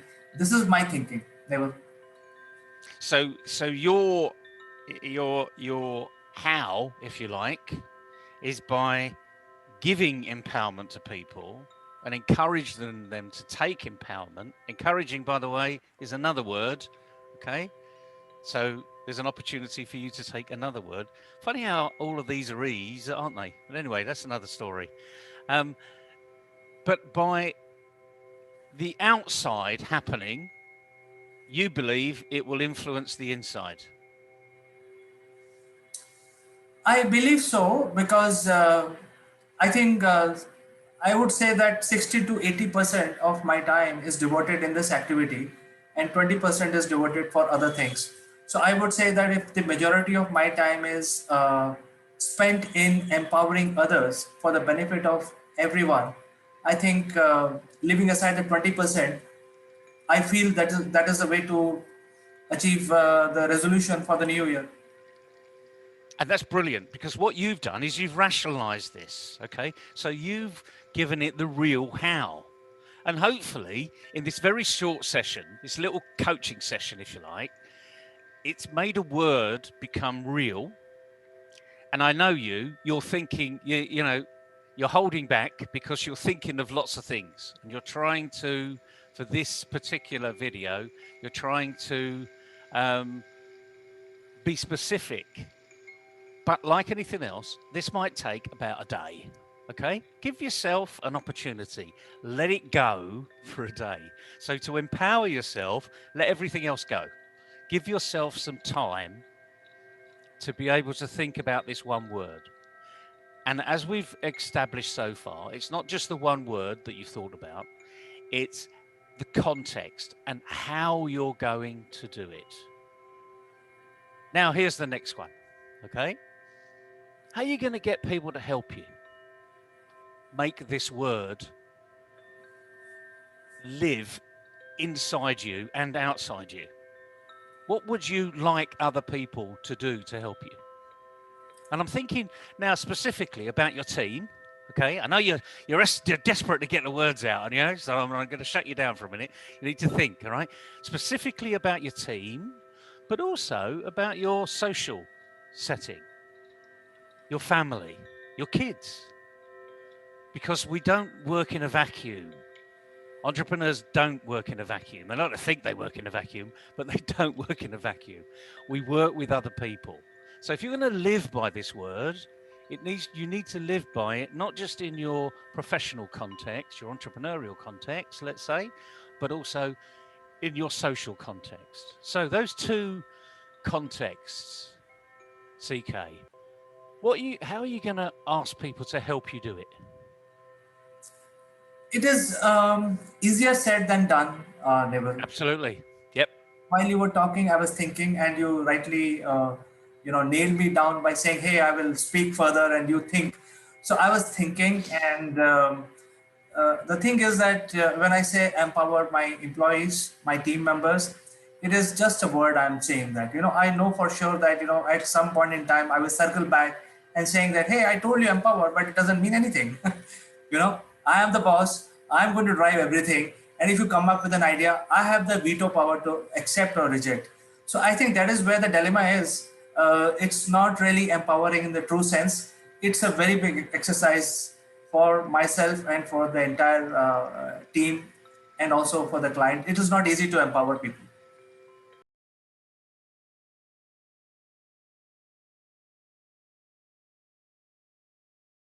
You're absolutely right. And let's focus on the business to start with, okay? Because there are ways of empowering people, and there are ways of recognizing that this is your word for the year, and this is what you want to be doing. This is what you believe in.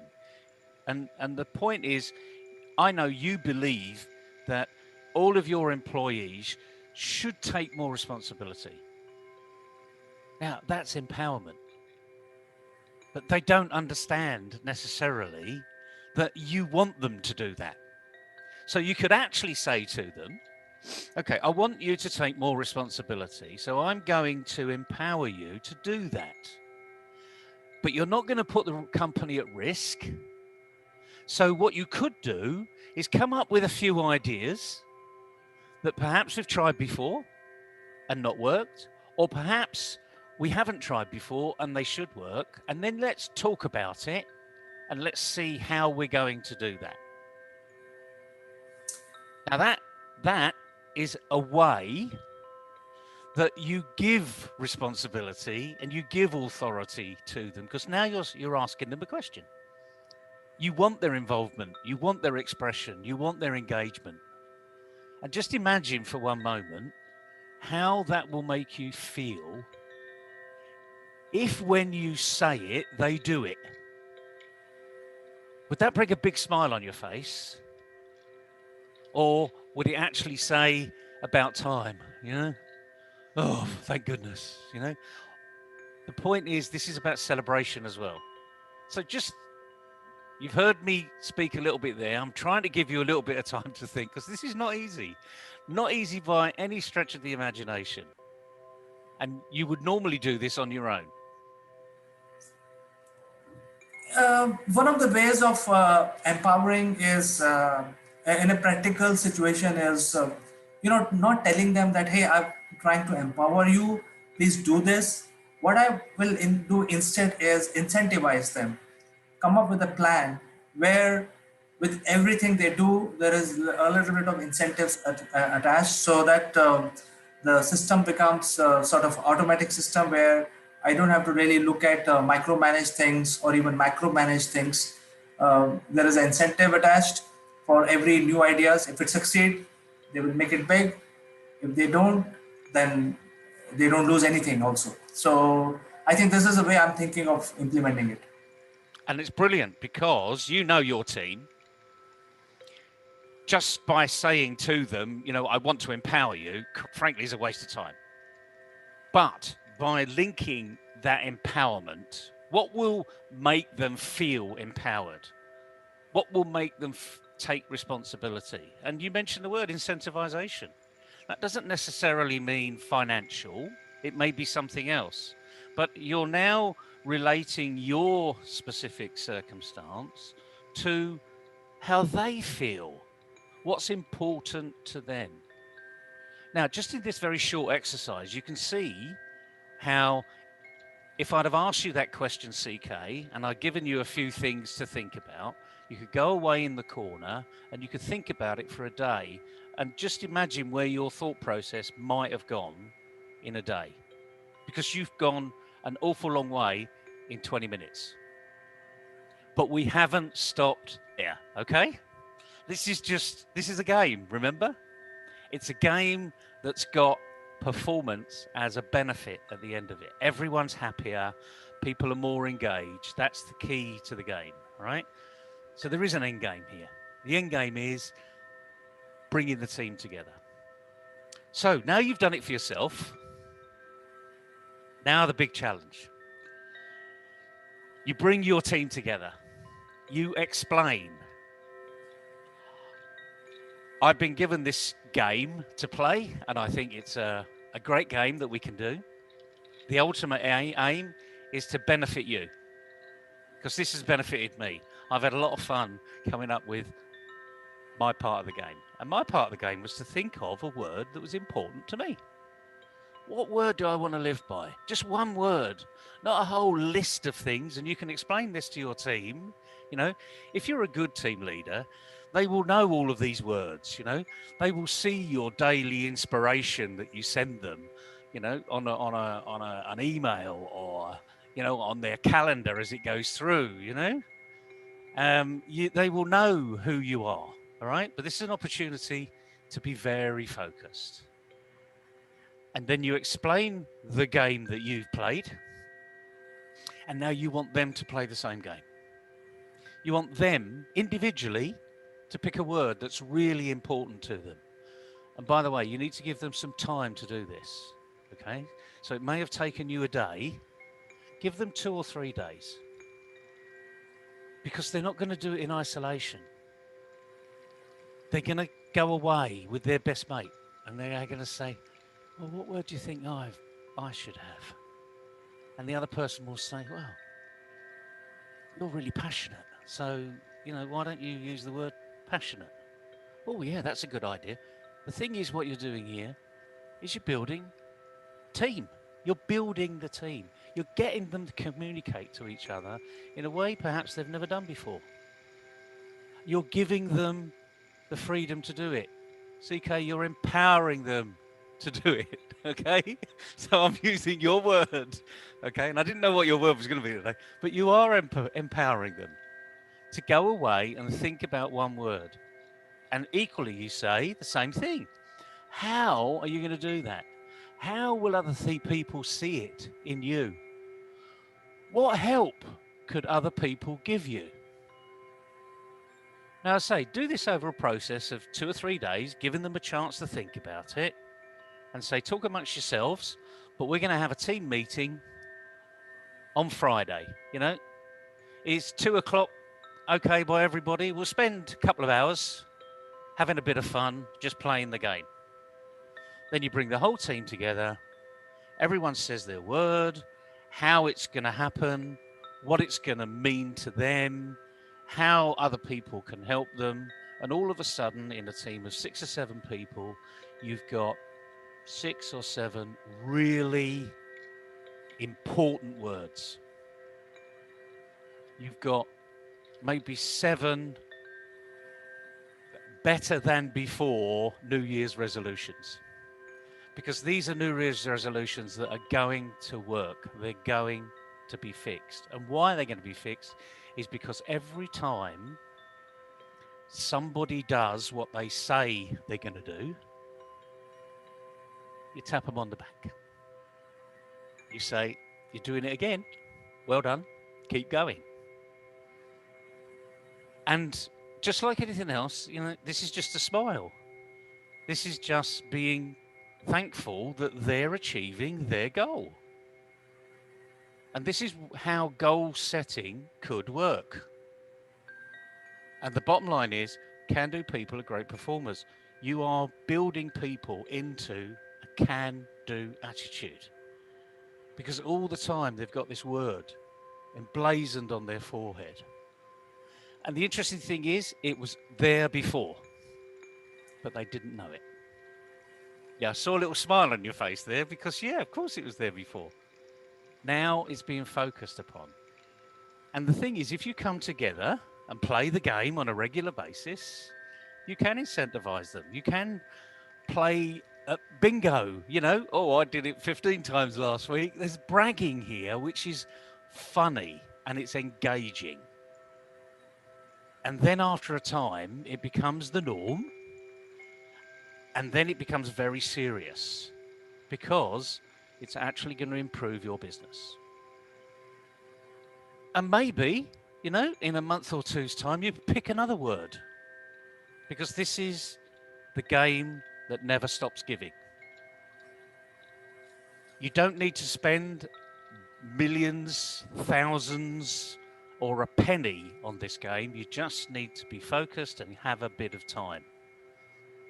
We should, by all rights, CK, we should put this up and make people pay $1 every time they look at this video.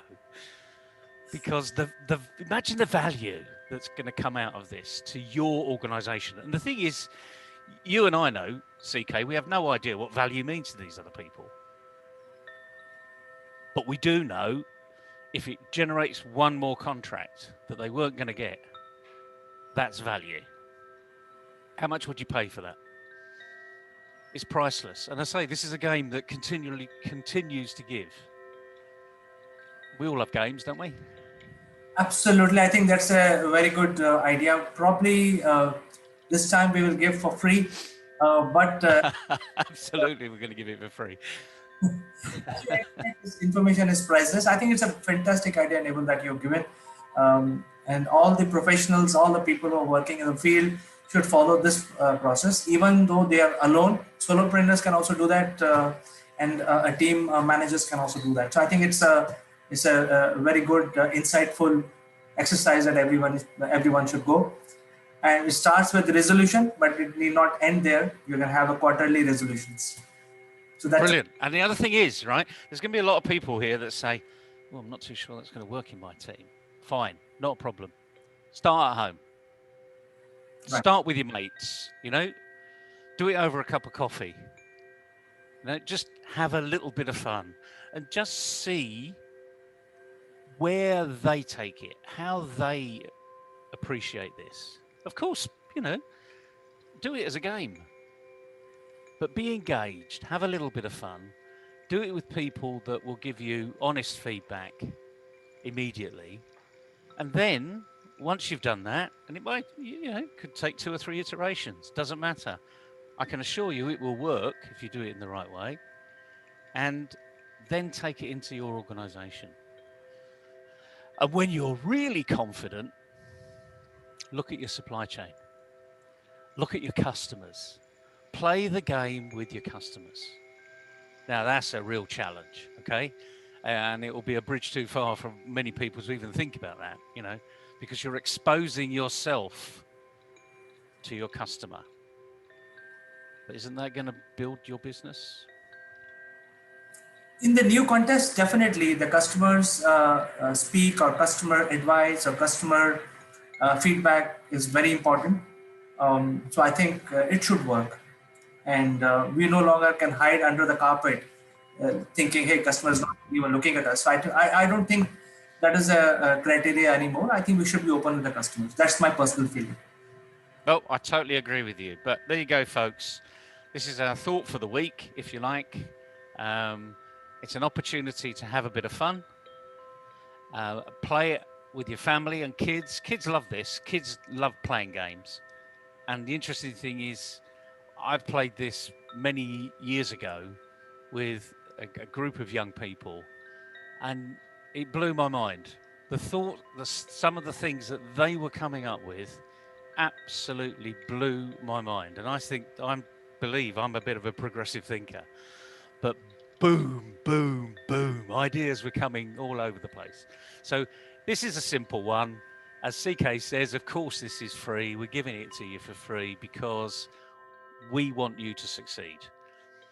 Unlike many other people out there, we don't charge for our interviews, we don't charge for our advice. We want you to take it, and once you take it and run with it, you want more. That's when you can come back to us and we can look at real value opportunity together. So good luck, everybody. This is the first working week of the year, so make it count. Thank you so much, Neville, for finding time and coming to this show. We will catch up with you again tomorrow on something very interesting. My pleasure. Take care, everybody. Bye-bye.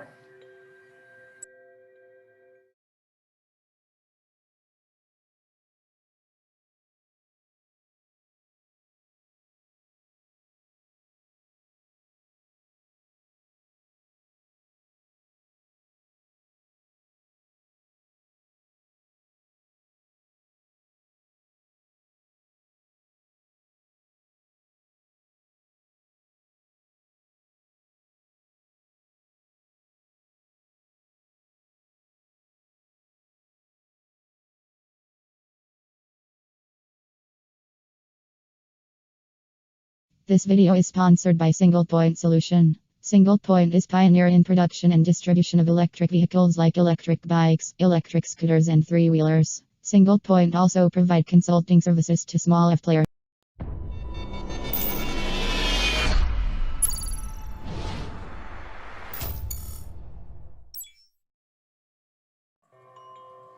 Hello friends, I am Kanchan from Akulmach Technologies and you are welcome to our show. Today, our show is mixed of little sad news and of course some ideas about women empowerment when it comes to forces in India. And just want to tell you that Dr. Vijayalakshmi Ramana, who was the first woman officer of Indian Air Force, who was commander, passed away on 18th of October this year. So it was a bit sad news. But I also want to tell you that she got permanent commission in 1971. And she is also recipient of the Vishisht Seva Medal. And this brings to more crucial point is that what is the position of Indian women in Indian Armed Forces? To discuss about this topic, we have Sitesh Srivastav, who has a deep interest in corporate training. He is closely associated with radio broadcasting. So welcome to the show, Sitesh. How are you today? Thank you, Kanchan. It is a good day on my side, and I hope it is good day on your side as well. It's fine, and the conversation that we are going to do is a very interesting conversation. How have you been? Yeah, I'm fine. And as you know, today it's a sunny day here. So a bit kind of relief from all 3-4 days. It was pouring like anything. So today, as you know, we are discussing about the position of women in armed forces, because armed forces doesn't only means Navy, Army, or Air Force, but also we have Central Reserve Force, we have Central Industrial Force, we have Border Security Force, and we have Sashastra Seema Bal. So why women are so much not as par with men in armed forces? So, Kanchan, I think we have come a very, very long way when it comes to the participation of women in the Indian Armed Forces. In the modern history, I can recall from Khoob Ladi Mardani wo to Jhansi wali Rani thi. From those days till the women in the Indian National Army, which was established by Subhash Chandra Bose, and then into the Indian Army of the liberated India. And therefore it marks a progress from those days till today. And Vijayalakshmi Ramanan, the retired wing commander, was definitely a trailblazer in that. A line of officers, and especially that too in the Indian Air Force, which is more challenging, I would believe, than the armed forces, Indian armed forces. And she was I mean, it says a lot when you said she's Vishisht Seva medal, which is also given for an exemplary service and not just the rank. And being the first officer, we can only imagine how much of motivation she would have been for the women of her generation. And we are talking in terms of 1955, you know, when it was still the time of black and white films, and the Bollywood was not known as Bollywood. What do you feel? Yes, definitely. And you have mentioned uh, about the army of Netaji Subhash Chandra Bose. You also mentioned about Rani Lakshmi Bai. But in between, there was a decline when it comes to women joining forces or women joining police force. Because what I have come to know in recent years is that in 1992, Indian Army began inducting women officers, and that too in a non-medical area, because earlier there were used to be all medical related services like nurses and all that. Then in 1993 there was Priya as one of the first 25 women to join army officers wing in India. So well, you said that there was, I think in between there was a decline in this, and I think it has increased maybe by 2000 onwards. So this is a rise of in recruitment in the army when it comes to Indian women. That's true. That's true. And it feels good when I see our women soldiers, women police officers, women security officers at various public establishments and institutions. And that shows the integrity that this democracy has to for having an inclusive way of bringing both women and men together in all walks of life, in all walks of professions, and especially in the security sector. So I think it is this passing off of Ms. Ramnan needs to be celebrated, and more young women, especially from the tier 2 and tier 3 towns, need to be told about her story, her journey, and motivated to take up the career they want to choose. Many times I feel many of the young women who don't even know the career choices that they have, they are not even told about it. Some biases are still prevalent in most of the Indian homes. And therefore, it takes a courage of a family to take that leap of faith with the woman child. And I think Dr. Vijayalakshmi Ramanan's family, especially her parents, need to be thanked that in those days when it was still not a known thing, they promoted her daughter to join the armed forces. Though it was on the medical side, but it would have been definitely a rewarding and a very, very rewarding career that I can see. And in 1979, she retired, and then she served as gynecologist to almost all the Air Force hospitals, and that goes as a tradition in the Indian Armed Forces. She is respected in the army hospitals across the country. AFMC Pune, Air Force Medical College Pune, is a very known hospital, and where she has been a celebrated gynecologist. So I think this is the opportunity where we can take her story to the masses, to the middle class homes, upper middle class, lower middle class homes, where where the women still are going through some of those biases, which should be removed, because they are equally competent to be in the workforce, to stand shoulder to shoulder with men. And now we even have pilots in the Air Force. Right. And along with Vijay Lakshmi Ramanan, I also want to mention that a very important name is Dr. Barbara Ghosh, who in October 1976, she became the first woman officer in the Indian Navy and to attain a rank of commander. And along with this, Dr. Punita Arora, commissioned in 1968, is the first woman in Indian Navy to reach the second highest rank as a lieutenant general and first woman vice admiral.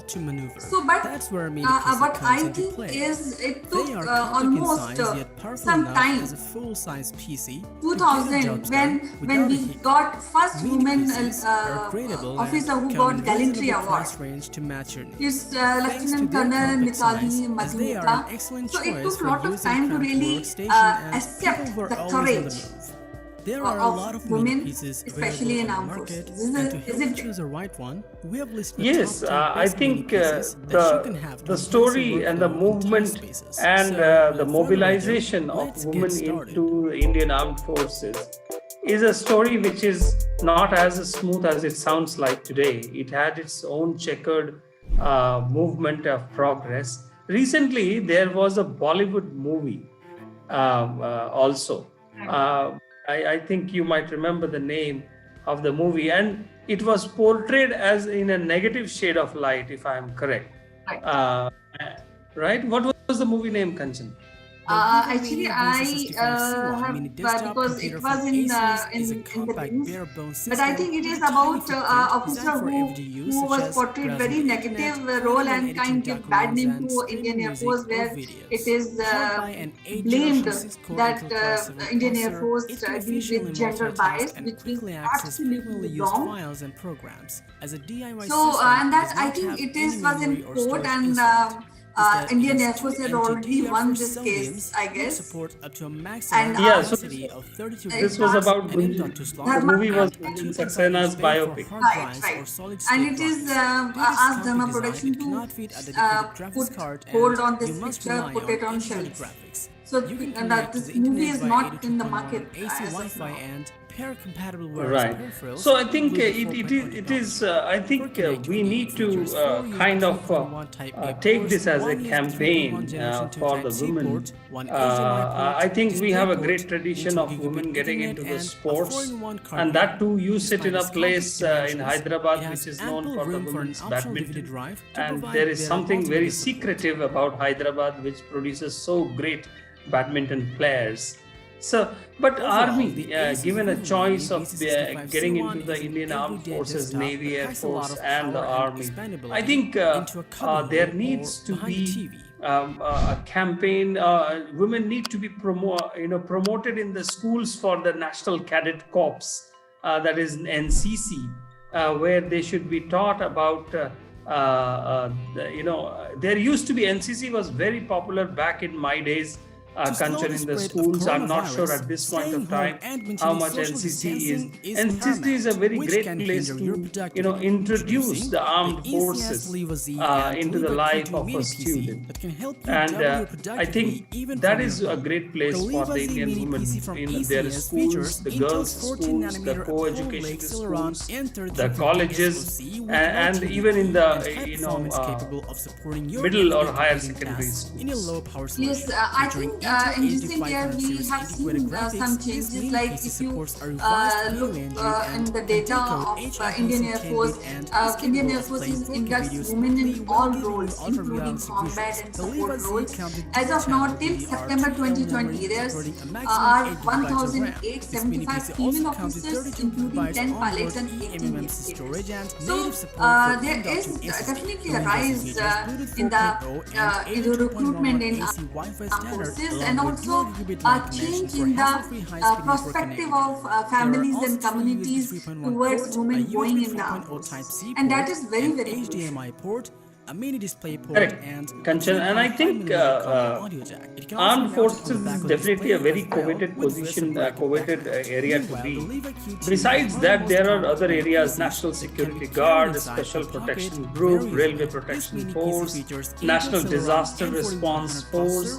There are many avenues that women can get into, and I just as I told you, I'm very proud to see them at least in the airports whenever I fly, and it's great to see their integrity, great to see the professionalism that they bring in the jobs, and there is no way to feel even an iota of doubt that they would be any lesser in taking care of the security work that they are entitled or they have been asked to do so.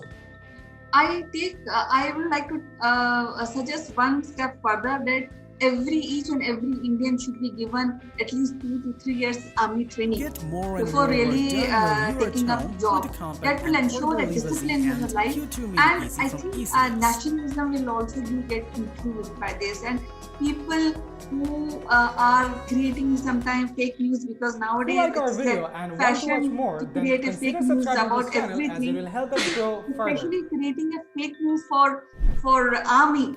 They will think twice to really come out with a fake narrative. What do you think? No, that is actually becoming a more bigger problem. The deep fake news, the fake news, it's the whole industry all around, and there are so many things which can influence nowadays in the digital media that we are almost glued to during our waking up time, and it has in fact eating up our sleeping time as well. It's very easy to manipulate our mindsets, and especially on the women's stories that are going around. I mean, these are very, very few depictions are motivating. In the popular media, still the stereotype stories are being dished out again and again, either in the radio or I can see in the television medium. Very few. You remember, Kanchan, the Udan serial many years back, you might remember. We had a serial called Arohan about a tele-serial showcasing women officers serving in the Indian Navy. And so it is, and now the Gunjan Saxena, which has actually become a controversial movie. There was a web series called The Test Case in 2007 about the first woman training to serve the combat role. So there are more needs to be done in terms of the media, in terms of, I live very close to Hindustan Aeronautics Limited establishment. All the billboards, Kanchan, are not having a single woman there, which is surprising. So that needs to change. The mindset needs to change. The promotion needs to change. The media needs to portray it in a different way. And they need to be celebrated in our popular media. Yes, and that's what I said. All the filmmakers who have no idea about how the army works, they are making films about army. So I think it's very, very, it should be mandatory for each and every citizen to really go and take a training at least for 2 to 3 years in army and know how army works. And of course, women should take a lead, and they are taking lead, and they have no restriction on joining army at the moment. Maybe the recruitment will increase in various areas of army, isn't it? What is your idea? in this? That is true, and I think more. I think there is a great momentum at this point of time. And the other day, I was seeing a discussion happening on our national channel Doordarshan about some of the women who are part of top level administrative positions, and I was surprised to see lieutenant level women in that, and IPS level women in that, and security forces in Jammu and Kashmir heading those sensitive posts. So it is very good to see these kind of discussions happening in the mainstream media, but more needs to be done. And I would suggest that we need to move away from the bias. We need to move away from the what you call this is how it has always been. This is the Indian thought. We have to think from like Singapore. There is army training is must. Israel, it is must. For men and women both. So I think we have taken a great strides in that. It is still very less to be seen in a 1.25 billion people in this country. But it is certainly on our doorstep, and it cannot be avoided. Yes, so with the message that more power to women, what I would like to end this session today, we'll discuss PC notification optimization helps you keep your eyes on the prize. You won't be bothered while gaming. And PC Safe Cam, you'll always know what's accessing your webcam. Cyber criminals Great, have thank you. What a great subject during this Navratri. Bye, thanks.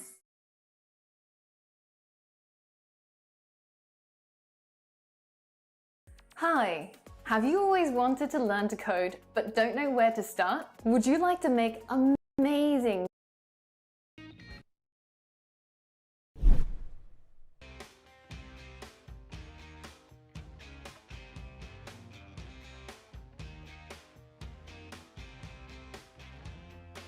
Featuring a compact design, the QB5 mini desktop computer from MSI helps you to stay connected and productive in your home and small office without taking up too much space. Powered by up to 10 Gen of Intel Core i7 processor with up to 64GB of DDR4 memory and M.2 NVMe interface for an SSD disk along with an internal 2.5-inch display, this mini desktop computer can quickly load and multitask a variety of applications. You can connect monitors to the DisplayPort port and HDMI ports driven by integrated. Hello friends, this is Chandrakant from Akulmach Technologies. Welcome to Top Brass.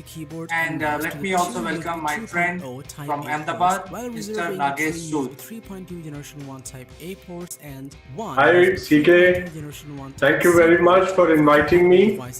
I hope you're doing fine. I'm absolutely fine, and I think we are having festival season, so we are celebrating at home. At the same time, for the benefit of my viewers, I would like to introduce Nagesh to all of you. Nagesh is a very senior advocate practicing in Ahmedabad High Court, and also a very well-known human rights activist known across India. And today we would like to discuss about a judgment given out by the Supreme Court of India about sisters also having equal rights in the parental property. So I think that is a very good subject for us to discuss, and since it affects everyone, every citizen of India. Nagesh, what is your opinion on this? Yes, CK, let me begin with the very important fundamental right, which is right to equality. Since we have been talking about human rights from some time on our various programs, so I want to make you first understand what is right to equality. Right to equality is given under Article 14 of the Indian Constitution, and it is one of the fundamental rights which guarantees to every person the right to equality before law and equal protection of laws. It is not only the right of the Indian citizen, but also right of non-citizens. And the Article 14 says that the state shall not deny to any person equality before the law. So this means that every person who lives within the territory of India has the equal right before the law. The meaning of this is that all are equal in the same line, and there would not be any discrimination based on religion, race, caste, sex, place of birth. So essentially, it means all will be treated as equal with equality, and there will be no discrimination based on any classes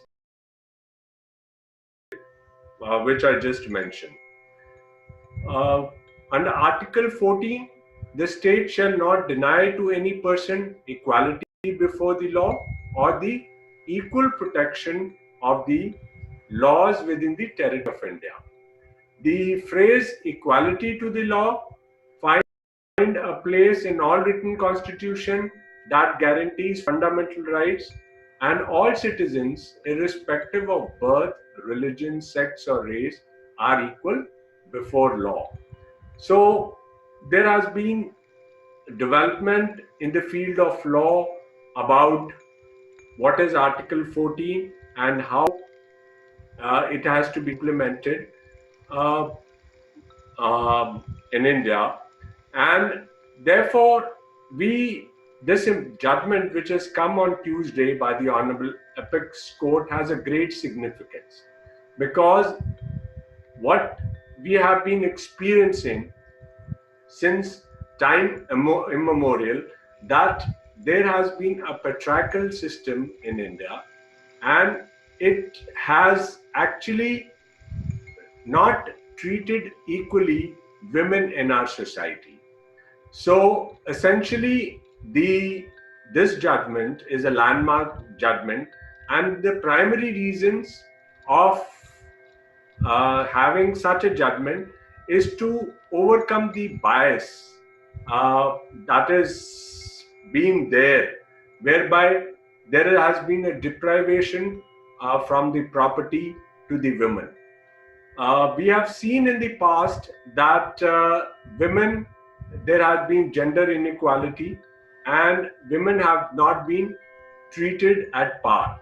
So with this recent judgment, verdict of the Supreme Court, it states that daughters, like sons, have an equal birthright to inherit joint Hindu family property.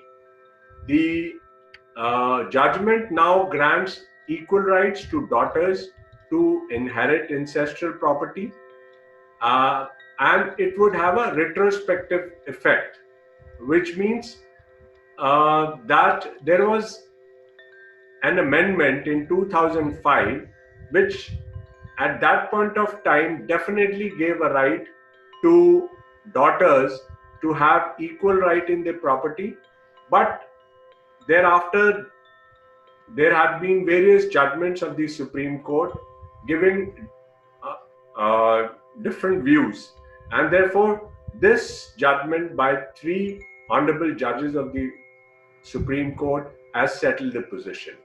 The judgment very greatly observes that a daughter always remains a loving daughter, a son is a son until he gets a wife, and a daughter is a daughter throughout her life. So this is a very important verdict which has come now. And what is the background? In India, since ancient times, only male descendants of a common ancestor, along with their mothers, wives, and unmarried daughters, were considered a joint Hindu family. Women were recognized as co-partners or joint legal heirs for partition arising from 2005. Co-partner is a person who has a birthright to parental property. This was recommended in 174th Law Commission report that such reforms must be introduced in Hindu succession law. So before the 2005 amendment, although Andhra Pradesh, Karnataka, Maharashtra, and Tamil Nadu had made these changes in law, and Kerala had abolished the Hindu joint family system in 1975. Now, what was the law that came in 2005 was the Mitakshara School of Hindu Law, codified as the Hindu Succession Act 1956, which governed the succession and inheritance of property, but only recognized males as legal heirs. The law applied to everyone who is not a Muslim, Christian, Parsi, or Jew by religion. For them, there are their personal laws which are effective because of their religion. Buddhists, Sikhs, Jains, and followers of Arya Samaj or Brahma Samaj are also considered Hindus for the purposes of this law. Now, women were recognized as co-partners as joint legal heirs for partition arising from 2005, and Section 6 of the Act was amended that year to make a daughter of a co-partner also a co-partner by birth in her own right in the same manner as the son. The law also gave the daughter the same rights and liabilities in the joint heirship property as she would have had if she had been a son. The law applies to ancestral property and to intestate succession in the personal property, where succession happens as per law and not through a will. So the concerns after 2005 law or amendment came into being were that it had granted equal rights to women. Questions were raised in multiple cases on whether the law applied retrospectively, because this amendment then, by way of law and by way of various judgments, were made effective prospectively, in the sense that the right would be created if the father has expired after 2005. So the rights were dependent on the living status of the father through whom they would inherit. Now, since there were divergent views of the benches of the Honorable Apex Court, and different high courts had also followed different views, this judgment, which has come on Tuesday, has settled the issue now, and I would just briefly give the highlights of this judgment. The Supreme Court has overruled an earlier verdict of 2015, which stated that the right to co-partnery of a daughter is by birth. It is not necessary that the father should be alive as on September 9, 2005. The judgment then agreed with the lead arguments made by the councils that Section 6 of the Hindu Succession Act 1956 confers the status of co-partner to a daughter born before or after the amendment in the same manner as the son. So it has overruled the earlier verdict of 2005 and April 2018 and settles the law and expands on the intention of 2005 legislation to remove the discrimination as contained in Section 6 of Hindu Succession Act 1956 by giving equal rights to daughters in the Hindu co-partnery property as the sons have.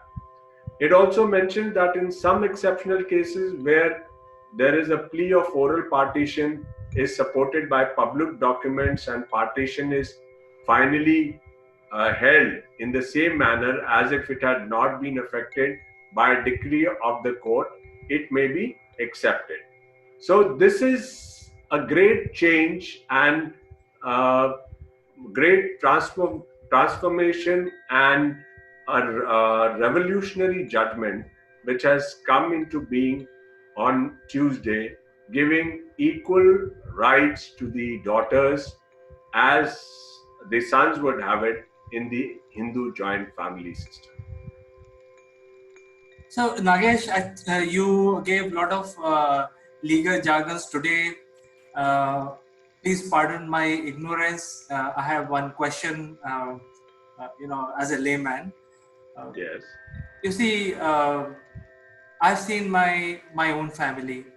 I've seen my father, and I've also seen my grandparents. I think it's a news to me that we were not considering women as equal partners, because in our family, whenever there was a division, it was all done equally among all children. So when I read about this judgment which came 2 days back, I was like little confused. I felt like, what is new? Because we have been treating for last so many years. Even as a small kid, I knew that we are all equal. Equal rights were given out. So that is why I think, as I said, pardon my ignorance, because I think you mentioned too many legal jargons. But I think in our mind it was always there that women are equal counterparts and they have the equal property rights. No, well, you see, let me tell you that a lot of people, there is ignorance of law amongst a lot of people, and they are not quite aware as to what the law is. And if you talk of a layman, they would not be knowing what is equality, what is right to equality, what is my right, unless they are subjected to some kind of discrimination, or they come to the court of law, or they seek a legal advice, that they would be aware of certain rights. Now, the practice in India have been that usually the sons were given the right in the properties, and it was considered that once the daughters are married off, the parents have spent monies on the marriage, and unfortunately the dowry has been given, and it was considered that the women would not have any right in the property. Also, uh, since ours being a patriarchal society, it was considered that a woman once married has to settle herself in her in-laws' place, and whatever effort she makes, and in the in-laws' place, she would be, as Lakshmi, would increase the fortune of that house, and therefore she would get anything from that house. But unfortunately, in recent times, we have seen that there are a lot of divorce taking place, and also women are left with nothing uh, uh, from their in-laws' place, and also from the place, parental place. So basically, they continue with all sorts of discrimination or torture uh, at their in-laws' place, because they are financially insecure. They are not financially independent. So they take a lot of things on them and continue their suffering, because then they think that they have no right in their parental house anymore after they got married, and therefore, uh, you know, uh, it would not be justified for them to go back to their parental house and ask for anything. So this fact has been, there in our society, and these practices are prevalent. But now that the women have proven themselves, in all spheres of life, that they are no less. And of course, we have this right of equality, that in similar circumstances, a person would be treated equally. And rightly so, the Supreme Court in this very judgment has said, has clarified that the women in the parental house will have the equal right in the property also, and they would be treated like sons. So now that the clarity has come in the law, and people would now probably understand it and give better treatment to women in this aspect also. So I think you have presented very well all the facts very nicely, because just like me, many other Indians would be under confusion, because we feel that we are treating everyone equally, but there could be instances where some sort of injustice may be happening. So I think this is a nice information for everyone uh, to know that everybody is equal. Uh, and I think this is a today's discussion all about. However, I also feel that there is still one thing pending for the Supreme Court, which is making true equality between men and women, which is still pending. So I think we will discuss that on some other day. But I think India is progressing in bringing the equality among the society. Thank you very much. Absolutely. Absolutely, Chandrakant. Thank you very much. It's been my pleasure being here. Thank you, and we'll catch up again tomorrow on some other time. Absolutely. Bye-bye. Thank you. Thank you very much.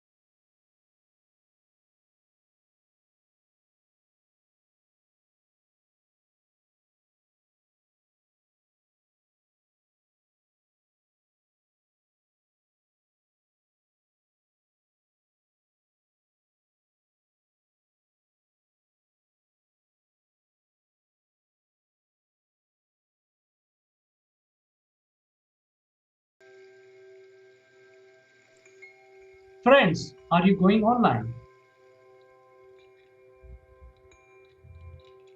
Are we live? Oh, we're live. Yes. So, are people liking your presentation? I don't know. I've never asked them. Have I? Are you empathetic towards people? Empathy. My goodness. What on earth does that mean? Tune now, and it is coming up right now.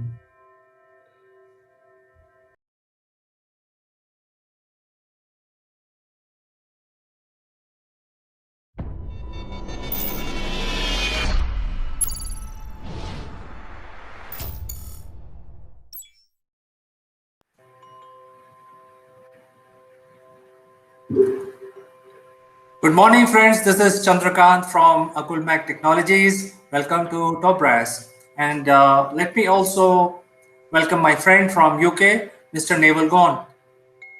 Good morning, CK. Good morning, everybody. It's a funny start of the week in the UK, but it was an end of a week for you last week. I'm sure there were lots of celebrations on the Independence Day. So happy anniversary, belated anniversary.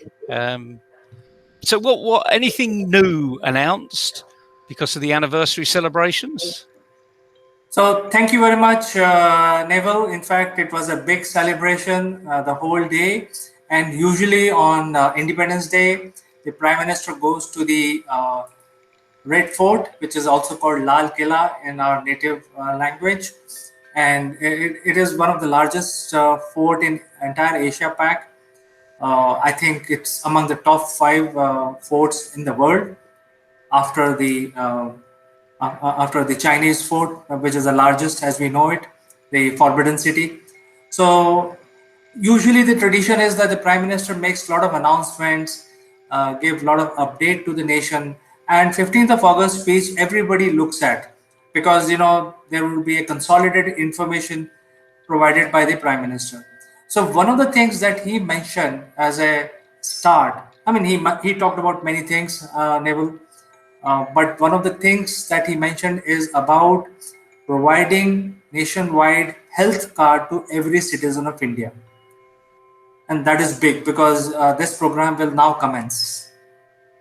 No, that is really big, and of course, for people that are outside of India, they don't know. But you already have an identity card, so this is this would be a natural knock-on effect, and I'm sure COVID maybe has pushed your health industry into this arena, don't you think? Absolutely, and Prime Minister mentioned about that. He also gave examples of countries like US, Italy, especially Italy, which used to boast that they have the world best health infrastructure. And look what has happened. So it is it's a wake up call for everyone, including India. And he said that we already have Aadhaar. Now, just to give you a little information about the Aadhaar card, which is a national ID, it is very unique program. It was started about 10 years back, or maybe 9 years back, and it is mandatory for every citizen of India. Without registering into Aadhaar, you can't do anything. You can't buy land, you can't even open a bank account.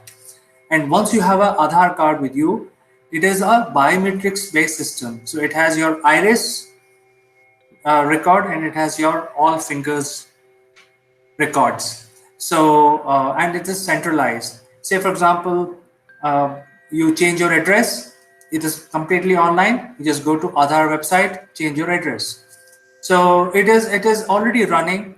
It has the biometrics. Suppose you want to buy a property, all you have to do show your ID, and your property get linked to your Aadhaar card, which is national ID.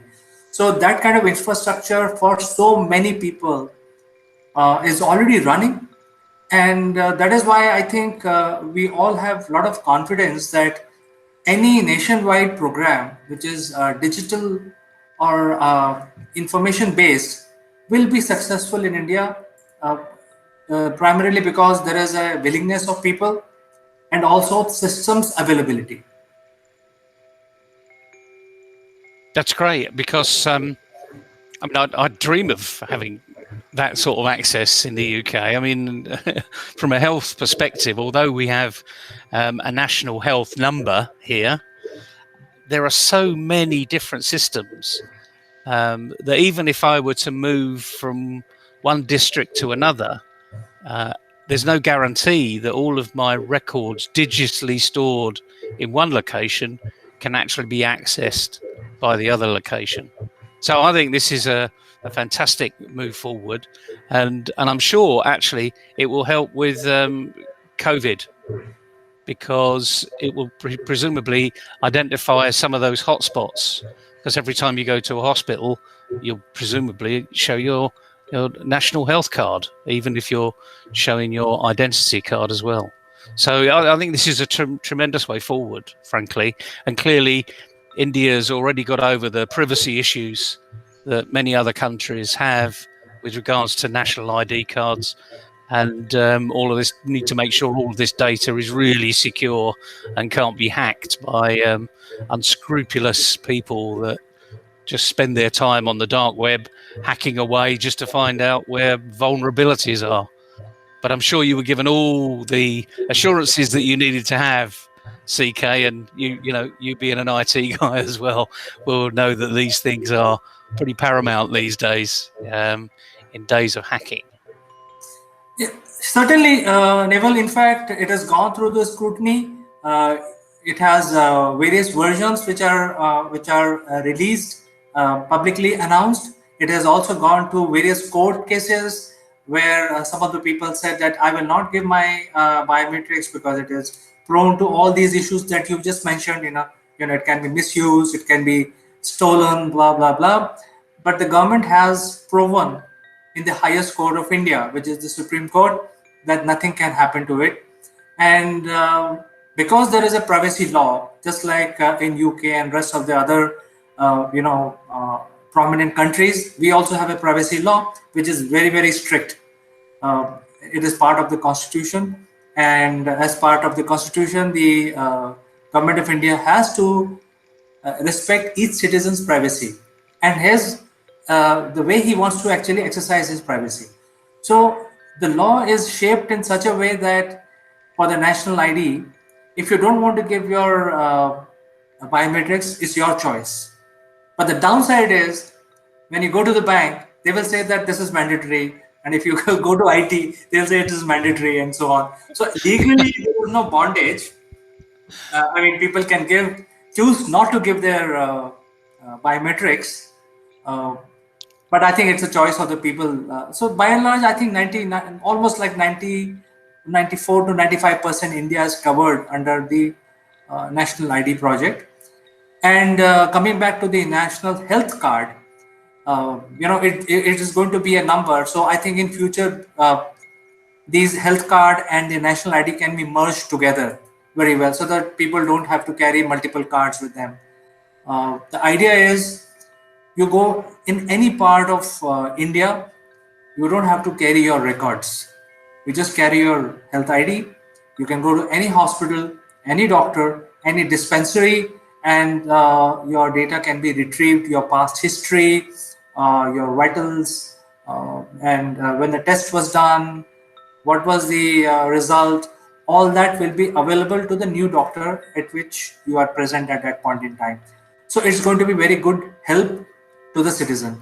And one more thing I like to tell you, Neville, there is a world largest health protection program run by India. It is even bigger than Obamacare. And interestingly enough, this is called Modi Care. It is named as Modi Care. I mean, it's a joke. It is called, it is a national it is a national health protection system for citizens, where up to almost like $30,000 worth of healthcare will be provided to citizens of India absolutely free. So that includes even minor operations as well.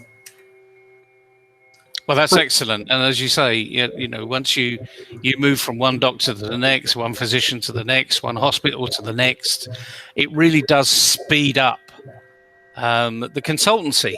And at the end of the day, this is the 21st century, and we're after having the best information available at the right time so that we can make the best decision.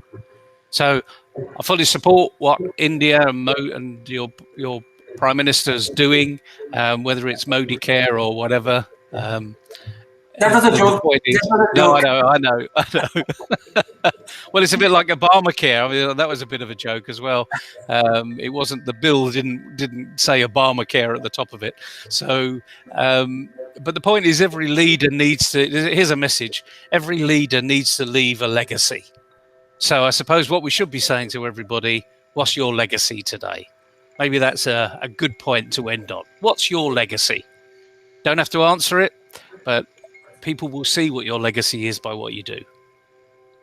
Absolutely. I think Modi has become a very big global leader. Especially, he was voted by 600 million people, and he is actually doing a lot of things for people. So whether they're, India is a federal country. It has multiple states with variety of. You can compare India with European Union. So you can imagine Modi as a leader who's heading something like European Union. He's been voted by 600 million people. So it's a huge chunk of population. And I think it's an area in the world for which Modi is working, not one country. So I think that's the difference. And definitely this dispensation is going to leave a lot of legacy in next couple of years. Excellent. Well, as we say, leaving a legacy is important. So let's hope that the legacy is long lasting.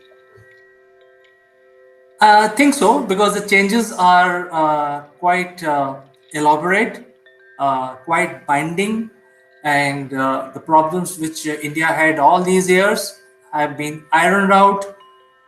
More unification. So I think it's not only starting of a program; it's the entire back end of that before the launch of the program is being sorted out first. I think the last 5 years were spent in sorting out the issues which are related. For example, if there is a benefits which has to go to a poor, it was never reaching the poor. There was always a middleman. So they have sorted it out by a national ID project. Now, if some government has to send a benefit direct to the needy, it goes directly into his account. It's a direct transfer from government. So it is called direct benefit transfer. And it sounds like direct benefit is where it should be. So you cut the middlemen out because there are far too many middlemen, taking their cut. And of course, the problem is the cost of the healthcare is always going to be the same. So if people are taking 5%, 10%, 20% out along the way, people are not getting the value of the healthcare because they can only afford 75% of what they need. Absolutely. In fact, this is a very exciting development I wanted to share after the PM speech on 15th of August. And this is a bit of information. I think there is lots to it. If you find time, you can do a little bit digging into Google. But I think we can end our discussion today at this point, and we will meet tomorrow again. Certainly will. Have a good day, everybody. Enjoy the rest of the day, CK, and I'll see you tomorrow. See you. Bye-bye.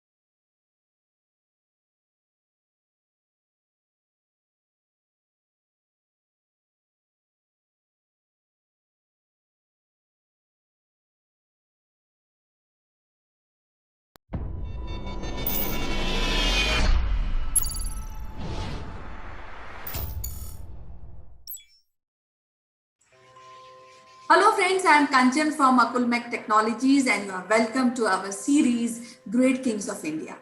And today we'll be discussing about Samudragupta, who is one of the greatest king of India, and I think many of you may not be knowing that he established entire India, conquest entire India, leaving few parts of Kerala and Gujarat. So, to discuss more about this interesting king, we have an eminent historian, Meeta Joshi, who is the head of the department of one of the prestigious college in Hyderabad, Saint Anne's College for Women.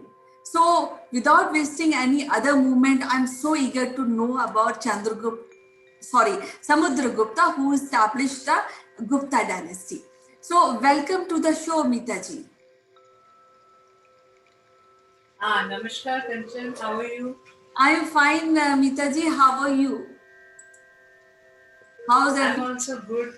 So, everything is fine. So, I will talk about Samudragupta. Right. Samudragupta was the son of Chandragupta I, Okay. the founder of the Gupta dynasty, and a Lichavi princess. Okay.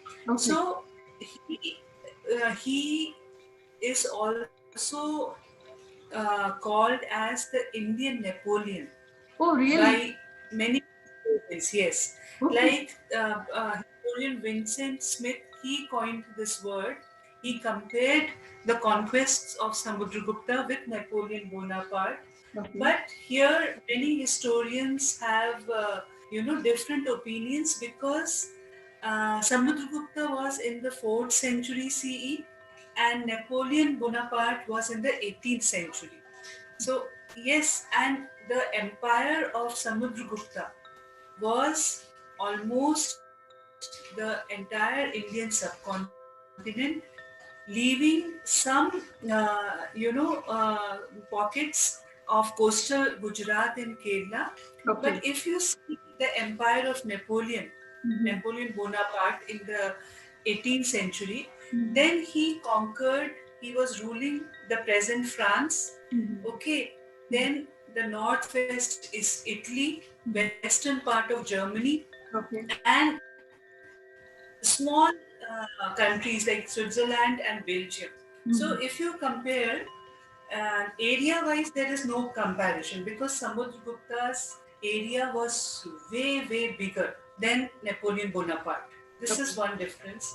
Another difference is, according to the Allahabad pillar inscription written by one of the officials of Samudragupta, Harisena, who happened to be his court poet also, so he wrote in that inscription that he was the hero of 100 battles. Who? Samudragupta. Okay, and if you leave the battles of North India and if you just count the battles which he fought in the Deccan, in down south, then you will be amazed to know that he participated in 29 battles in Deccan and South India alone. And it is said that he fought more than 100 battles, Samudragupta. Okay. But if you see the wars of or battles of Napoleon Bonaparte, he fought 60 battles in his 20 years as a commander of the German army. And in those 60 battles, 8 times he got defeated, Napoleon Bonaparte. Okay. But Samudragupta was an undefeated ruler. Oh. All the wars he fought, Okay. he was never defeated. He Oh, always won. Yeah. Okay, and then Samudragupta was a ruler, but Napoleon was made a prisoner by the Britishers, and he died in captivity in Saint Helena in one of the islands. Right. So the comparison, you can say that okay, the conquests of Samudragupta and conquests of Napoleon were similar. Okay, but you cannot compare Samudragupta with Napoleon because if you see the personality, if you see his rule, there is no comparison. Napoleon, and as I told you, Napoleon was in 18th century.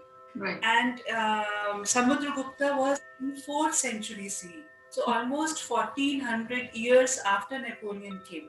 Right. So there is no comparison. But because one of the European historians termed him as Indian Napoleon, so he is known in historical records as an Indian Napoleon. Why? Because Napoleon was a warrior, and he was a main figure in the French Revolution in 1789. Samudragupta, he established his empire with when he started as a king, his empire was very small. But sitting at Patliputra, because his capital was Patliputra, and then fighting so many battles and establishing a huge kingdom, but managing it very nicely. Because what he did, in all the wars, it was not only deaths and blood.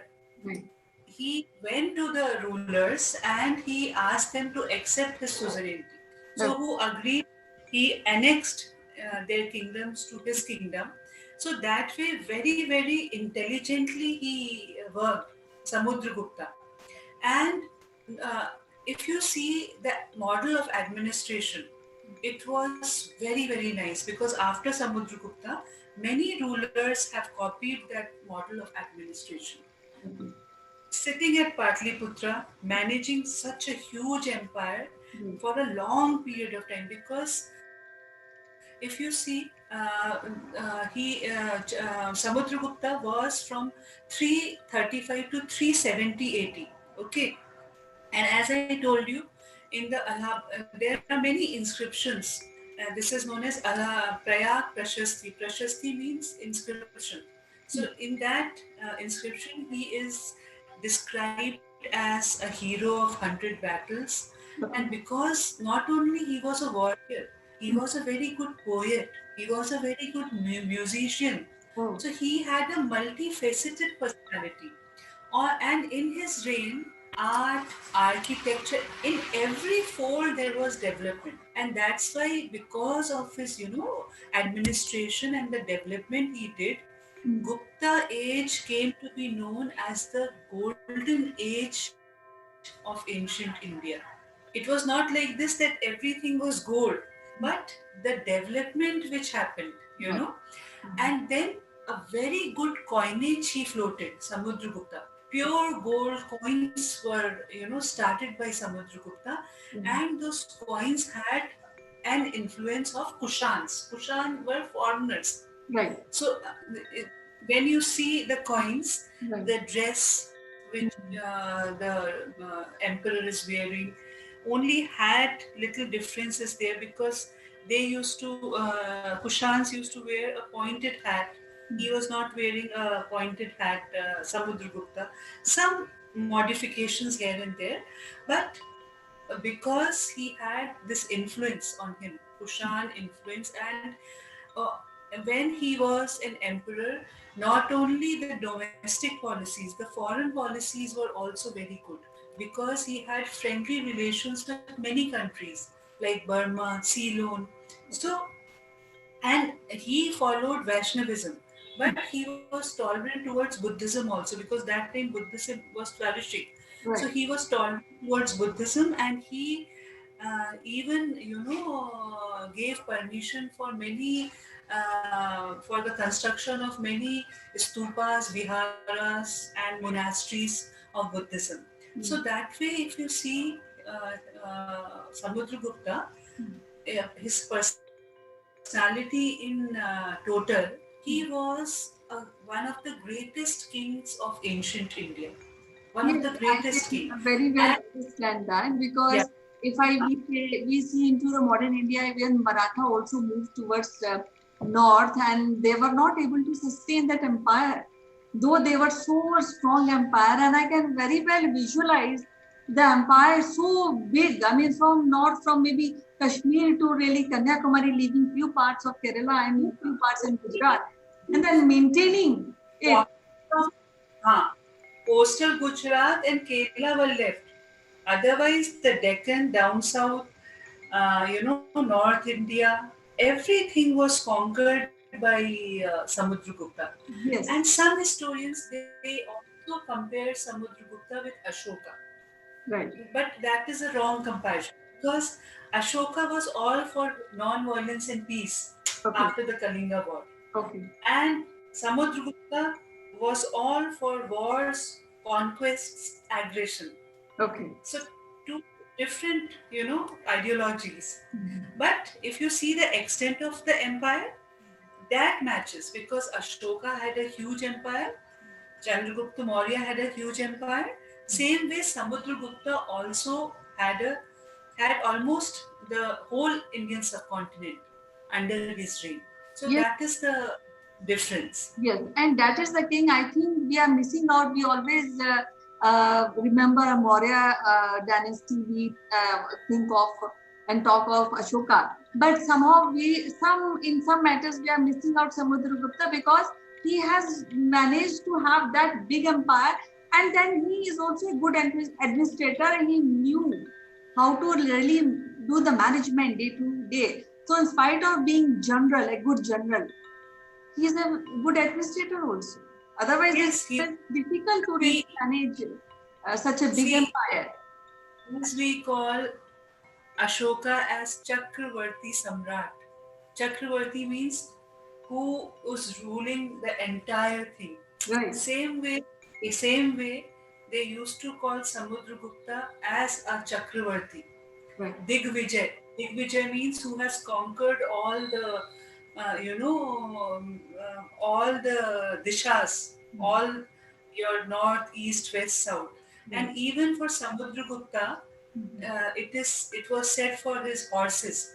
that they have tasted the water of 4 oceans, because the extent was so huge. Right. So Indian Ocean, Bay of Bengal, all these oceans, because the trade and commerce was also very good.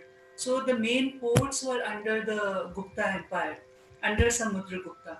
So that's why it is also said that he and his horses have tasted the water of many oceans, 4 oceans. Right. And can you imagine, Kanchan, a person who fought 75 odd battles and never got defeated?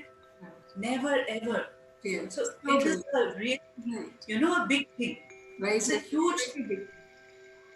and and that times the army which Samudragupta had, it was a Chaturang army. Chaturang means infantry, cavalry, Okay. this cavalry, infantry, then a unit of these horses and elephants. So all that all together, artillery.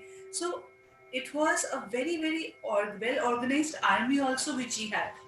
That's why they were able to conquer and able to conquest the entire Indian subcontinent, because of the army also. Not only administration, his strategies, his war strategies, and his diplomatic policies. Because with some kings, he was diplomatic. He asked them to, come under his suzerainty, and he annexed their kingdoms into his.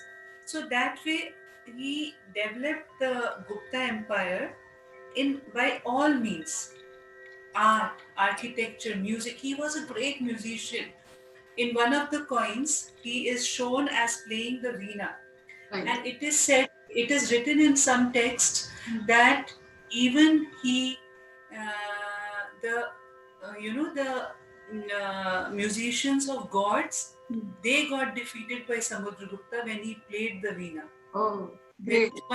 This one story. He's a master. Haan. He was a good personality. He was a general and musician. So two contrasts actually. So because Yes, very because his love for music, his love for poetry, right, is very another side of his personality. Right. But he was like that, Samudragupta. A great warrior king. You can call him a great warrior king, a good administrator. And because of him only, the Gupta age reached the glory, and that's why the Gupta age was known as the golden age in ancient India. I know. Because of all round development, I know. art, architecture, administration, everywhere the progress was seen. That's why it is known as the golden age. But after him, like the successors, Ram Gupta, Skand Gupta, they were not as great as Samudragupta, but somehow they managed, to take the legacy forward. But the face of Gupta Empire is only Samudragupta. Only Samudragupta. No one else. So it was so wonderful to talk to you today. We will be discussing Samudragupta, who is the greatest, one of the greatest king of ancient India, tomorrow. And we'll discuss more about how he managed such a big empire and how he managed his army in our other series. For today, it was so wonderful to really talk to you and know more about Samudragupta. I'm sure our viewers will be benefiting to know about this knowledgeable topic. So till tomorrow, bye bye, madam. Thank you, Kanchan. Thank you. Bye.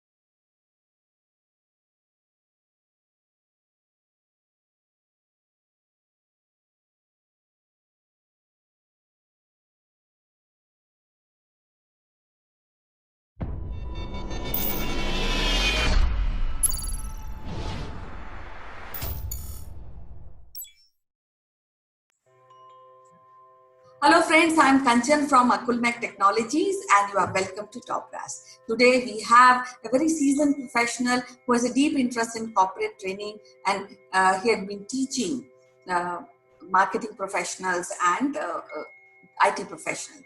He is joining me from Johannesburg, South Africa. So Sitesh, you are welcome to the show. Jai Shri Ram, Kanchan, very good day. Jai Shri Ram, it's quite a historical day today. That's right, Kanchan. How you feel about this? All the palpitation across the world amongst the Indian people is it can be felt, can be seen, and the way people are connected to their television sets, to the internet, and to the whole spirit, for the whole essence that has happened or that is happening right now, probably in Ayodhya, is something which is unprecedented to see in this digital age, when we think that it is little disconnected. How is it there? How is it there in India? Yeah, actually, people are really glued to the television screen, and it is very dear to the heart of every Indian, because Ram is in the life and in the death also. You see, so Ram is very much kind of inside the hearts of Indian people who are living in India as well as who are outside of India. So, kind of giving us shape of this mandir. Mandir was always there, but then giving a historical prospect connecting to the modern India, that is really awesome. That's right, Kanchan. It was more about the conscience of the Indian people, and it was never about any kind of a political statement to be made. It was just trying to, correct something that was an erratic thing that happened maybe a couple of hundred years of back. So, and Rama, Lord Rama, is basically the conscience keeper of the Indian peninsula, not just Hindus, I would say, but the Indian peninsula.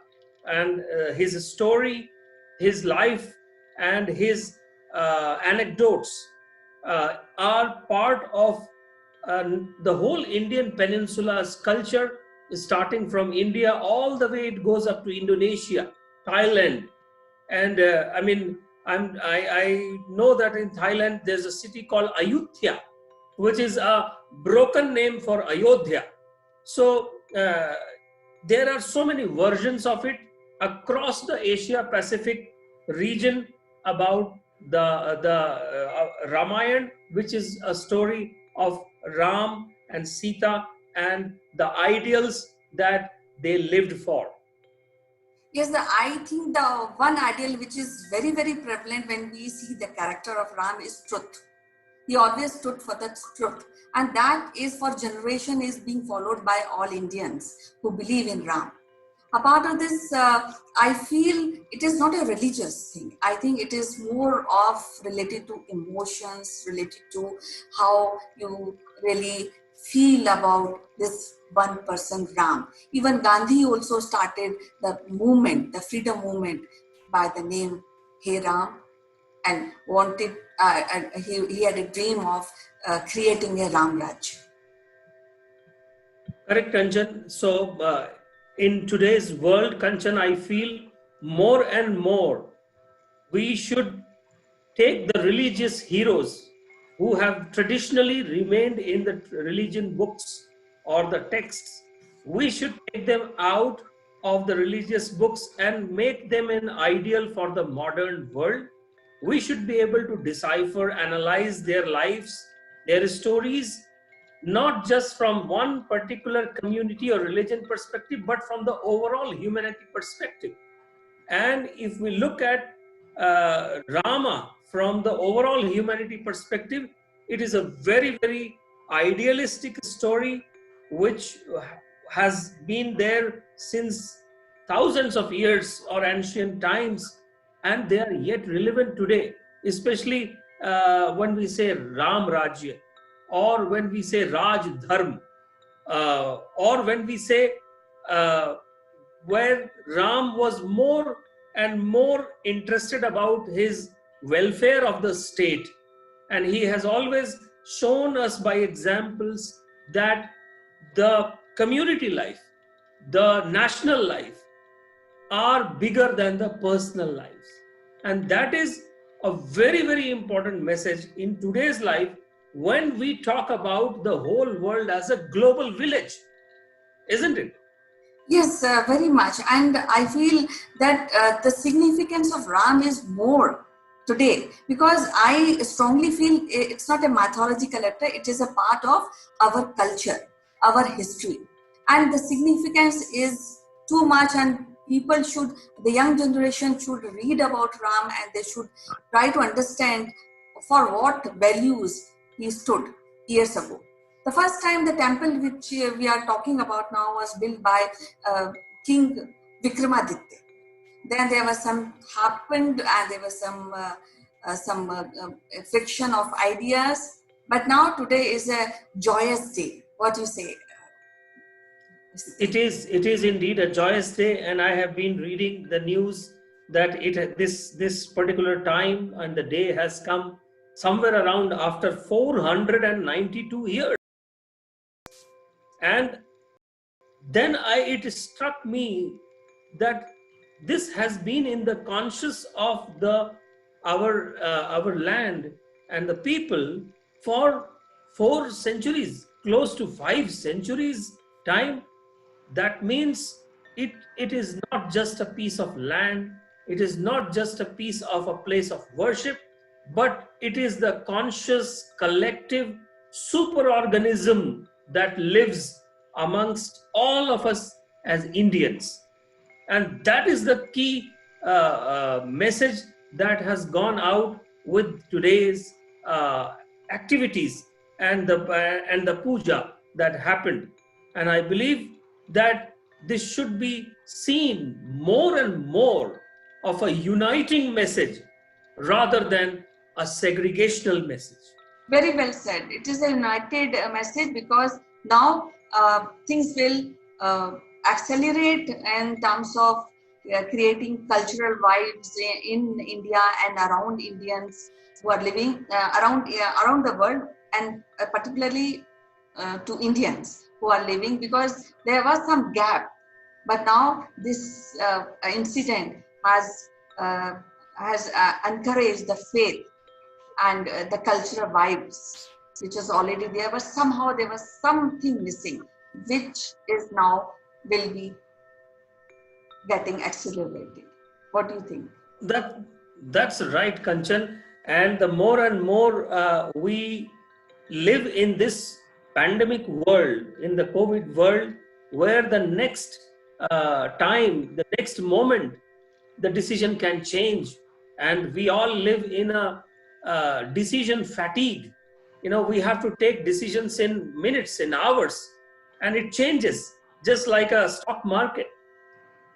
And more, I feel that we all are connected by the common thread, by what I call our collective superorganism, our collective will. And if that is true, Kanchan, it is beyond any one particular religion or one particular hero of any religion. And therefore, I said that all the heroes should be taken out of the context of their current religions and brought forward, and their best parts should be taken, and see how we blend and build and thread the whole global community together. And Ram is one of the best examples to do this. Yes, Sitesh. So, as usual, it is a remarkable day today, and it is so nice to talk to you about Ram and sharing your ideas. One last message you would like to give to our viewers regarding this whole joyous movement? Kanchan, I can tell my listeners and viewers of this that I'm sitting in South Africa, and I can see the enthusiasm amongst the South African Indians, the ethnic South Africans who came here somewhere around 160 years or around that time back. Some came as indentured Indian laborers, and some came as traders.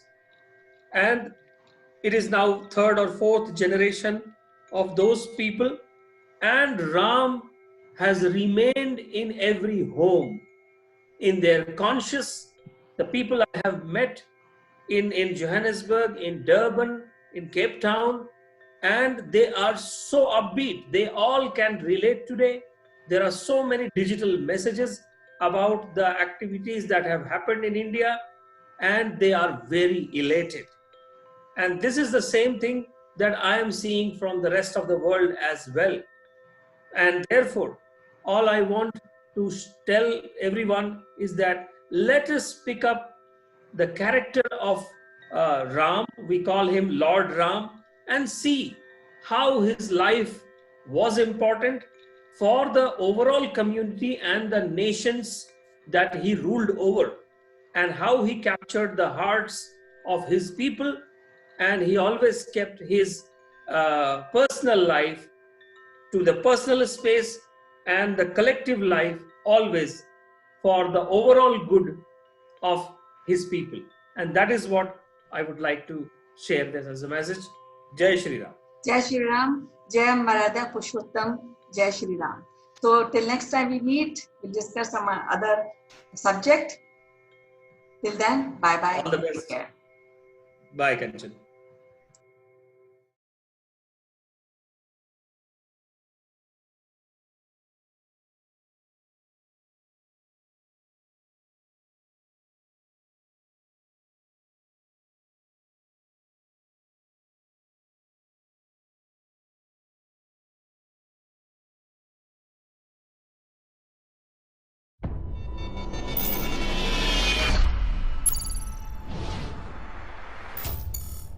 Friends, this is Chandrakant from Akulmach Technologies. Welcome to Top Brass.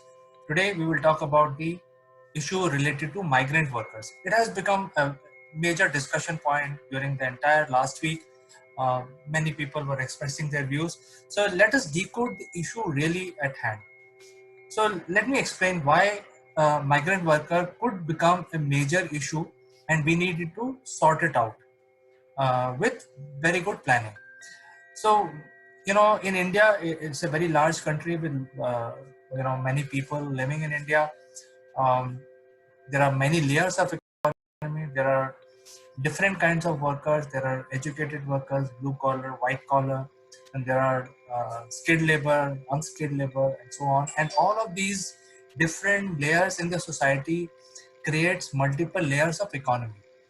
And as you know, the population of India is 1.3 billion, and just 1% of this population work as a migrant workers. So what are these migrant workers? The migrant workers are the people who are predominantly unskilled, and in search of job, they work and basically travel to different cities away from their homes in search of work, and then they work as an unskilled labor in different parts of different industry. So for instance, there is so much production happening in a country like India. There are factories, and the factories are having machines, and a lot of skills are required to start any production.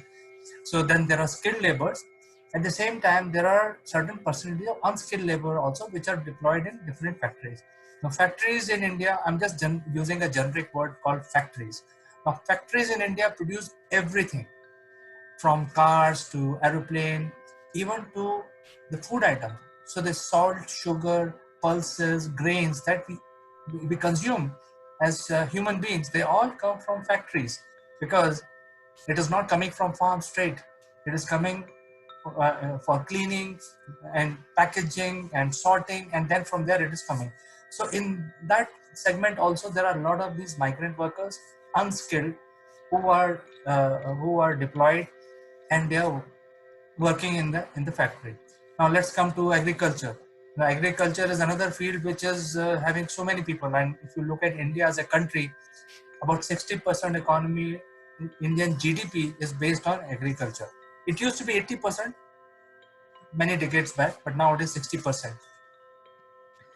And so, the agriculture is predominantly, when we think about agriculture, we start imagining there is a farmer who's preparing the field, who's sowing the seeds, and then who's basically harvesting it. But that is not the case. The farmer actually, he is the landowner, or he is a skilled person in this area, in the agriculture field. So he creates the entire crop.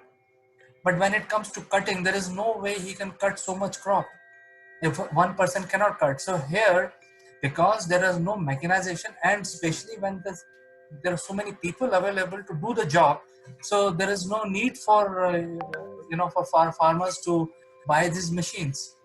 They can just hire a migrant worker for a month or so. These guys will come, they will harvest the crop, and then go back. They make their daily wages and go back to their respective homes. So it is so that is why even in things like agriculture of various kinds in various we have 2 seasons of harvesting in India. The migrant workers have plentiful of jobs during this season, so they actually plan their activities. Sometimes they work as an agriculture labor, sometimes they work for factories, and they also work as construction labor, because construction again has multiple layers. It is highly mechanized in today's world. And now this is one area which is having a lot of migrant workers working for this segment, simply because the largest investor is, in infrastructure today is China, and followed by India. There are so many infra projects of multi-billion dollars happening out of India, and hence there are a lot of migrant workers deployed in these industry, in these different projects in the length and breadth of this country. So the migrant workers are working in all walks of life. So when we there are few other industries. So I think the point that I want to drive is that in the multiple layers of economy, the baseline economy is actually based on the work done by migrant workers. So if you take the migrant worker out of the system, then if we don't see a very good picture of Indian economy, because the baseline is removed. So when the COVID strike happened, there was a lockdown, and the lockdown is now running 6th week now. We have already lived in lockdown for 5 weeks, 6th week running, and that is true for everyone. That is true for migrant worker also. The issue really with them was because they are working away from their home into different multiple cities. When the lockdown happened, they wanted to go back to their respective houses so that they can live with their family. But there was an issue because the COVID-19 was affecting, and the government of India had to come out with an effective plan to contain this infection. And so far, it has been a successful plan done, implemented by government of India and followed by all the states. So far we have seen the infection of COVID-19 has reached only or affected only the urban centers. Because in the urban centers, people travel abroad, they brought the infection back into India, and then eventually it is affecting the urban centers. It has not reached the rural segment of India, which is almost like 70 to 80% of India today. So by making sure that we are under lockdown, the government has ensured that the most of India is protected from the spread of coronavirus. So only urban centers, so now you can identify hotspots and then tackle the corona infection accordingly. Now the question still remains migrant workers, because they are in a limbo.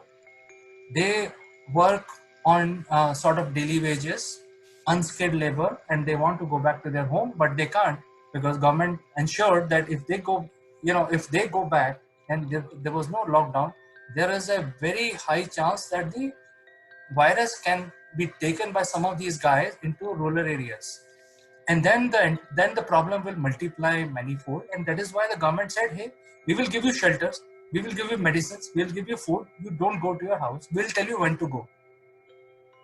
So all the state governments cooperated, they created the shelter for all these 300 million migrant workers across India. So can you imagine that In fact, I have never seen any international media covering this part where the state government followed the central government guidelines, built these shelter for 300 million workers for 5 weeks, gave them food, gave them medicine, gave them care. And now we are seeing the results of this lockdown. The fertility rate for Indians is 3%, which is lowest in the world. The survival rate is highest, which is 23%. So people who get corona infection are getting cured, are getting out of hospital after becoming all right. That is 23%. And the rate of doubling is 10 days. So which is also quite high. I mean, if you look at other countries' database, we are very, our data looks very good. So now so the current lockdown is there till May 3rd. There is expected relaxation. In fact, most of us are living in lockdown for almost like 6 weeks now. And all of us expect that some relaxation should be given. Especially now the data of India, corona data looks reasonably okay. So now everyone wants some relaxation, even greater relaxation with a planned lifting of lockdown is expected.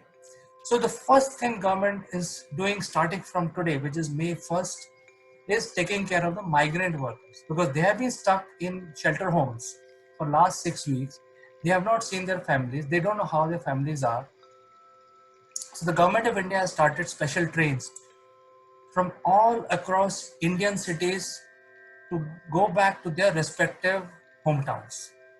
So these, it's a very humongous job to start these special trains to ferry these migrant workers from shelter homes in their respective cities and bring them back to their hometowns. And there could be a lot of activities crisscross in the country, and people from all over the place will go. And obviously there must be some process where government would have started some testing and post that boarding the train, and then when you land in your hometown, there will be some testing facility, there will be quarantine. So all those things are there. But the important thing is government is very concerned about migrant workers, which form the baseline economy of India. And if migrant workers are not kept happy, everything else will suffer. So I think this is a very good move, and all the state governments are cooperating, and all the state government and central governments are cooperating and ensuring that the migrant workers are sent home so that they can spend some time with their family. And when the lockdown is partially lifted, they can come back and start their work in factories and farms and construction, whatever it is. So I thought I will just decode this particular news item. I'd like to know what is your thoughts. I'd like to know your comments, and I will meet you tomorrow with some more interesting subject. Until then,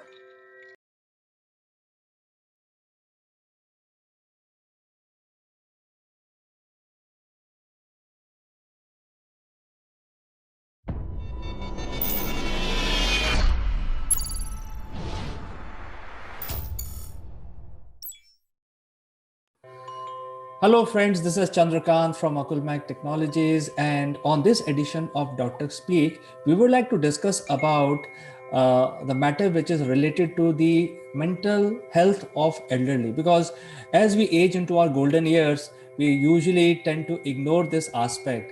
And to discuss this very important matter, we are inviting Dr. Pooja Bedi today in our show. Who will tell us more about this. So without further ado, let me present to you Dr. Pooja Bedi. Very good afternoon to everyone. And thank you very much, sir, for very humble introduction, sir. So it is our pleasure to have you, Dr. Pooja. The main thing about this subject is that as you get into your 60 plus years, the issues which are related to depression and other mental health issues are usually considered as a normal aging process, which may not be the case really. And it may need a little bit of cure or doctor advice. And that has multiplied now with the advent of the lockdown. I'm sure with people locked in their houses, homes, confined to their with their family. It may create such certain situation which may lead to certain serious mental health issues. Would you like to tell us what are those issues and how those can be avoided, Dr. Pooja? Yes, definitely, CK. The first thing that I would like to share, since the population, the younger one, or you can say the my generation, we are well aware that in the Indian family, all the three generations, not if all, but majorly we stay together. The second point that is coming up is that after 60, or you can say after 55, as such, the some kind of mobility issue they popped up. So when they pop up, the mental health issue, which is actually pre-existing, is either you can say overlooked or is just left untreated. So it is already pre-existing, it is overlooked, and now because of the lockdown, or you can say the pandemic has added on to the pre-existing factors, making it a more aggressive manner of expression in elderly groups specifically. So the comorbidity, you can say the physical factors that they were already existing, with the mental exhibition of all these issues, they are actually expressing in a very, very poorly manner in the elderly group. So I would say they are more vulnerable now to mental health issues. With God's blessing, since we stay in a joint family, we are still able to look after the elderly group. But just think the parents who are actually living alone and they have to cope up with first the pandemic, the physical issues, or you can say the present existing disorders they are already going through and the medication they are already going through, that has become an add-on. Now the third factor, which is actually very important, that the elderly group, they are not very versed with the digitization. So the freshness of the pandemic, how it is progressing, how we are coping up with it, how the vaccination is actually coming up, so all those kind of freshness of the news is somehow is not available with the elderly age group, which is more adding on to them. So yes, they are getting affected, and the issues like depression, anxiety, many other actually bipolar also in some cases, sleeplessness. They are cutting off from the social activities, the way they used to do their daily chores. They are not able to do it, or they are not doing it actually. So it is definitely a clear-cut indicator of mental health issues that probably is happening because of the pandemic. So how we can differentiate that why it is happening in elderly? It is happening with us also, and in the children also actually. But since the elderly group is more vulnerable, so it is more pronounced in this particular age group. So I think your assessment is absolutely clear and you're right about it. I think it's a sort of a taboo when mature people like to talk about their mental issues because it may be happening to them, but we don't even know. And the second thing is that the people who are taking care of the elderlies tend to ignore their problems.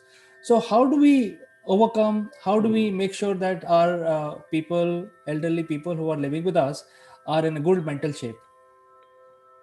Yes, I'll start this answer with a small example. I share an excellent chemistry with my mother-in-law. I just adore her, I love her. But this pandemic has really transformed my relationship totally with her. If it comes to sharing, to take opinion, to give monotonous calls several times in a day, I keep doing it, and the response is so good that she also keeps on doing it with me. So, as a generation that we are into, it's our responsibility to cater for the care, for their medical needs, and for their social and psychological needs as well. So, it's very important that first thing we must do, being a family member, is to be in a constant and continuous be connected with the elders in the family. If we are not staying with them, please give them a call couple of times. The calls are usually monotonous. What happened, kya khaya, but it's all fine. They feel as though they are being little looked after. Now second comes the medication. If they are not able to move around, so much of digitization has happened, technology is there, that way we can cater for their e-consultations and e-medical medicine delivery. So we can do that also. Third is we have to engage them. Now, how we engage them is that we, first of all, we have to look after ourselves, and then we should actually start to cater to have some kind of conversation with them. Conversation can be on a very generic topic that is of their interest, to be very frank, where they are pouring in their views. So they are mentally more active. So they feel that, probably they are achieving something in that particular time by sharing, suggesting, involving themselves into some kind of their old hobbies. Many of the mother-in-laws, they are more into knitting or into drawings, so, or cooking. So maybe some kind of interaction on e-platform where we can actually do some sharing of hobbies. Also, the outpouring that is not coming from the elderly group, that is actually very threatening. So outpouring of the expression is required. If they are feeling low, then we should be so much be capable and be open to their pouring actually. So this is such a crucial factor that make them comfortable, let them talk more, be a therapeutic listener, let them talk what they want to talk about. Sometimes they don't talk at all also.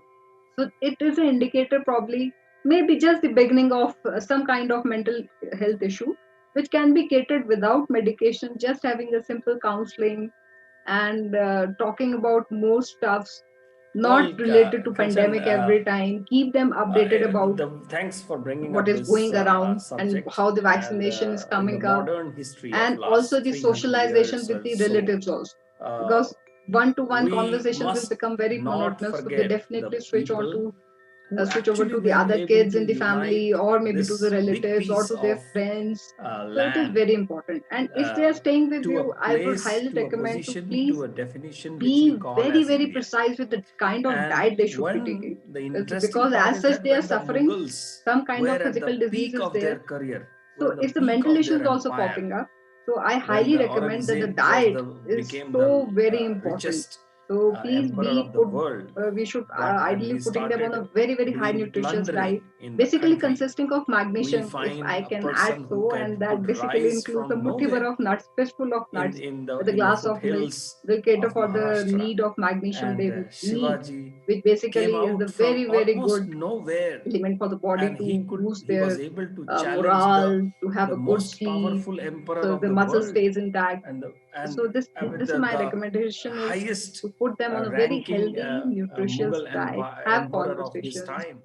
be a And it therapeutic is listener because when of you are catering to the Shivaji that elderly people. actually Mughals started declining in So this now we country. have understood And why that the is something that the the great mental issues man, are cropping the up among Shivaji that elderly, and we have we are also discussing. discussed And I'm about really, some of really the proud to know activities we and can do to understand identify these whatever I issues, have known because about many him, times these are sort of ignored, the especially military in the elderlies. strategist, the So guerrilla since you are a warfare doctor, Dr. expert, Pooja, what is and the the type man of who had percentage not of just the issues that you military see expertise but notice also the strategy in the people who are thinking. coming And for that consultation to strategic you? Is it thinking like was 50% or enormous, that 20%? What even type of people after are having these Shivaji issues passed nowadays? away, the Peshwas CK, that he basically created, actually that it structure, depends on they the were able population, to and the gender also. control the Women are more Mughals. vulnerable to And mental issues from one because time they, after a emperors, while, they they stick to became their just own particular, uh, the comfort subjects area. of the Maratha Procrastination, you warriors, can say, is one of the factors. all They don't because feel of like moving Shivaji. out.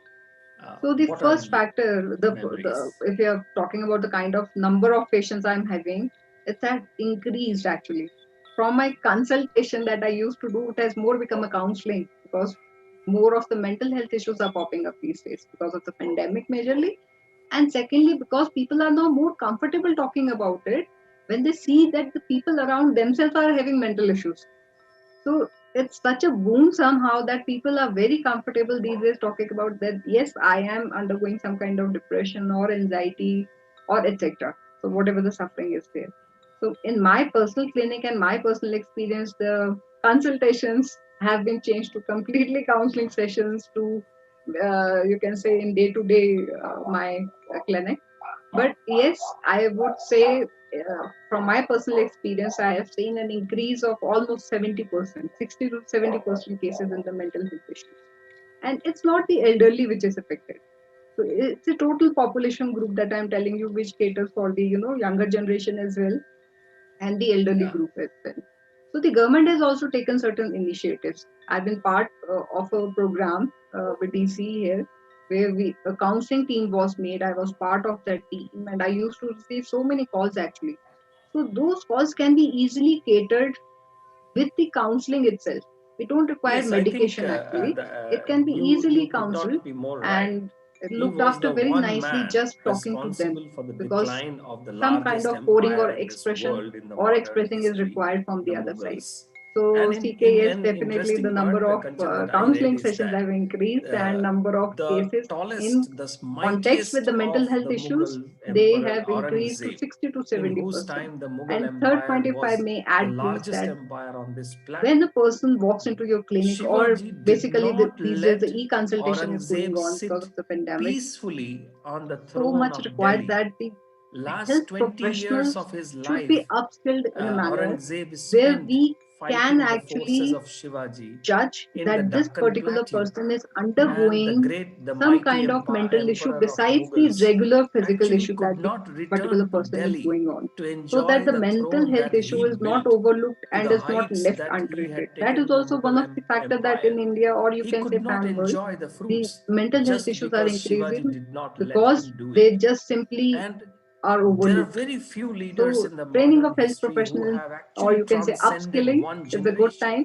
now for the health And today, after professionals almost for 500 to cater years for such or almost cases. 450 years of his Actually, Shivaji's time, humans we are are still the social inspired by animals, that and great I think man. this social touch Even is after his passing, being missed right the now, Peshwas carried on, especially in the his children lockdown. carried And on, important and thing, as you wherever said, they Dr. went, Puja, is that they to actually identify brought the symptoms, and many times what do you these say, symptoms can good be ignored. governance, as you So said. having And identified, they were, and then I think the the offshoots remedies could of be a counseling Shivaji's session with a legacy doctor like is yourself, when we see or in certain cases there could be medicine. So I'm Rani sure Lakshmi you Bai, can we update our see in viewers if Tatya there are Tope, we there is a see in need for a Peshwas, medicine, we then see in medicines may our be available. You can update Marathas in about our that. Yes, army, and of yes, course the definitely. great Indian Uh, Navy. the many So of the I think cases that are coming because of Shivaji the and the pandemic, leaders like they him, are, I they majorly work like treat them glue with the to counseling the sessions, overall because they diverse don't require nation like medication and they India, are very and easily that is resolved in a something couple of that sessions only, needs to be uh, cherished. It in needs the to in the be younger age told, group. and I think But that when we are needs to talking be about the in. elderly age It group needs to specifically, instill yes, they the do require medication self-respect because the indicators are that pretty much the clear. British had Usually, they are actually taken accompanied by out of the us. family member, and they keep on telling us certain indicators like they are not taking bath every day. The kind of seizures they used to watch earlier, they have stopped watching it. They are not into religious activity. Also, they are quiet. They are sometimes just panting and remembering certain particular sentences. The memory is affected. They keep on repeating certain questions or sentences. So everything is a very clear indicator that they are undergoing mental stress. And if the counseling session is not working in one odd session, then they definitely require the medical intervention. That is for sure. So yes, medicines are available, but more or less it depends on the case and the severity of the indicators. So it was great talking to you, Dr. Pooja, today. It was wonderful session I had, and there's a lot of learning, and also learning about how to identify the symptoms in the first instance, and then making sure that we have the right advice and the right counseling, and the medicines are available to solve this issue. And these medicines may be very low cost medicine, I'm assuming, but important thing is to identify these things which are totally ignored among the elderly. So thank you very much for finding time today afternoon, coming on our show and talking to us and talking about this very important subject. It was our pleasure. Thank you, CK. Pleasure for me. And stay safe and healthy. Thank you, Dr. Pooja, and we'll talk to you again on some very interesting issue related to healthcare in the next episode. Pleasure. Pleasure. Thank Bye. you.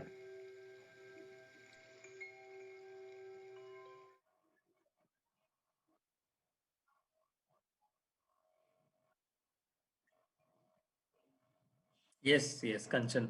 And Shivaji is something that this country shall always remain indebted to, because the modern nationalism if the start of modern nationalism can be said to have started from Shivaji's time, where he could think about this whole landmass as one nation and a community which believes in a certain kind of a governance and which respects its people and also focuses on the welfare.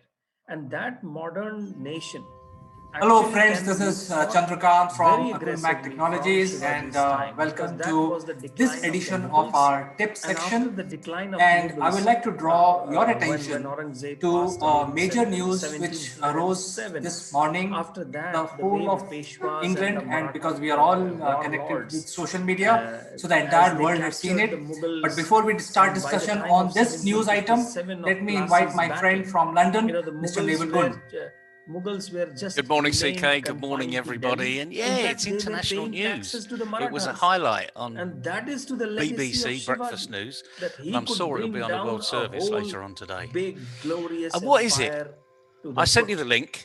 And What then is it? What the is the last news, do you nail think? was Well, I don't want dealt by the to spill British the beans, who but took away since you asked me the this question, I can tell completely you that there is a from the photograph of a Mughals, person standing in a busy and that's area, where the British took over. sort of a The railway only station small or a bus point that I station, want to and he's make got here, something Kanchan, written through on a this placard which is hanging program from is his neck. that I So, always wonder, but and I when leave it to you to explain it. I want to meet Well, it's really someone who can simple. You know, actually what we explain hear us today is there that are no when the jobs. Marathas after And Shivaji, even if there when are they jobs, were what's the able point to of control applying? Because Delhi, there are so when many they people were applying able for to jobs. control and demand And I taxes, go online and I protection put my money CV through from and the I never Mughals, get a response. why did they not choose to take When the they do a throne of recruitment Delhi fair, I turn and up and I become never get the a real, response. We put hear a this all the spot the time, British and at everyone that says, point in "Oh, it's time? COVID. You How know, why could they bother?" fail to see You know, what was the coming? point is, if And you that want a is job, something, you need to if go they would have done and that, get a the job. Shivaji's It will glorious not come years, we and should have land in your seen lap. much earlier You need in to the network with independent people. India. You need to do What do you something that other people perhaps aren't doing. So the common thing that people do today is they go online and they're trawling through all of the job sites and they're just applying, adding their CV that they've spent perhaps a couple of hours working on, and they just send it. Is there any reason, is there any wonder why you're not getting a response? Because you're just a Me Too. You and I talk about Me Too businesses all the time. You need to be different. You need to be doing something different to get someone to think, actually, this is a person I want to interview. Not give a job to, this is the person I want to interview.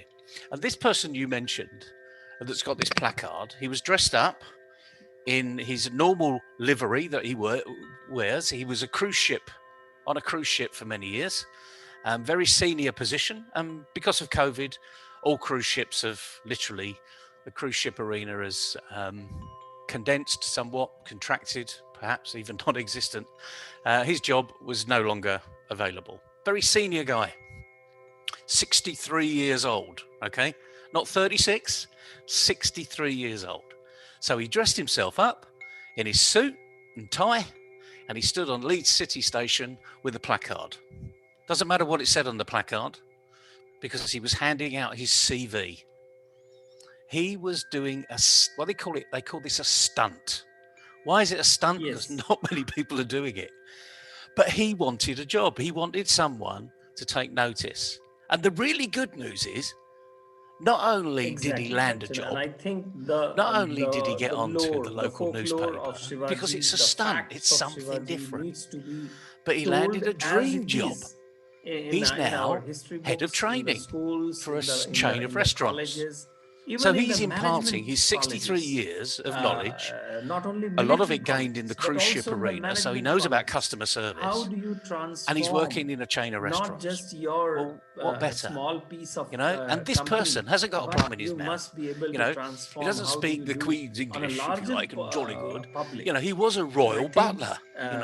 That's his history. India has So he was treated the really modern India, the properly independent trained. India Now has he's treated imparting well that to a Shivaji, whole Chhatrapati new Shivaji arena Maharaj. of And I think not just the restaurant most chain, of us but young and who old people. have learned This about is how him we do it. should Copy me. not just do the lip Copy me, service you'll of get it talking right. about him, Well, but do it's a something fantastic about story. him Okay, in fact, but it take all his legacy started forward, with learn about someone him. doing In fact, something I'm different. surprised, Kanchan, that is And how still many times do you and I lot talk of the about do something literature different? written during Well, Shivaji's time the still is in inspiration that I'm Marathi, and it getting has from not this been story, translated into Naval, is Hindi or that English you have for us to to read. shorten the And I curve. think that When is you're trying important for a to job, come you out are, as you said, me too, what and you happened. are lost in And the there ocean is no of thousands wonder of that our applications. National Defense Academy, Many years NDA, back when we is in used to Pune, advertise, like 20 which years used to back, be the and capital there of used to be fax Chhatrapati machines, Shivaji Maharaj. and we say that, hey, we need this kind of person to be employed with our company.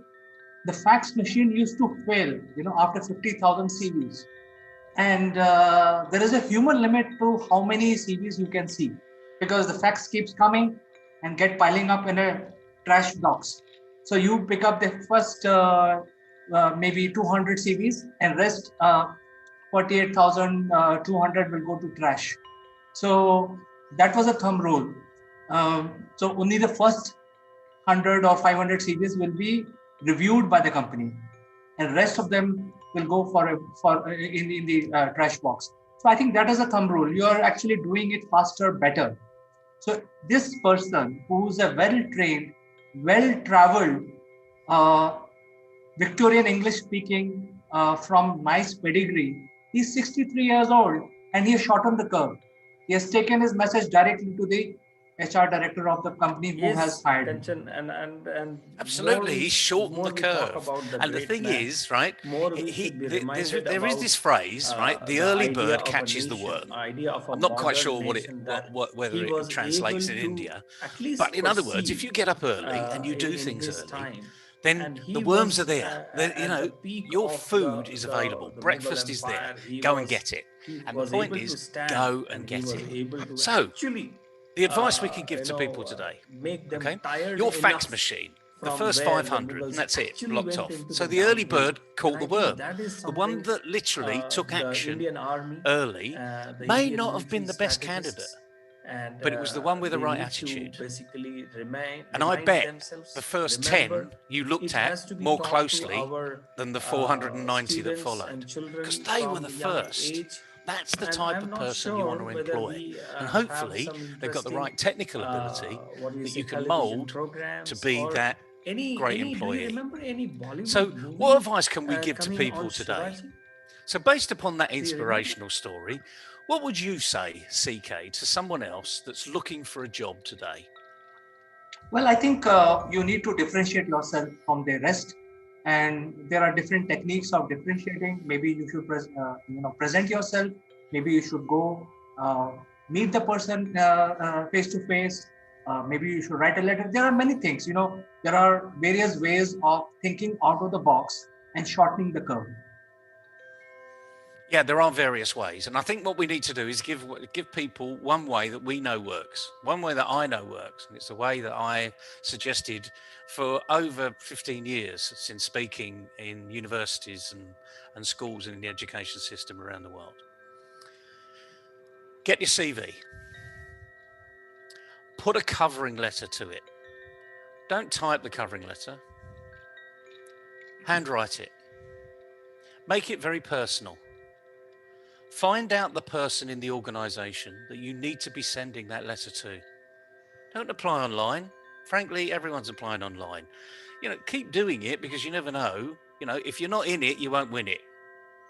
But do something different. Send a personal letter to the head of HR, the head of the department, someone who's influential in the organisation. Tell them why you've seen the advert, or you haven't even seen the advert. This guy did not see an advert. Yes, There was no and advert. May I take He this was the opportunity advert. to suggest He prompted in a conversation. that they Were should they take looking up for a something head which of is called recruitment, or a history head of tour. marketing, or a head of Like training? they I should don't take know. a I can't history answer that tour question. and take the But students I know they weren't advertising. the trails of Shivaji, something So that's like the issue. that. Some Trails of jobs Shivaji, never from get where he advertised. started, the kind of Here's an great opportunity. military Write to the strategic people forts involved. he built. Be the kind of personal. forts he built, the kind Be of unique. military warfare Because I he did, guarantee the land that he that is the early traversed bird that from will catch the worm. Maharashtra Because to you will spark then Delhi, something and in then the other again back person's from there. All thought his process. the They trails will of respond to Shivaji you can because be a you've good taken history tour time for the school children. out It of could the be a ordinary. good You haven't history applied tour online. for the You've taken personal historians. time. It could You've be a looked at great the history organization. tour for the You've told them why you interested want to people join in them. history, You've in the given them modern your Indian history, experience. and They people will should respond to actually you. go. It can be And the developed issue as a is tourism here, if they also. don't respond to And I you, think you that don't want to is work for them. needs to be charted out Because they so don't value maybe people. that's So a there's befitting legacy. there's two And I wins think here. why The Bollywood first win could not is if make they a respond to big you, movie on result. Shivaji is because he's too I big of a can't subject guarantee to you'll be get an handled interview, in just one but I think movie. you're going to have a better chance of getting an interview than anybody else. The second thing is if they don't respond to you, bing, bing, big X. Do not approach that company. Alternatively, it gives you an opportunity to write to the chief exec and say, I wrote this very personal letter. I'm disappointed Jai that this Bhavani. person couldn't even respond to me. And see what the chief exec says. Because they will not like that, I can assure you. If they're a leader, they will not like it. And the other thing is, if you don't get a response from the chief exec, Pani Puri. it's not the first Pani cross, Puri mein it's kya not ho the raha second hai? cross, it's 3 crosses. 3 strikes, you are out. And then you could go publicly, and say, these people don't even respond to personal letters. Why are you buying things from them? The world needs organizations that believe in people and they believe in you as customers. So you're going to be doing a great job for these customers that are out there. So there was a great phrase many years ago that was unfortunately a spitting image character. I think for those that don't know spitting image, I suggest you look it on YouTube because it's very funny. They take the mickey out of politicians, they make a puppet out of the politicians, and I can assure you it's not a very flattering puppet. It accentuates the negative side in individuals. And there was a person called Norman Tebbit in the UK government, in the cabinet, and he said, get on your bike. In other words, it's your responsibility. Go and do it. Don't just wait for something to land in your lap. It had a different connotation then. But get on your bike. Do what this guy did. Put a placard there. You can't stand in Leeds City Station if you're in India because it's a long flight. But you can do something similar. Well, in fact, this has given me ideas, our discussion today. And the key here is to create a differentiation for yourself. And if you send your CVs, you will be lost in the thousands and thousands of portions of CVs, and there is a chance that you may not be able to differentiate. So there is a method of building a presentation, sharing it about you to the person of the company that you want to get hired, or we can help you actually get interviewed with us, and that will be a great differentiation because you will stand out. Send this video to the company where you want to get employed, and that will be a clincher because now you're differentiating yourself. Well, the interesting thing is we are doing that in a competition, as you well know, in the SOTI Awards. It happens to be Wednesday, I think, yes. So normally we would have done a SOTI Wednesday, but this is the SOTI Wednesday. It's the Speaker of the Year Awards. And the thing is, here's an opportunity. Get involved. Your video will be in front of thousands of employers around the world, and someone will employ you, just like this guy stood on Leeds city centre right in the middle of the railway station with a placard. We're doing the equivalent for you. We're not making it hugely easy because you've still got to do all the work, but we're giving you a platform where it can go. So rather than stand on platform 9 of Leeds City Railway Station, you can sit on our platform. There's a bit of a plug that we didn't even think was coming out of today, but it is about uniqueness. It is about you selling yourself. And a lot of people don't know how to do that. But frankly, this person at 63 years old did something different. Why don't you? Don't give us excuses.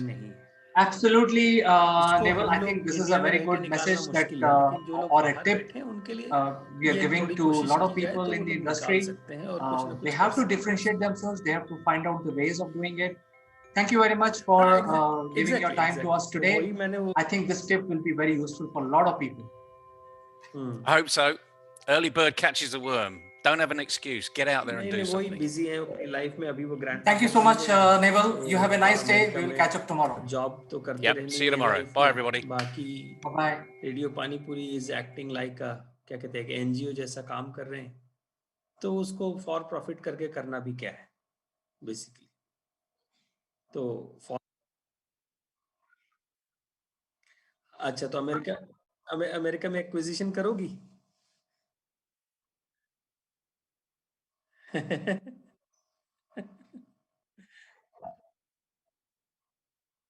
हाँ।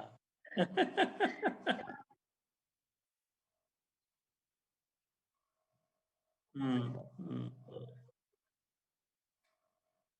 या हम्म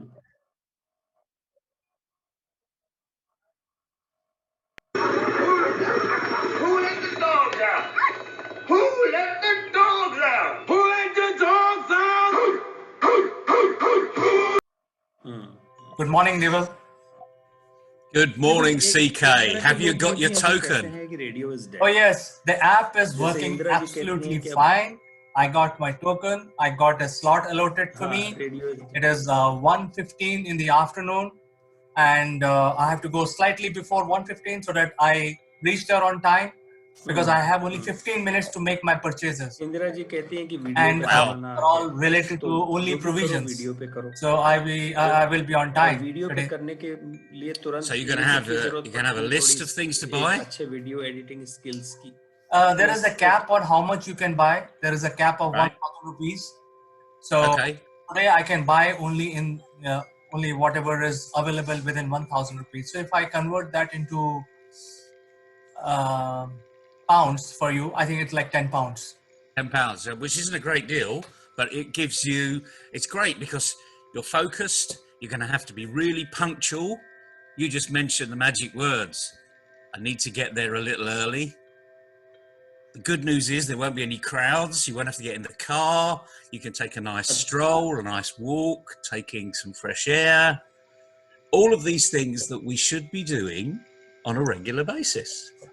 Having that little, we always talk about this routine, and that's a brilliant part of the routine, because guess what? If you miss your slot, the good news is you save 10,000 rupees. The bad news is you don't get your provisions. So it's really important to be punctual. How many times do we say be punctual? Be on time. Get to meetings on time. Say it all the time, don't we? And that's what SME owners should be doing. And over here, we celebrated you had your Corona champions the other week. Everyone got out of their rooftops. We call them Corona warriors, which includes the medical staff, police, law and order apparatus, the municipality apparatus, the entire people who are actually going out and helping rest of us. So we call them Corona warriors. But not only are they helping, they're doing their job. That's what they're paid to do. These are really tough times, but they're being asked to go beyond the normal, because they're having to deal with people like us, and sadly there are idiots out there partying and barbecuing and just not being smart, being normal human beings. But last night, 8 o'clock UK time, we opened the doors, made a huge noise, and anyone can go and Google it, and they'll see people applauding. We just called it the NHS last night. I'm sure we'll be celebrating the rest of our warriors I like eating khichdi and watching as we go forward. But it's the weekend tomorrow. You're halfway closer to it than I am, being 5.5 hours ahead. And then that's the time to relax. So all this week, all of the listeners on here have been really focused on their business, Have you been focused on your business? Oh, yes. Have you been contacting people? You have. But I wonder how many others have. So here's an opportunity now. Forget what's happened in the last 3 days. Get yourself ready today for Monday morning. Get yourself into some very practical things. I think ऐसे ये जो तुम्हारे साथ जो भी weekend कर रहे हैं ना, I think this has given me an idea. Let us put aside some few hours, 1 or 2 hours during the weekend, and think about doing things which we really like doing. And then getting ready for work, I think but not actually physically going. Let's do a mental thing, as we said this before. Mentally go to work. You open the door, you get in the car, you have all the aggravation of the journey. It's an hour in heavy traffic. Look at what we're saving. The hour in heavy traffic's gone. Magically gone because we're staying at home. And then get yourself into a workplace. Get your workstation. Find a place in your house where you can go and work. And don't have it cluttered around you, because cluttered is what we call behavioural waste. But make sure you've got plenty of water, because you need to hydrate. And modern Shivaji I have lots of coffee as well, so. But you just have what you normally do. I mean, anything other than common sense, CK? Yeah, I think I just want to add, while having water, if you can make it lukewarm, mix a little bit of basil, it'll it'll have a very good effect on the people actually, and yourself. Oh, there you go. There you go. We're becoming herbalists as well here. So just that's a little added advice. If you like it, do more of it, as they say. And the little and often. How many times have we heard a little and often? And there's a phrase I saw recently. It said, if you're having to listen to it 3, 4, and 5 times, you didn't listen the first time. Right. So it's just about learning how to listen. We're giving some cracking advice here, which is nothing more than common sense, because you've been doing it for nearly 20 years. I've been doing this for 20 years. My workspace is well defined. Even when we're having building work in the house, I need to find workspace where I can go and work. You need to get that into your routine, and it's simple. So forget what you've done over the last 3 days. It may have been good, bad, or indifferent. If it was good, great, keep doing it. If it wasn't so good, get a clean sheet for Monday, but do all the planning today. There's a half a day left in India, and this is your week off. So use it wisely. Recharge the batteries. Anyway, day 3. I'm not going to see you on day 4 and 5 because we're taking the weekend off. Okay, CK, right? This is weekend off, family time. So I'll see you on day 6 on Monday morning. Same here, Neville. Have a nice day, have a nice Friday, and enjoy your weekend. And you. Good luck, everybody. Bye-bye. Bye-bye.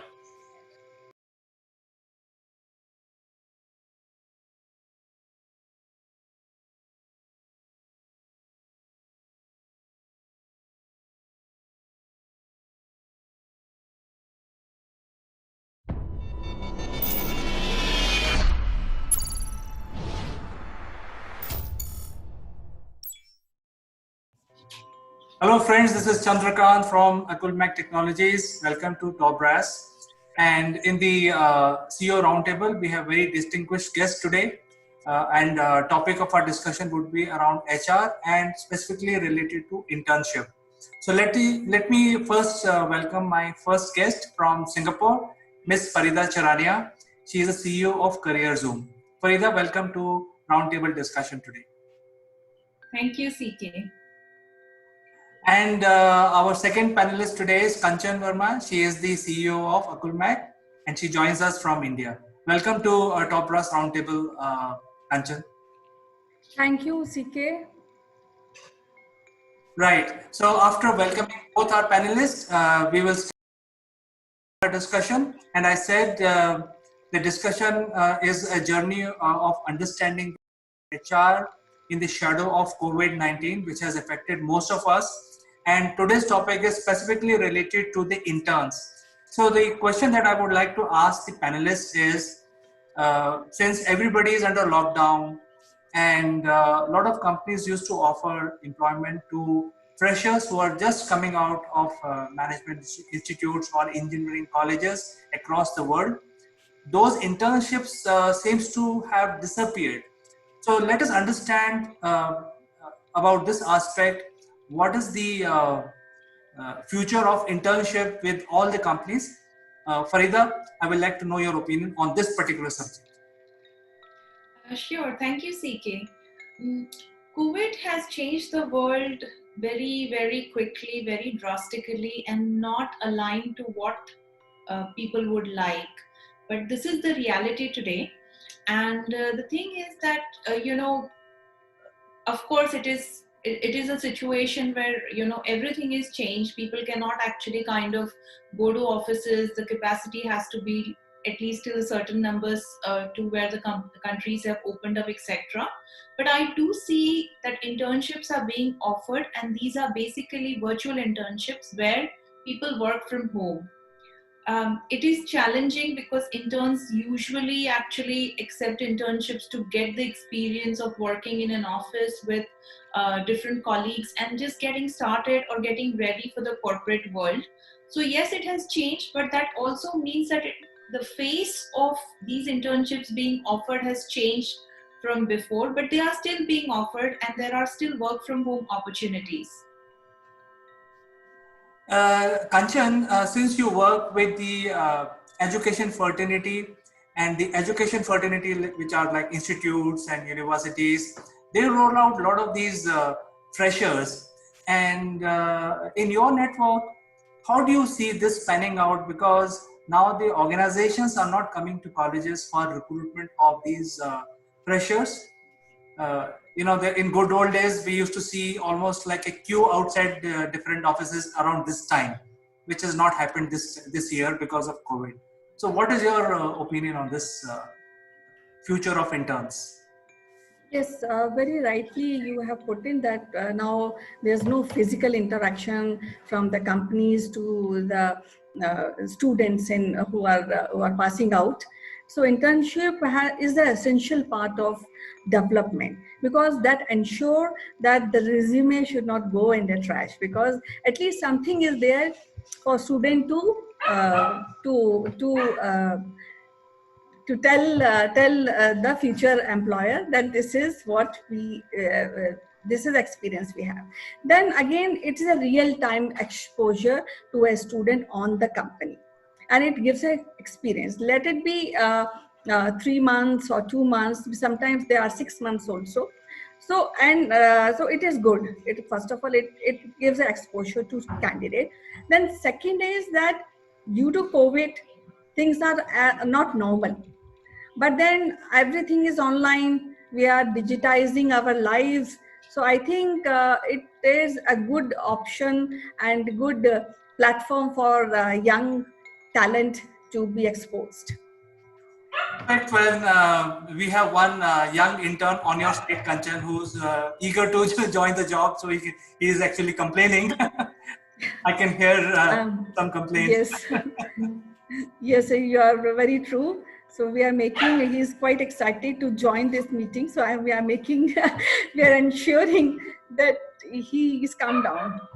Okay, fine. So Farida, now the situation is slightly different.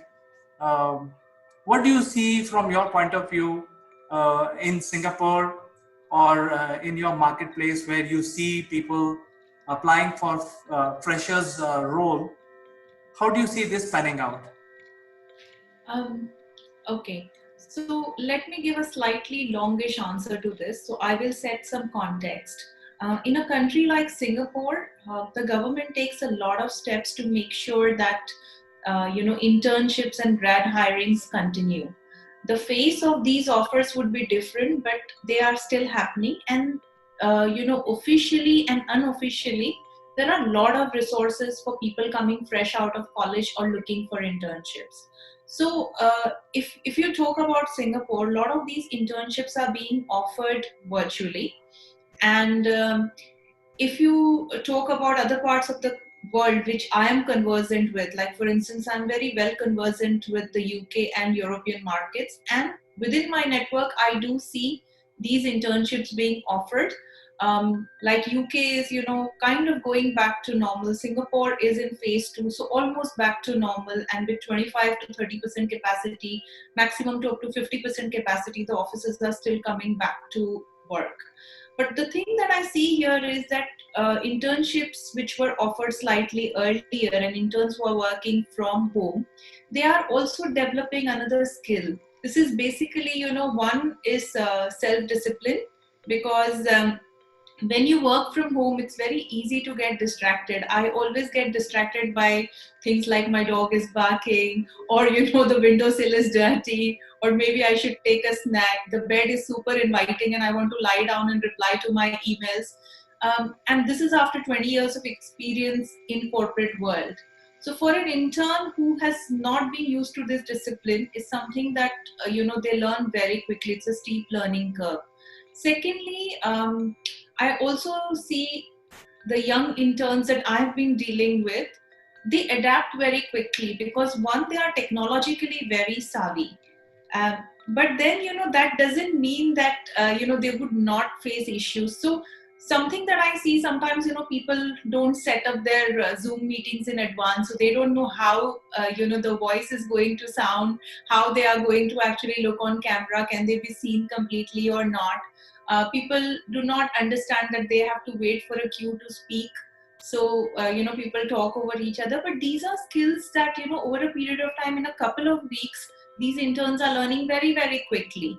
So this is just opening up a completely new, training for these people, because they are getting exposure to remote working very early on in their life. So this is a difference that I see. If you are asking me a specific question, please ask, because I love this topic and I have seen so much in the last few days that I can go on speaking for a few hours. Yes, I think the specific question that I have in my mind is, earlier we used to always have Saturdays and Sundays, especially the HR people interviewing the right mix of interns for their different teams. Now HR is operating from home. Companies, as you said, 30 to 50% are operating from home still. And the interns are obviously have to come into Zoom meeting or some sort of other meeting. So what kind of jobs these interns can be given first, so that they can be interviewed appropriately? And second is, what is the modus operandi now? Because interview on a Zoom or a video platform is fine, but how they, what they will deliver during the internship? Sure. So I think HR, the role of human capital management or human resources has changed very, very quickly, and this pandemic has been responsible for it. So earlier, it used to be assessment, checking whether there is relevance, and then bringing on board someone and then assigning a project, because most companies would have a few projects which need to be done, and they would assign those projects to interns who come in. Now the face of these internships, I see it changing very, very drastically. So the thing is that because it is remote work, they have to be put in a project which they can actually add value to. So it's no longer, photocopy my papers, go and get my coffee. That doesn't work. It's a very specific thing that most interns are asked to do. Like, for instance, if it's market mapping, they are told exactly what they need to do, and they are expected to execute it exactly the way they are trained to do it. The training is also very, very quick. It's mostly video calls, Zoom meetings, etc. And they are trained how to do it. So let's take an example. For instance, it's a new market entry for a company selling software. So the instruction to the intern is very clear that it's a market mapping exercise. I want to know how many companies within this particular sector operate in this particular geography. Once you've made a list of those companies, I want to know what are they using for this particular capability at this point in time, what software are they using, or are they not using anything. Find that out, and who are either the influencers or the decision makers for that particular capability for that particular company. So it's very clear, timelines are very clear, and I think with all of this, the working has become a lot more efficient. So efficiency is one more skill that the interns are learning as well. So this is one example of a project. Another project, so there are several projects, for instance, say in data science, where, a certain programming needs to be done just for a certain part of the software. Probably just creating a UI for a new product line within that particular software, etc. So very clear, specific instructions are given and very clear results are expected. So I think that way this entire thing has become very, very efficient. What, probably the people who are doing internships, the young people who are doing internships are missing out is on, interaction with other professionals. So that is what I see, but then there are other skills they are developing. So yeah, so that's what I see from my side. Farida, you have raised a very pertinent point, and now we will shift our focus to to Kanchan, who works with a lot of universities across India. So clearly, from Farida's narration, we know that there are new skills required in order to fit into the new environment. The one of the skills required is basically how do you get into a video conference. So, and second is how do you deliver when you're working from home, and what are the skills required to deliver that job. So, Kanchan, my question to you would be. Uh, are the universities equipped enough to impart these skills to their students so that they can be successful in their internship role? Uh, this is a quite a interesting questions, and I would like to tell you that currently, because this pandemic has changed so many things overnight. So currently, universities are not equipped to really go online because there are many issues. But when we are talking about internship, because internship is not only only getting a kind of experience online, but it also industry sensitive, because every industry cannot enjoy the platform of online internship. So that is a very, very crucial and critical aspect of for internship going online, and then the aspect of delivery come later, because first they have to learn basic how to be presentable, how to be good communication, how to be a good listener also.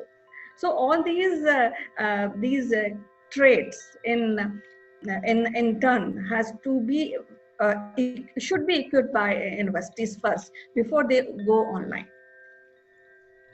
So I think from our discussion today, we clearly realize that there is a gap in the skill sets which are required. And I think we are talking mostly about the IT and IT ES services based company, but I think the industry is much, much bigger.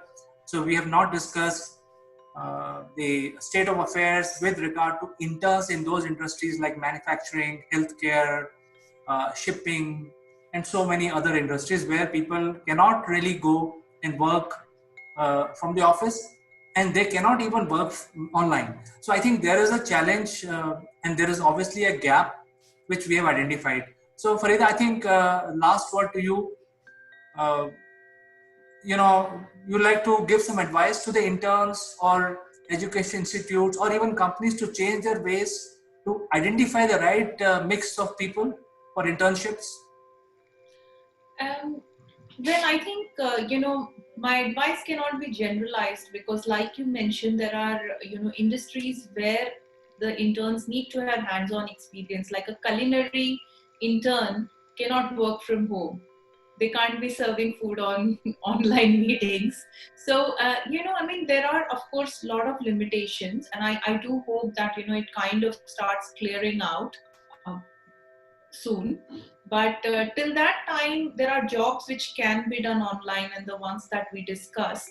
I think one of the things that anyone who's taking up these internships and delivering their projects online, they need to, like Kanchan said, they need to also be a very good listener, because they will otherwise end up talking over each other. It's very important to self-discipline. Though, this young generation is very, very well conversant with technology, but there are a zillion things that could go wrong in an online meeting. So please always check, do a sound check, do a video check. Do not just start working in your pajamas, because it's not good. Freshen up and work as you would work from the office. I've been in the business for 20 years, and even today I do not actually start my work before I am dressed like I'm going to office, because it just doesn't give you that feel. So don't take it easy because you are at home. You are still working, and treat it as a job that you're going to office and people are watching you, because trust me, that will make a lot of difference in the way you deliver projects.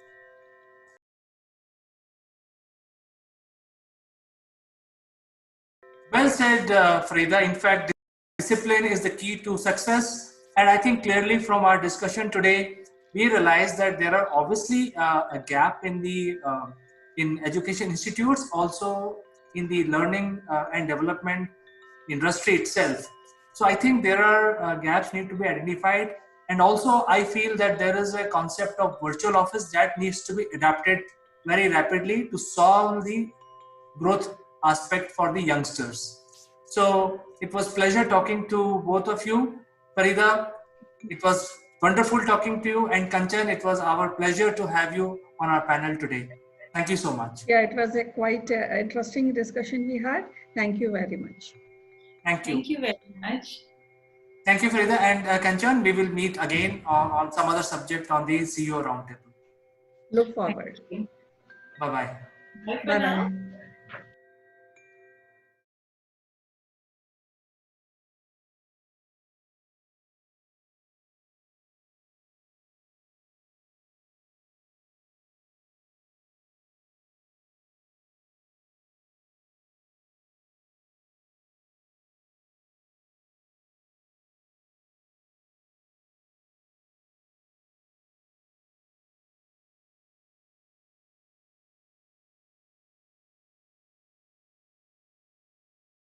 This video is sponsored by Single Point Solution. Single Point is pioneer in production and distribution of electric vehicles like electric bikes, electric scooters, and three-wheelers. Single Point also provide consulting services to small F players.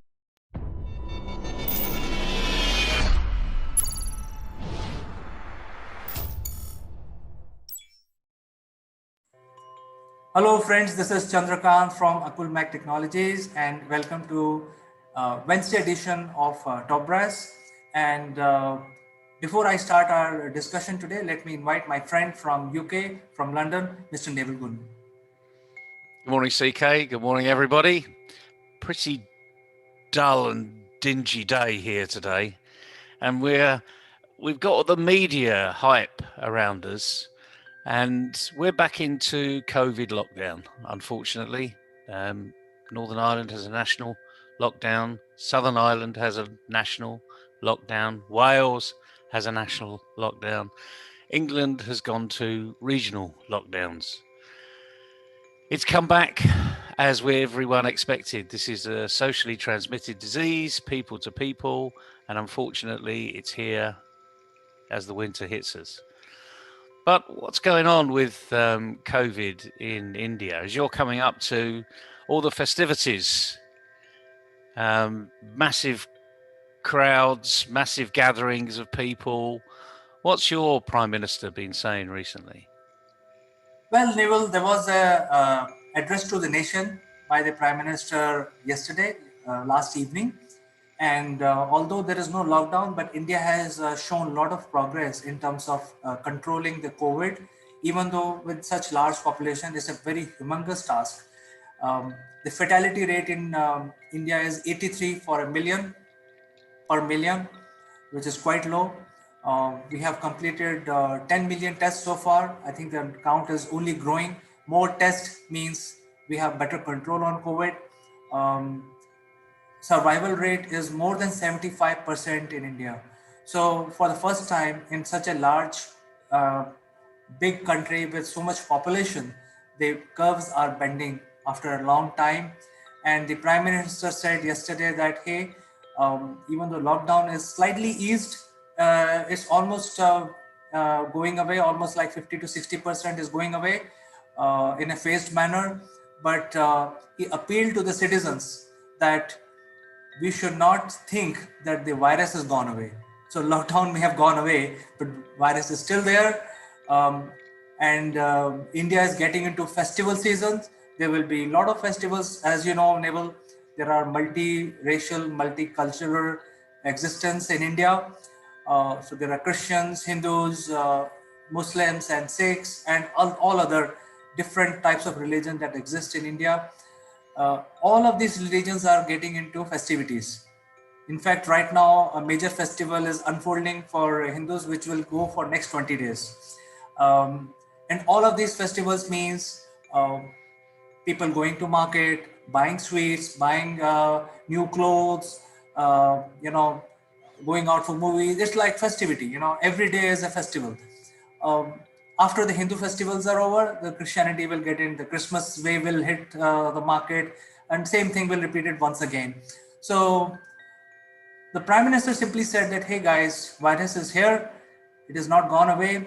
While we celebrate festivals, make sure we follow the guidelines, which is social distancing, wash your hands frequently with soap, and make sure that wear a mask. So very simple advice to citizens of India to ensure that we don't uh, lift our guard.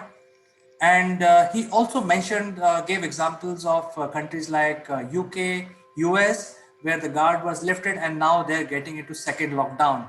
So he said that we should not be committing that mistake. We have had a better control and we should continue that. While the government lockdowns are lifted in a phased manner, but people should show maturity and don't think the virus has gone away. So very simple message, non-political from anywhere. He spoke like a great leader, and he thinks that entire citizen, all the citizens of India, are his family members. So I think it is a good advice from an elderly person.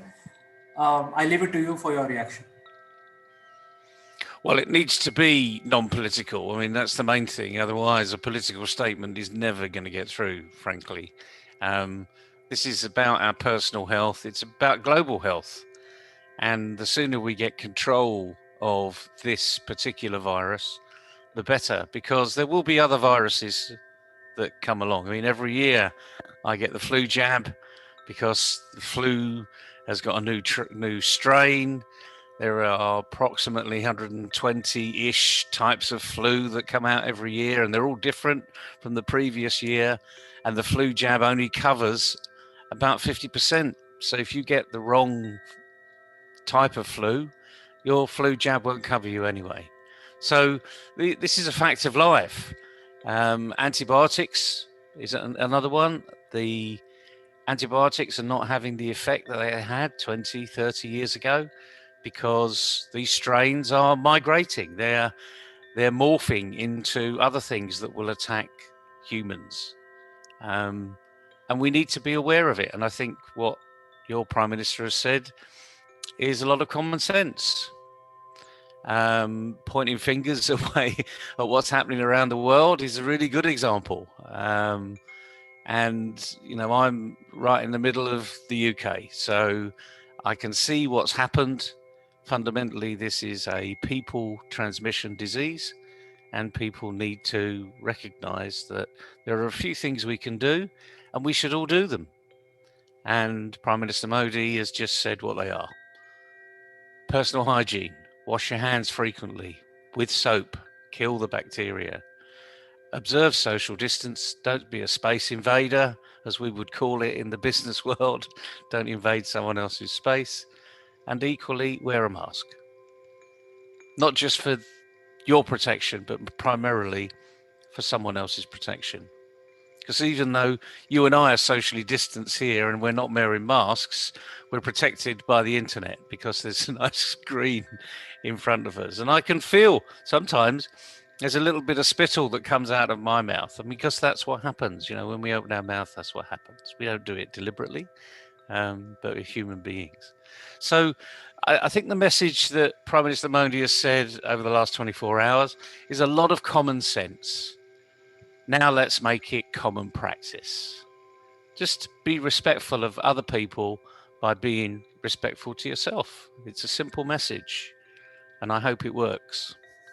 Absolutely, Neville. In fact, I want to add one more thing here, which is happening globally, and India is playing a major role here, is the testing of these vaccination.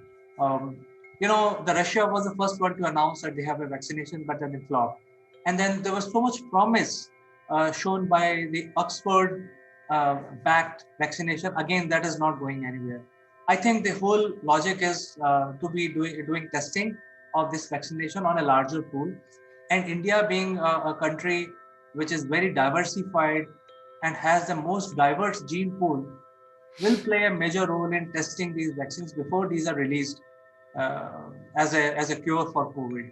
So I think that is another activity which is being played, and that is why the vaccine release is really delayed, because the testing is not done properly by these companies. But Indian, there are, I think, what I heard correctly is that nearly 20 pharmaceutical companies are also working on it. They are doing testing. So eventually, the vaccines, until unless they are tested on Indians, on the Indian subjects, there is no point in releasing it globally. That is another thing which I want to share. Well, you're absolutely right. I mean, I mentioned the flu jab. If you're only going to be protected for 50% of the potential flus that are coming through, we need the coronavirus jab to be far more protective.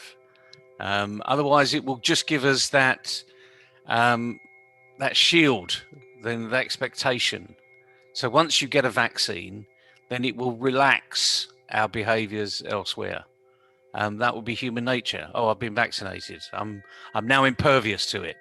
Well, the reality of life is you're probably not. You may get it, but you won't get it as badly. And the only thing I would say as well, we hear a lot in the UK and in the Western world about long COVID. And this is about people that had no symptoms, had no problems previously, and yet this COVID bug has really affected them for the long term. People that, sports people that have had absolutely no problem previously, are now taking an inhaler twice a day after 6 or 7 months having caught the virus. So it's here to stay. We need to work with it. Don't be frightened of going out. Do the usual things, which is basically about personal hygiene, really. So again, we'll reiterate what Prime Minister Modi said. Wash your hands with soap. Be clean, basically. Observe social distancing. Don't be a space invader of other people's space. And wear a mask. These things are going to be difficult in your upcoming celebrations. We know they are. Having been to India in the past and celebrated Diwali and the Colour Festival, which was always great, with people throwing colour at each other. Absolutely fantastic. You recognise the closer you get, the better coverage you get. So you're just going to have to be a little smarter in this day and age, and be safe, because that's all we can be. Absolutely, Neville. I think thank you for your analysis on the Prime Minister Modi's speech. I think all Indians would be quite conscious about this. They would take it in the right spirit. They will follow the guidelines, which are not very difficult, very simple, 3 guidelines to protect yourself and protect the community. So with this, Absolutely. I thank you for your time today, Neville. We'll catch up again tomorrow. And you have a nice and wonderful day ahead in London. You too as well, CK. Be safe, everybody. Thank you. Bye-bye.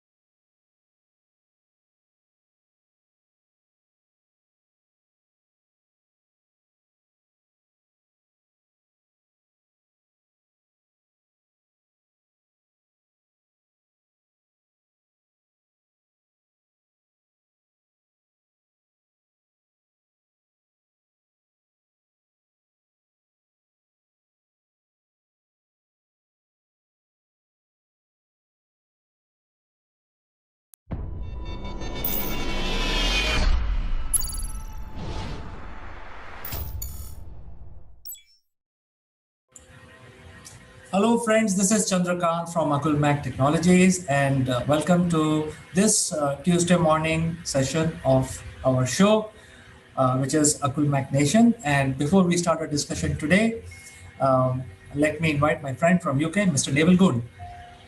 Good morning, CK. Good morning, everybody. And the news of the world is COVID and vaccination.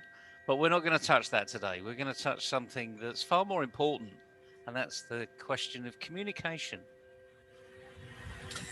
Yes, Naval. In fact, the topic of discussion today, which I feel is important for our viewers, is taking a cue from what happened in the Capitol Hill, where the social media, especially the Twitter, played a role of instigating certain mob, and they sort of went inside and created a ruckus inside the assembly of United States, and then subsequently. Um, Mr. Trump's accounts were banned for life. Various social media players announced that he will not be allowed to put any update, either tweet or Facebook update or something like that. Probably Instagram also. At the same time, WhatsApp now, which is part of Facebook, has announced their new privacy policies, and the way they have announced is that when you look at your WhatsApp to see a message, there is a pop-up which is visible to you, and then it says that kindly review and accept. So in most cases, it is like an auto suggestion in our mind today that if we see a privacy policy, we just say, okay, go ahead and let's do it. But this time, I think it makes sense to read them carefully. And what has happened is WhatsApp now wants to integrate their platform with Facebook platform, and the ownership is with Facebook anyway. And they want to leverage WhatsApp, which is connected with the mobile phone, as a choice platform for their business application.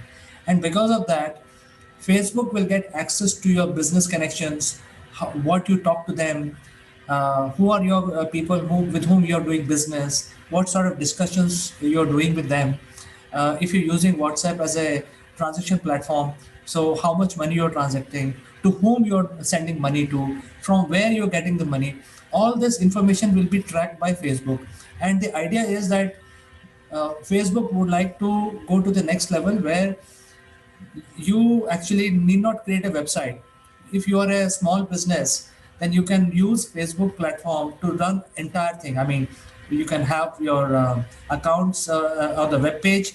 You can also have your bank account linked with Facebook, and you can pay and receive money from using WhatsApp. So I think the world is moving that way, and what I see is that the chain reaction of this will impact all of us, and that is why I wanted to bring this as a discussion point. And I'm sure you're also aware of these things. So, what is your opinion on this? Well, it's an interesting transition, let's call it, because let's face it, everyone's moving into the digital world. All of our communication, whether it's bank transfers, physical discussion, passing messages from one person to the other, this is all about the speed of communication. And particularly in a business arena, we want that to be faster. We always want it to be faster. We don't want to slow down the opportunity. We want to make it crisp, clean, and clinical in many respects. I'm in two minds, frankly, over the issue of what Facebook and WhatsApp are doing. I mean, most people knew that WhatsApp was part of the Facebook arena anyway. For the majority of people that I know, they just use it as a communication media. So you and I, for instance, you're in India, I'm in the UK. We tend not to use it much for voice, but we send messages backwards and forwards. If any of those messages were intercepted by Facebook, would it make a massive difference to our business? Absolutely not. So it's an issue of what do you do in these media, and not necessarily what is it stopping you doing, with these new rules. And you're absolutely right, CK. Most people these days, and I'm guilty as well, it will say, will you accept cookies on this site? And I mean, who is going to go through that website and actually click out the cookies that put the privacy rights? I just want to see the website. So giving them the cookie access, what does that actually mean? Be honest with you, if I'm just looking for a short period of time on there, it's just giving them feedback as to what pages I went onto. So it's giving them artificial intelligence that they can perhaps improve their offering. So, when it comes to cookies, be honest with yourself, everybody, who actually says no? I'm not going to be a part of your cookie regime, because if you say no, you can't see the site. You don't get access. So everyone clicks on yes. I'd want to go back to the fundamental parts about what this is, about the communication media we're talking about here, because communication is the lifeline of any business. You immediately get feedback from your customers, from your team. I mean, I know so many people that use WhatsApp as a team media. Is it secure? Well, it's as secure as they need to make it. I know some big IT companies that use WhatsApp.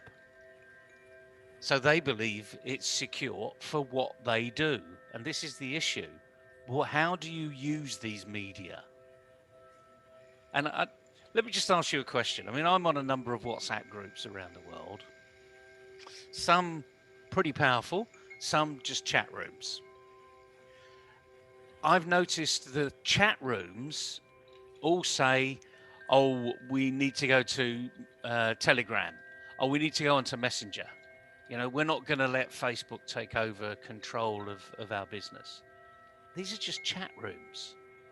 Now, I'm sure, someone out there is going to say, yes, but it's data, it's valuable, it's your personality, and they're stealing it. Well, if you're on Facebook already, they've probably stolen everything they need to steal, frankly. And we do rely upon these platforms, to be ethical. And I'm sure you've seen most governments around the world, certainly the UK, have been very critical about these social media platforms, closing people down for propaganda. I mean, the whole ISIS arena, months or years ago, the government was very critical about people being groomed through social media. And, the social media platforms shouldn't allow this type of grooming, because it's unethical. So I've passed a few things back to you as ever, CK. So have you seen a lot of people on the WhatsApp arena suggest Telegram, or there was another one that was suggested that was closed down actually last week because of its propaganda? The funding was pulled. Have you seen people just suggest another platform to go onto? In other words, in desperation to get to something else that perhaps isn't controlled?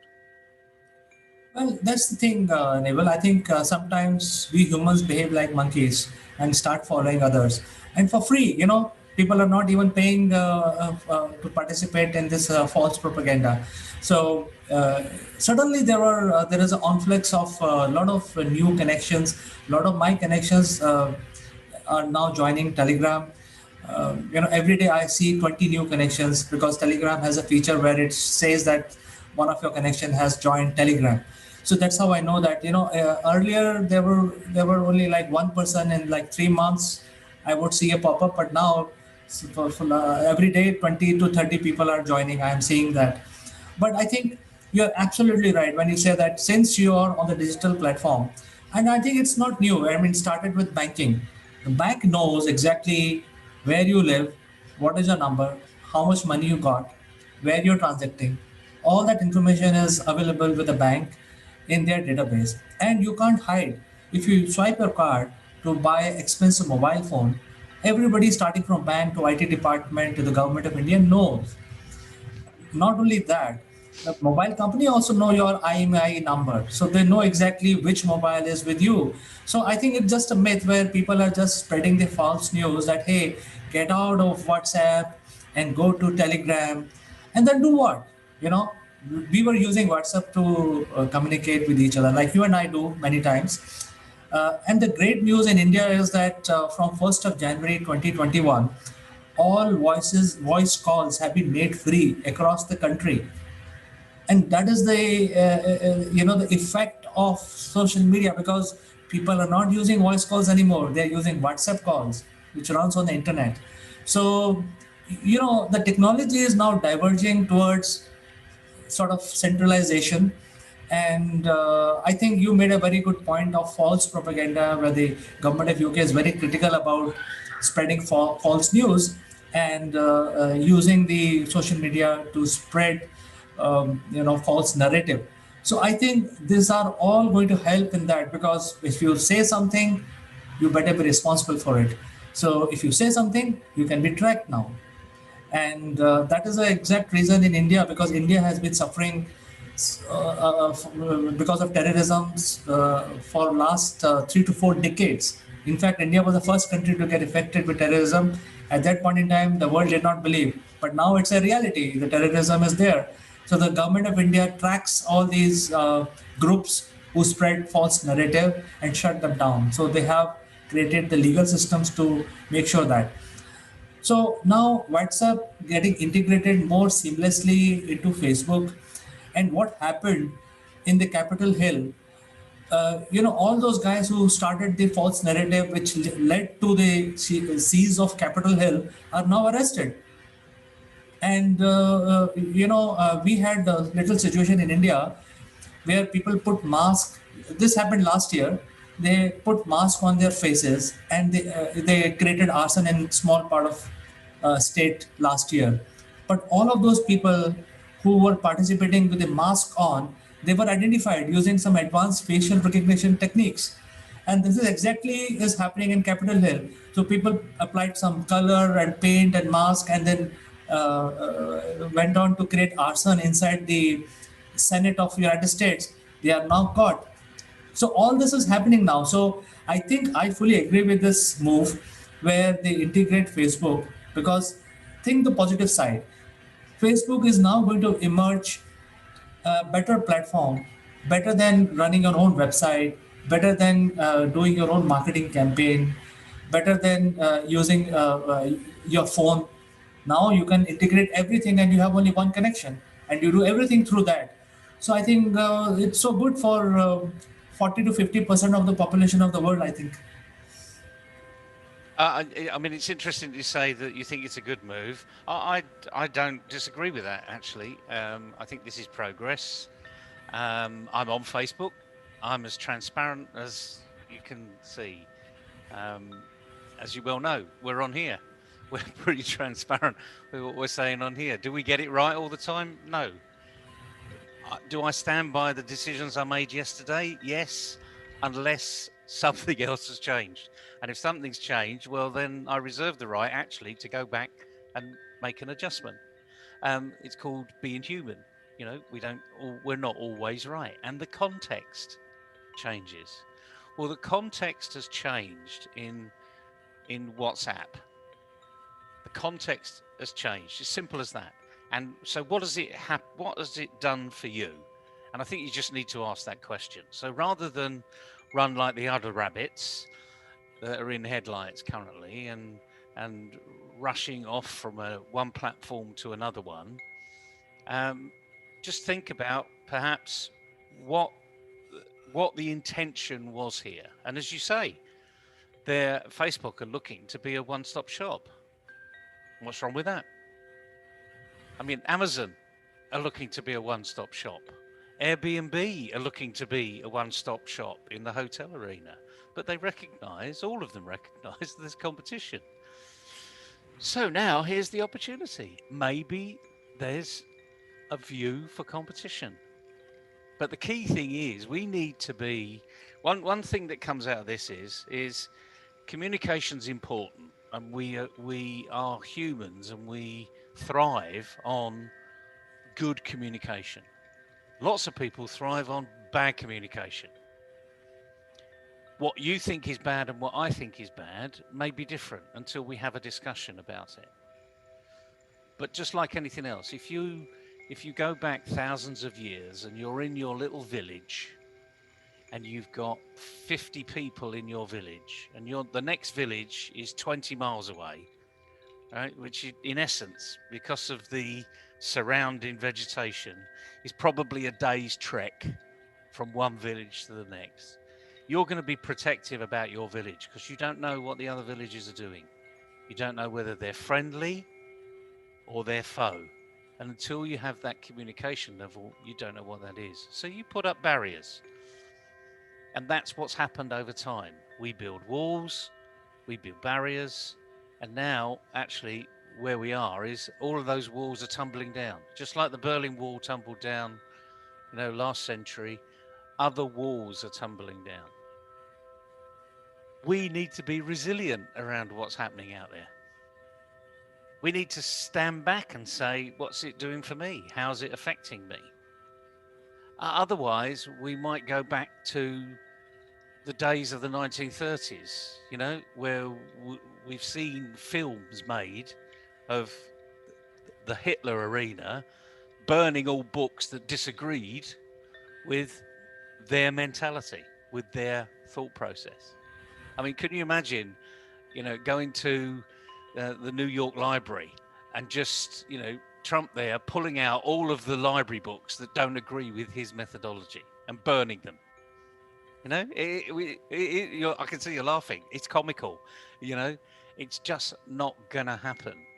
And that's the point about communication. It never will happen.